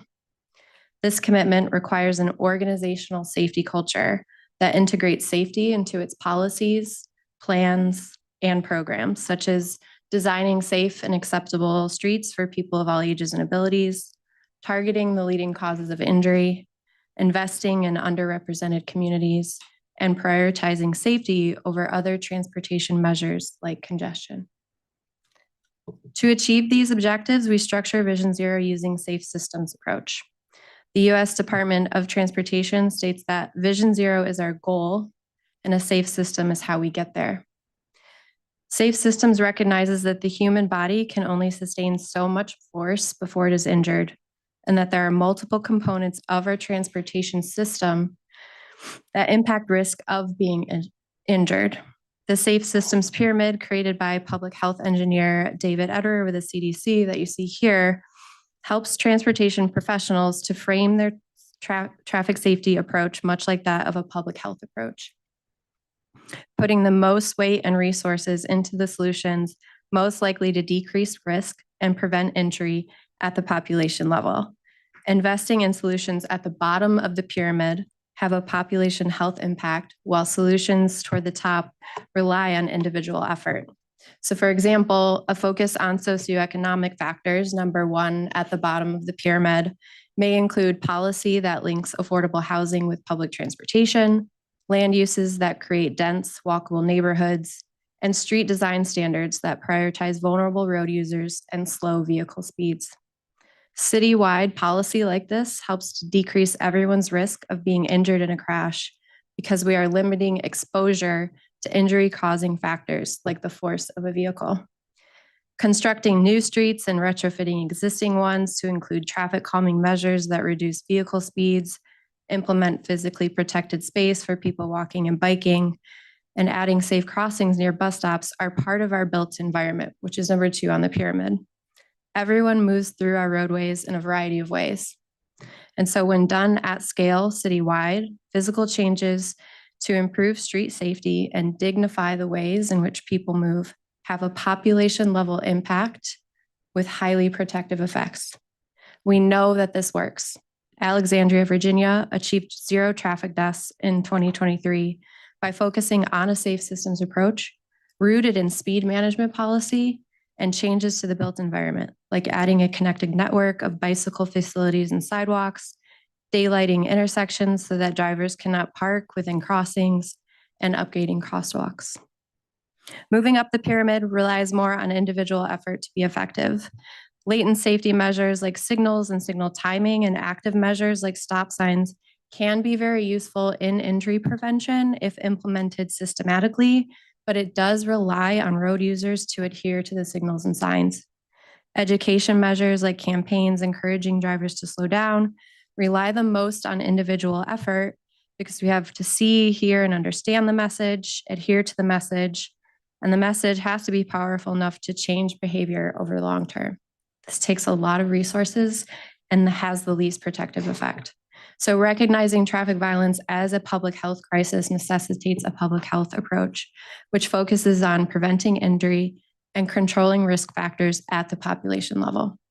This requires a shift in thinking. No longer do we accept death and serious injury as inevitable outcomes of our transportation system. Humans make mistakes, and when those mistakes lead to a crash, the impact on the human body doesn't result in a fatality or serious injury. These principles are inherent in safe systems and Vision Zero policies, and they need to be foundational in Durham's traffic safety approach. So to deploy that approach, we need to understand what is the problem. In the last 10 years in Durham, we have not seen a steady decrease in traffic deaths and serious injuries. The graph displayed here shows that, in fact, we have a trend in the wrong direction with an increase in traffic deaths and serious injuries. Serious injuries are the taller orange bars that you see, and fatalities are the dark blue bars. These data are reported crashes across all road users.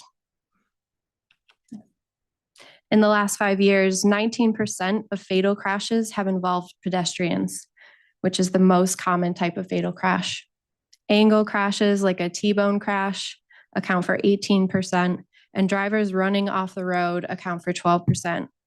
These top 3 crash types account for nearly 50% of fatal crashes in Durham.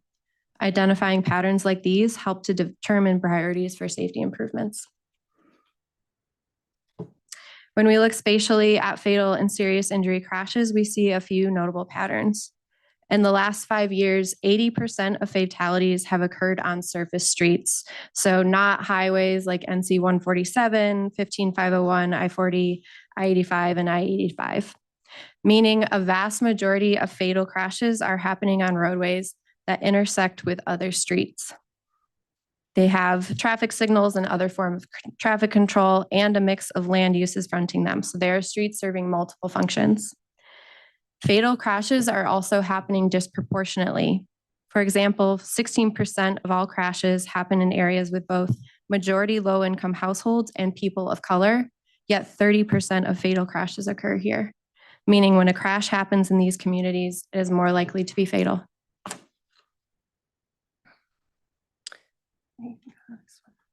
So since Durham's Vision Zero commitment in 2017, there have been multiple efforts to improve street safety. Listed here are those which closely align with Vision Zero, some of which are currently underway and present significant opportunities to address the socioeconomic factors associated with safe streets, like the UDO update, which is poised to standardize land use and transportation best practices. The city's CIP process creates opportunities for transformative investments in multimodal infrastructure, and close coordination with partners like NCDOT ensure we're utilizing ongoing processes to leverage improvements to the built environment, such as reconfiguring pavement markings during street resurfacing efforts. It takes dedicated resources to achieve Vision Zero, including staff like a Vision Zero coordinator. And where some cities struggle to carve this out in their budget, Durham found a way. That the city council staff and the community work to create such a position is an achievement on its own. And Durham is putting resources into built environment changes, which decrease the risk of injury and improve safety for all road users. On the left is a pedestrian refuge island with a pedestrian activated signal on Roxborough Street, just south of Knox, where there are bus stops serving Go Durham Route 4. Pedestrian refuge islands like these are proven safety countermeasures. Even without the pedestrian activated signal, pedestrian refuge islands reduce pedestrian crashes by 56%. They self-enforce driver yielding, and they can help to slow vehicle speeds by effectively narrowing the roadway. On the right is Enterprise Street in the Southside neighborhood, where a community-driven project to reduce vehicle speeds was a success. Redesigning and narrowing the roadway using simple treatments like paint, post, and speed cushions reduced speeds by 17%.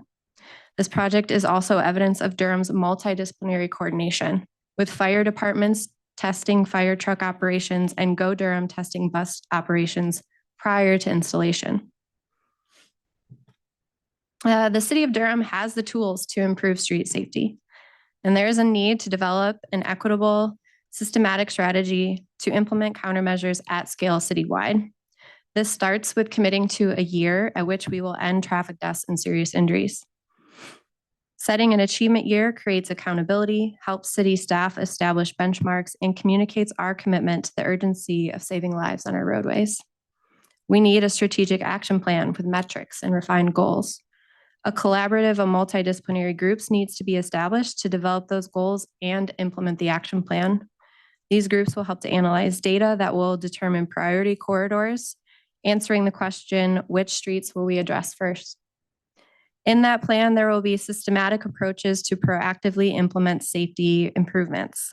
So rather than relying on a responsive safety model, We will develop data-driven procedures to proactively identify areas of safety concerns and work with the community to create and implement improvements.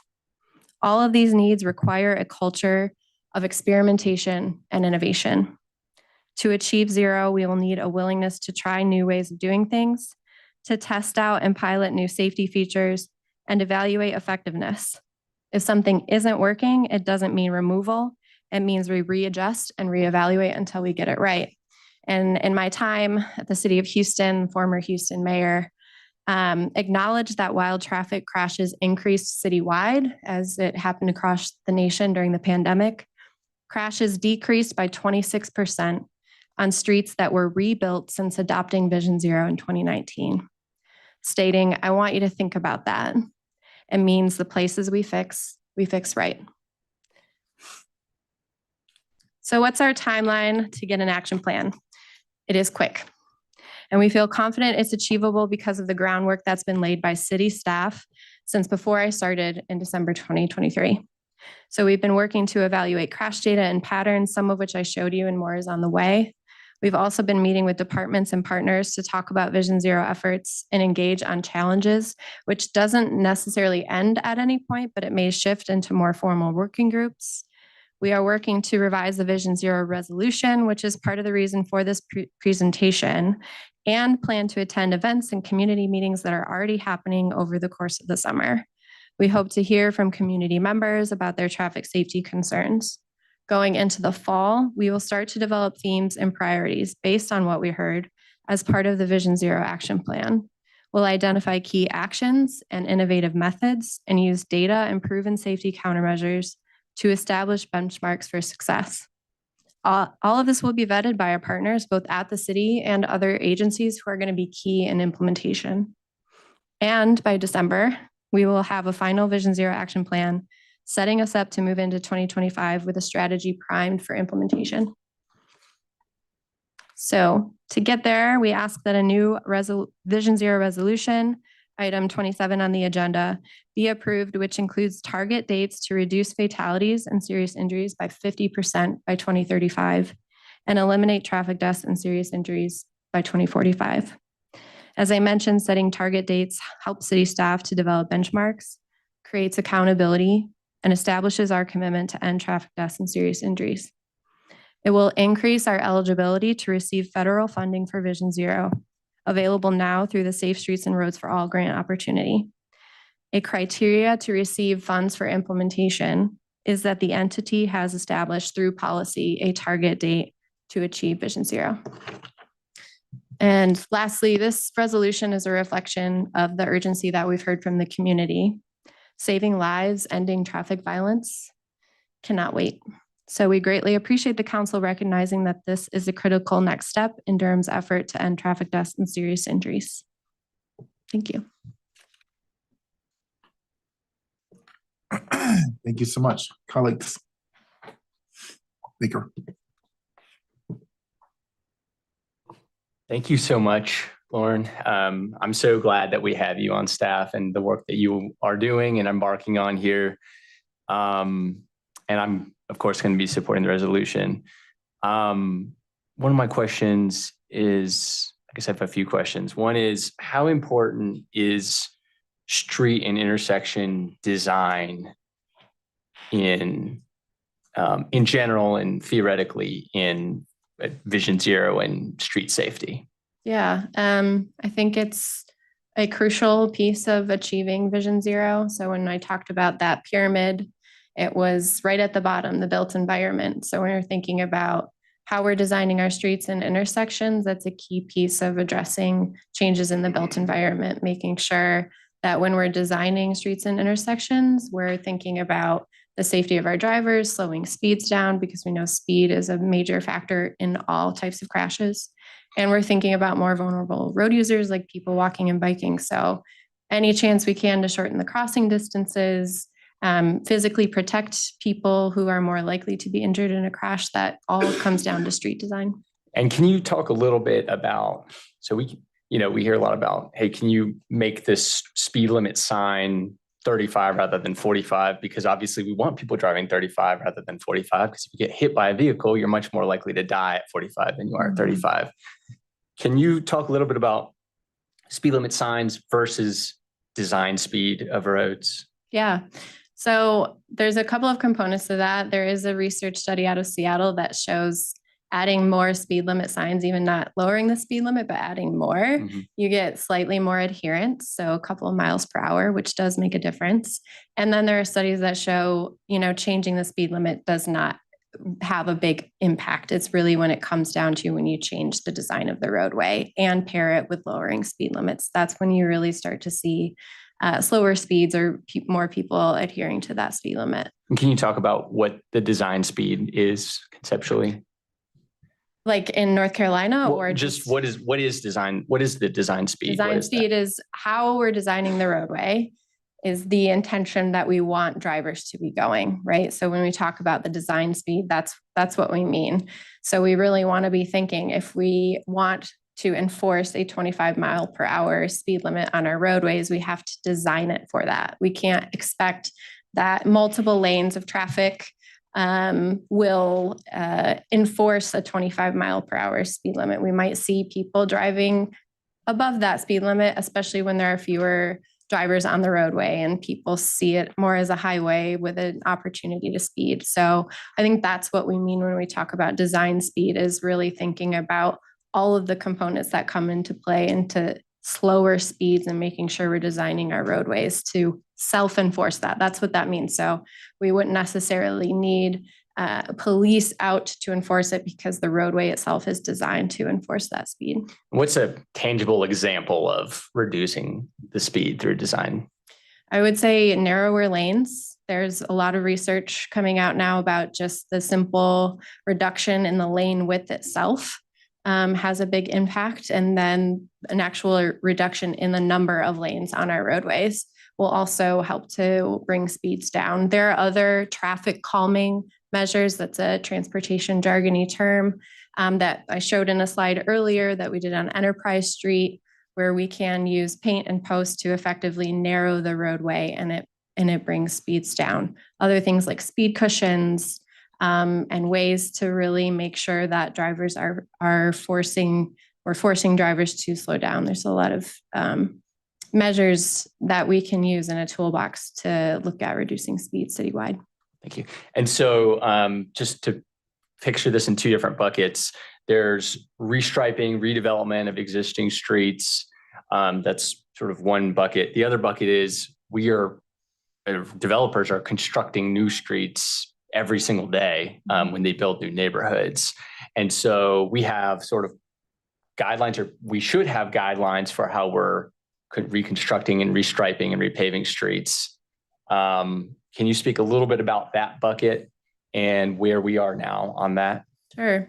So I'm new, so caveat on if I don't know all of the standards and policies here yet, but from my understanding, we're able to make an impact through the UDO with development as it comes along. We have certain design standards for our roadways. So that's one way we can get there.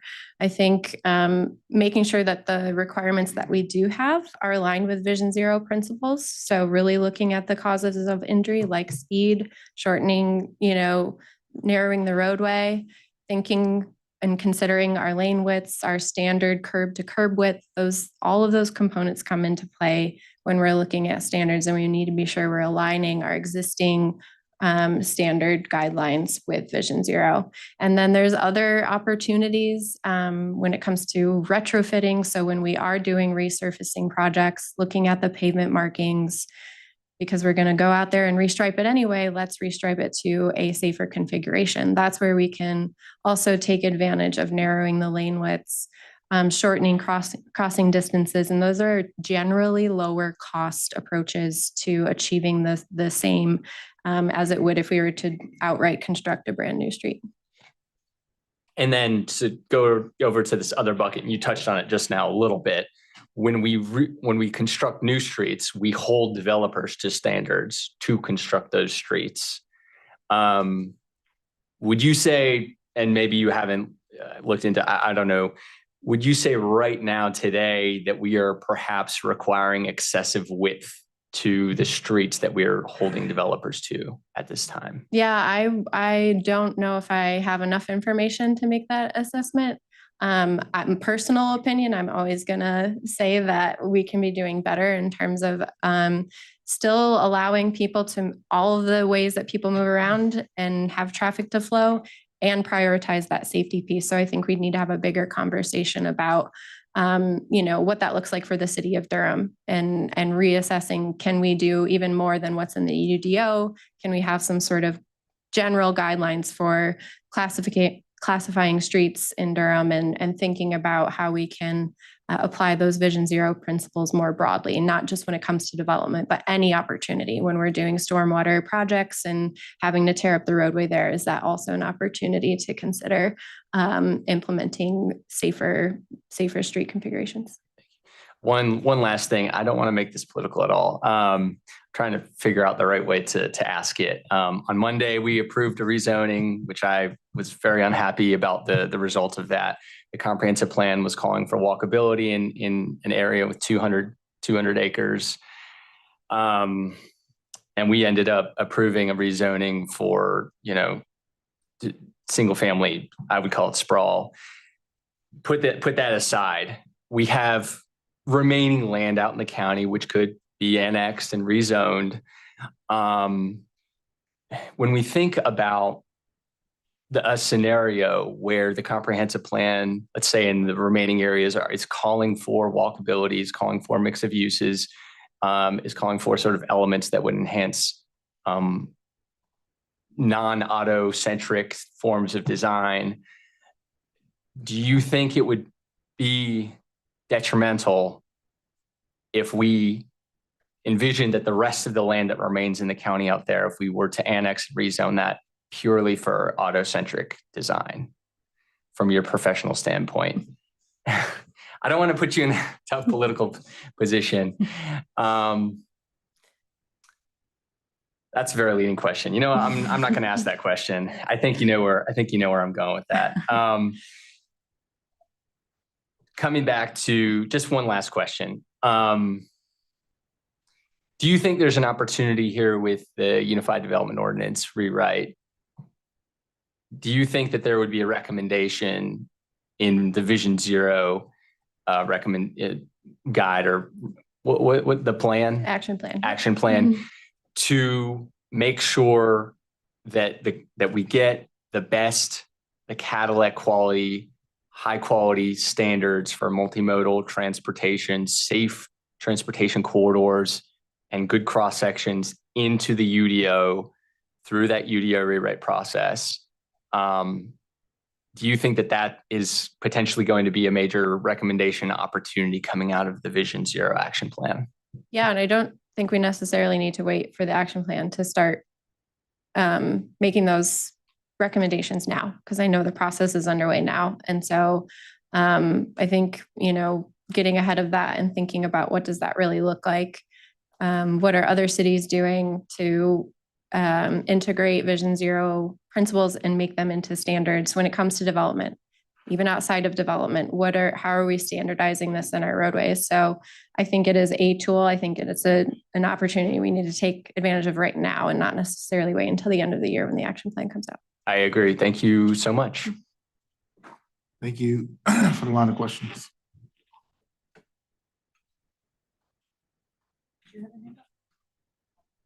I couldn't tell if you were, yeah, go ahead.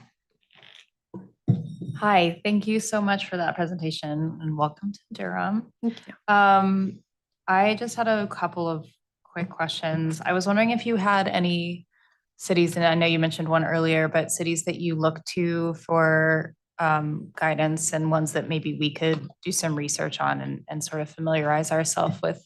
Yeah. So there's a few that I looked at that are comparable in terms of size, like square miles and population. And I don't have that list in front of me, but off the top of my head, Salt Lake City is actually a city that I think is doing some good work with a similar, like I mentioned, population and square mile size. There's also Alexandria, even though the size is not as big as Durham. It's about 15 square miles. It is, in terms of density, similar. And so they're doing a lot of, I think they have a similar approach that Durham wants to head towards. And I'm happy to provide other cities. I just cannot rattle them off. Yeah, that's totally fine. If you want to send us that later, that would be awesome. Sure. And then you have these timelines in here, 10 years and 20 years. How did you come up with those timelines? Is there a way to accelerate those timelines? Yeah. It's a really good question. When we talk about urgency and then you see a date that's 10 and 20 years out, might raise some alarms. So I think, of course, there is a way for us to move up the timeline, and we are going to be working every day to achieve zero.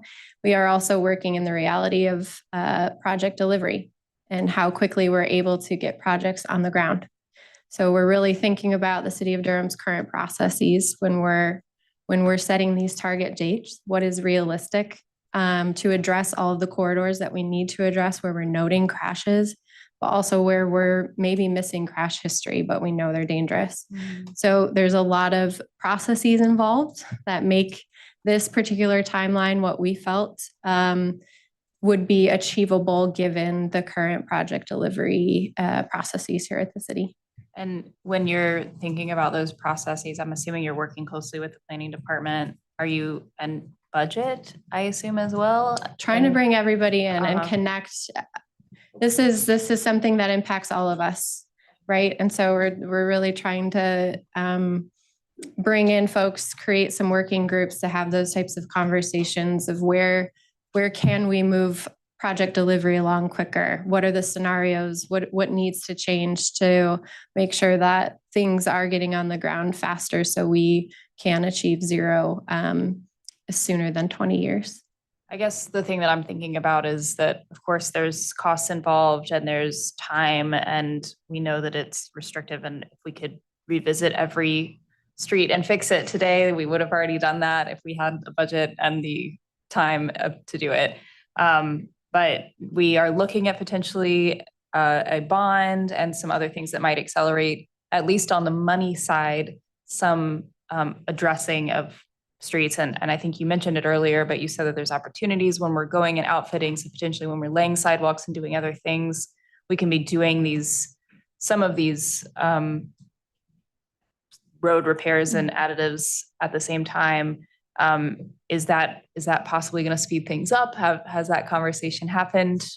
Did you have a conversation with CIP in terms of our strategy budgeting? What does that look like? I think, since I can't say anything about the bond, I think what we'll have to do is find funding mechanisms to add in where we're not able to with our CIP. So I mentioned the Safe Streets and Roads for All funding opportunity that is available now. There's over $3 billion available until 2026 that we could be taking advantage of to supplement CIP, to add on to existing projects where maybe we hadn't thought about this particular intersection that needs to be addressed, or the set of signal timing that needs to happen. So I do think that, we're trying to be as holistic as possible when we take into consideration funding and how to fund all of this work. And I think right now, the time is now to take advantage of the federal funding that's available for that. Yeah. I mean, we've been talking a lot about that, and that was actually perfect lead into my next question, which was like, what do we need to be doing in order to make sure that we are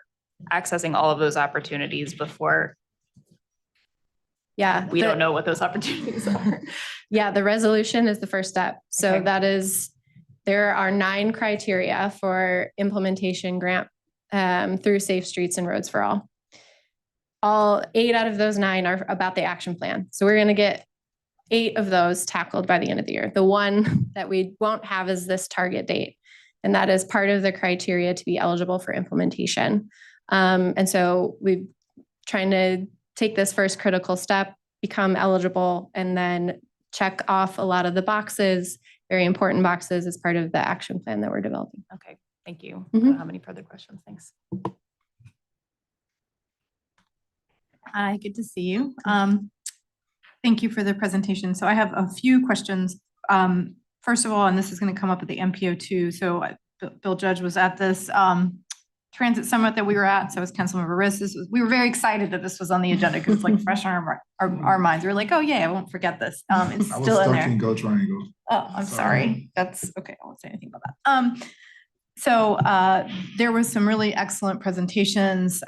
There were, and those were all videoed and or taped or whatever. So folks can hopefully go see them because there was one speaker that came and spoke about, I guess, two speakers. One was about Hoboken, and then there was another summit, and actually, I don't know if it was a Vision Zero coordinator from Charlotte, but somebody came from Charlotte. And so I think it'd be great for us to do a field trip to Charlotte because I know that they're doing pretty amazing things and we don't have to go very far.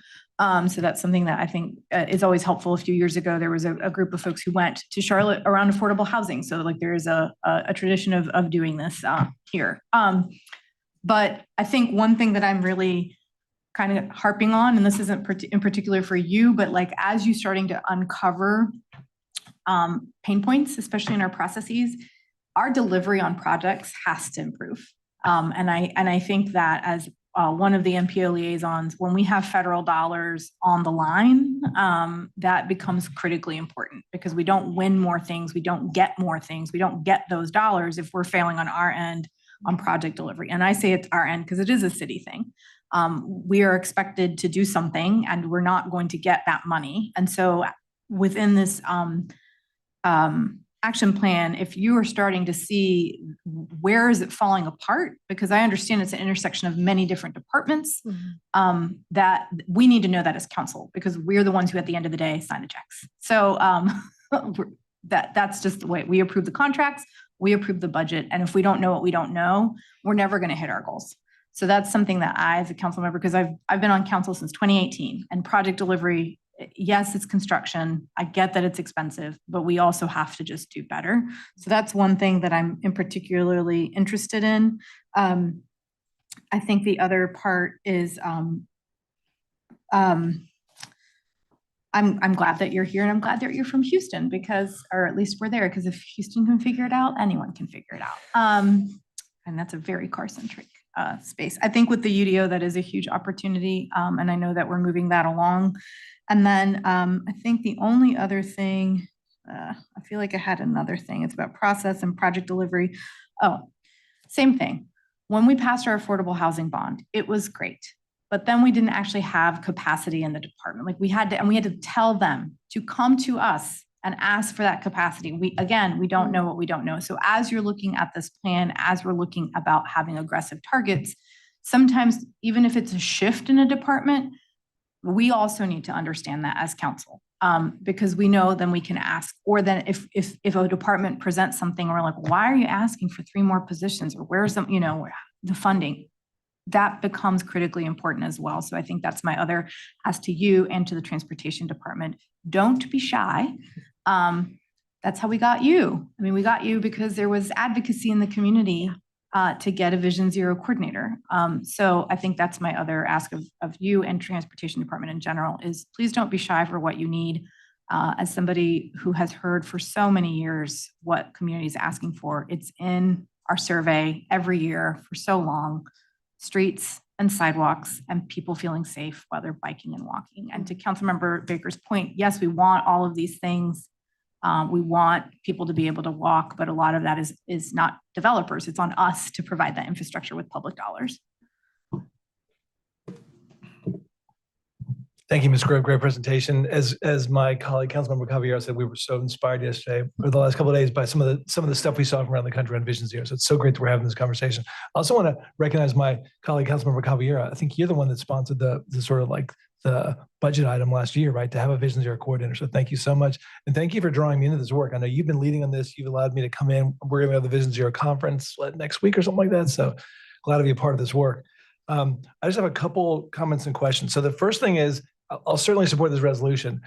Can you say more about the safe systems approach? There's a lot of talk about that at the conference the last couple of days. And I understand that our resolution from 2017 was really not a safe systems approach model, right? It was more of a behavioral approach. I don't know what you call that. 5 E's. Right, the 5. So can you say more about, this is an important shift here. I think I want everybody to know about. So can you say more about this shift from the 5 E's to the safe systems approach? Sure, yeah. So 2017 resolution, which is a great resolution for its time. At that time, the 5 E's, and I try my best to recall them, but It's like education, enforcement, engineering, equity, evaluation. Then they kept adding E's, emergency response, and yeah. And so it tended to silo a lot of those components. And so the safe systems is trying to step away from that. And I think y'all may have seen the wheel of safe systems that's out there. And what I showed is the pyramid, which I think is a better refocusing of the safe systems approach, because it tells you where to put the most weight. In that wheel, it acknowledges safe road users and safe speeds. It talks about vehicle technology, but it's sort of equal parts across in that wheel. And so the pyramid is acknowledging that there are certain components of our transportation system that we know have a greater impact on injury prevention and risk management. And so we need to put the resources there at the bottom of that pyramid. And so safe systems, it's about acknowledging that my human body, our human bodies can only take so much force before it's injured. And in a traffic crash, that force tends to be from a vehicle, and it tends to be a serious injury or deadly when there's increasing speed. And vehicle size should be acknowledged here. You know, vehicles have gotten bigger. That also impacts the force. So it's really safe systems. That's the crux of it, is just acknowledging the human component, that we can only handle so much on our roadways, and we need to focus on the interventions that prevent prevent the injury from happening. Great, thank you. And I think part of the safe systems approach, I think, as I recall from the presentation from Hoboken, which again, I don't know if you heard at the beginning of our meeting, Hoboken has had 7 years of no fatalities, right? Yes, It's a smaller community. It's different from Durham, but it's what we can accomplish, right? Mm-hmm. Part of the safe systems approach is also like a data-driven piece, right? They talked a lot about the data. Yeah. So can you talk about, and I know you've been doing some crash analysis already. Can you say more about the demographics of the 28 people that died last year in Durham, or the 121 in the last 4 years? Sure. What do we know about their demographics? Because I think your slides sort of get another sort of like angle in demographics, but didn't say exactly like what are the demographics of people that are either seriously injured or died. Yeah. So just really quickly on Hoboken, the mayor of Hoboken spoke at a conference I went to recently in Miami, the National Association of City Transportation Officials.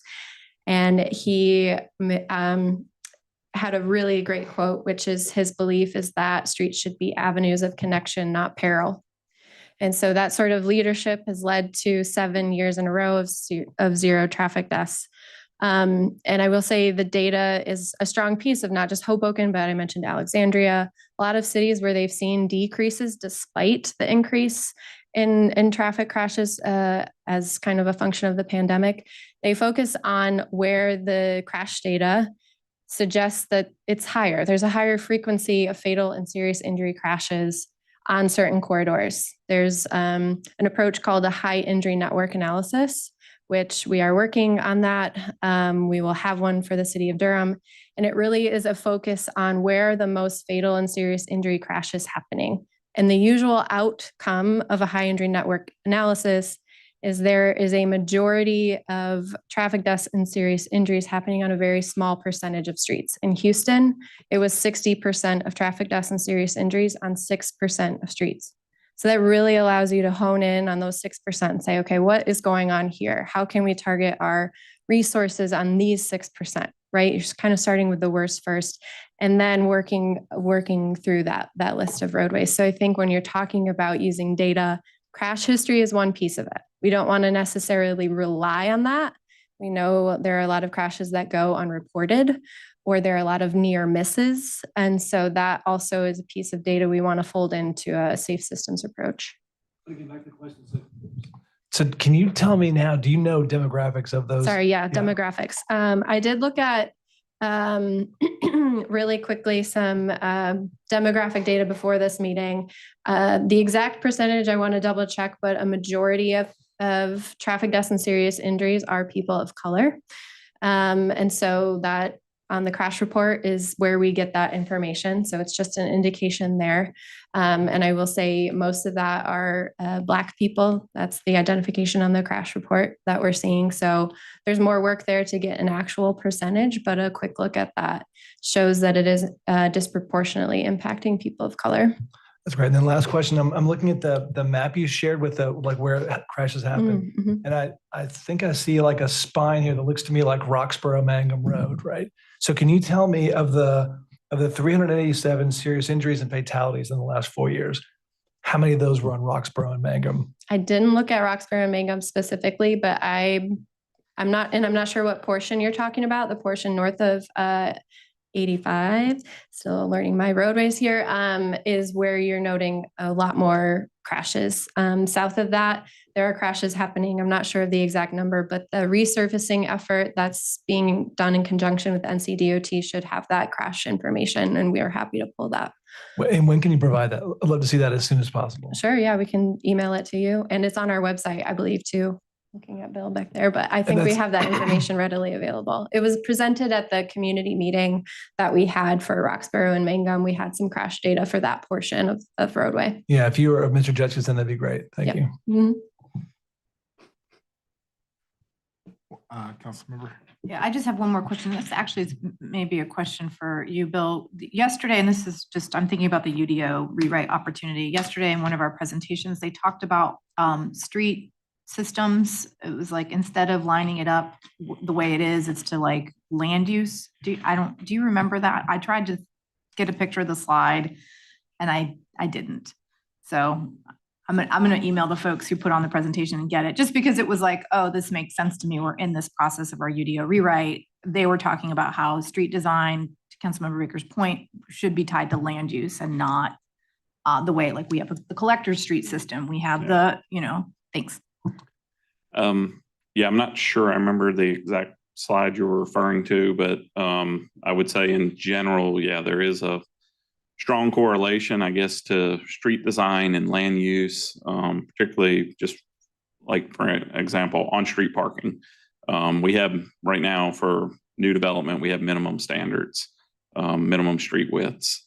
So if the community is developed and on-street parking is heavily utilized, that can be a great factor in reducing speeds and reducing conflict points. However, if the roadway is designed to accommodate on-street parking and then it's not utilized, it becomes a wider road with higher speeds and more complaints and more safety concerns. So. Thank you. And I'll try and get that information just because it is with the UDO rewrite. I just thought it made a lot of sense. All right, thank you so much. This was very helpful.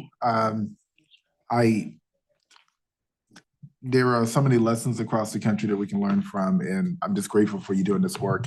I think out of this entire conversation, I think what's piqued my interest is the best, the most practical way is to Councilmember Baker's point about just looking at our design standards, because it's just so complicated working with, a state transportation department that doesn't always align with our values. I mean, they make urban centers feel like the problem child, and we're just trying to save lives. Conceptually, I really appreciate your approach. And I think that, I'm sitting here like, gosh, we need a Vision Zero coordinator in other areas too. Like we just talked about crime, like, Jesus, we need one day or two. But just to make sure like your approach to this work, it is so easily followed. And it makes it, I have a little anxiety about, I want to support a resolution, but I have anxiety about setting dates and thinking about how big this is. But at some point, we do have to change our way of thinking, so I'm on board with that. But thank you. Thank you. Thank you for your time. Oh. Yeah, go ahead. Yeah. So we know that reducing the width of lanes and reducing the width of streets is a good thing. And because this is my job, having the tough conversations often come with talking with solid waste and who drive these big trucks, talking with the school system who drive school buses, talking with the fire department who they want to have the width on all the streets to be able to do the cul-de-sac maneuvers, and they all contribute their comments and say, hey, we need more width. And so just wanted to lay that out there, as those are tough conversations to have. And we just kind of need to push. We need to push those entities in very delicate and careful ways. Do you have any input on that or any thoughts on that? Well, I'll give a major kudos to transportation staff who, before I was here, coordinated with the fire department and with Go Durham to test out some of those traffic calming features before fully implementing them. And I showed that example on Enterprise Street in the South Side neighborhood in the slideshow earlier. But that really was a coordinated effort with other departments who use our roadways. Our roadways have a lot of functions.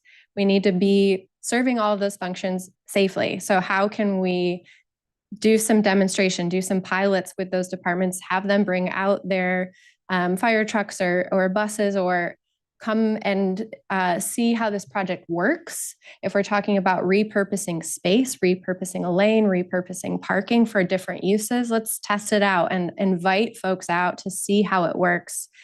Look at the effectiveness, and we can see before and after data. I think we need to decide what our values are as a city. Mm-hmm. What are we really going to say this is success of a project? Is it the speed reduction? Is it businesses are happy with the foot traffic? Is it, there's a lot of things that we need to decide our values in order for us to think about what success means. But I think we have to first think about the ways that we can demonstrate projects and bring people out to see it's how it works. Great, thank you. Mm-hmm. All right, well, thank you so much. Thank you all very much. You can now go home, and we're gonna be here for a little bit longer. All Can right. you call motions? Not yet. And I did have speakers, but I don't see them in here.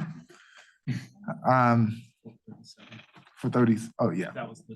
Well, that's right. And we don't need to, because they're not here, we don't need to address it, right? All right. Is that the last presentation? Yep. All right. So, Madam Attorney, you want to read that motion? We want to settle. Oh, yeah. And also, so this resolution of business, do we do that? Is that just part of the? Yeah, it'll go in the. It just goes on the consent agenda. Right? Yeah, it'll be on Okay, the consent agenda. Mr. Manager. Thank you, Mayor, members of council. A lot of good work today. Settling the agenda on consent, items 1 through 32, and on GBA public hearings, you'll have items 37 and 38. Thank you. Motion, right? Yeah. I'll entertain a motion to approve the consent agenda. So moved. I mean, to settle the agenda. Second. All right. All in favor? Aye. All opposed? All right. Madam Attorney. Thank you, Mr. Mayor. Oh, I'm sorry. Madam Clerk. Sorry. Thank you, Mr. Mayor and City Council. I have a brief report. The Durham Board of Adjustment appointment for the category of regular member. The selection for nominations was Chad Meadows and David S. Morgan. Durham Workers' Rights Commission for the category of regular member is Nina Martin. Durham Planning Commission appointment, Malcolm K. Gregory, and council has chosen to re-advertise the second seat. Mayor's Council for Women appointments for the at-large category is Sarah J. Cunningham, and the category of Ward 1 is Chrisonia Spruell. Citizen Advisory Committee appointments, Valen Alford, Leah N. Efer Green, Sherrard A. Johnson, Brian W. Langlis, and Shonda Wilson. And the Durham Sports Commission nomination is Jay Pratt, and that's the end of my report. Thank you. Madam Attorney. Thank you, Mr. Mayor. The motion that the City Attorney's Office needs from the council is a motion to hold a closed session pursuant to North Carolina General Statute 143-318.11A3 for attorney-client consultation concerning the handling of a settlement demand for a yet-to-be-filed liability claim. All right, I'll entertain a motion. So moved. All right, all in favor, please show by raising your hand. Thank you. All opposed. All right, we are now recessed to We'll secure the room.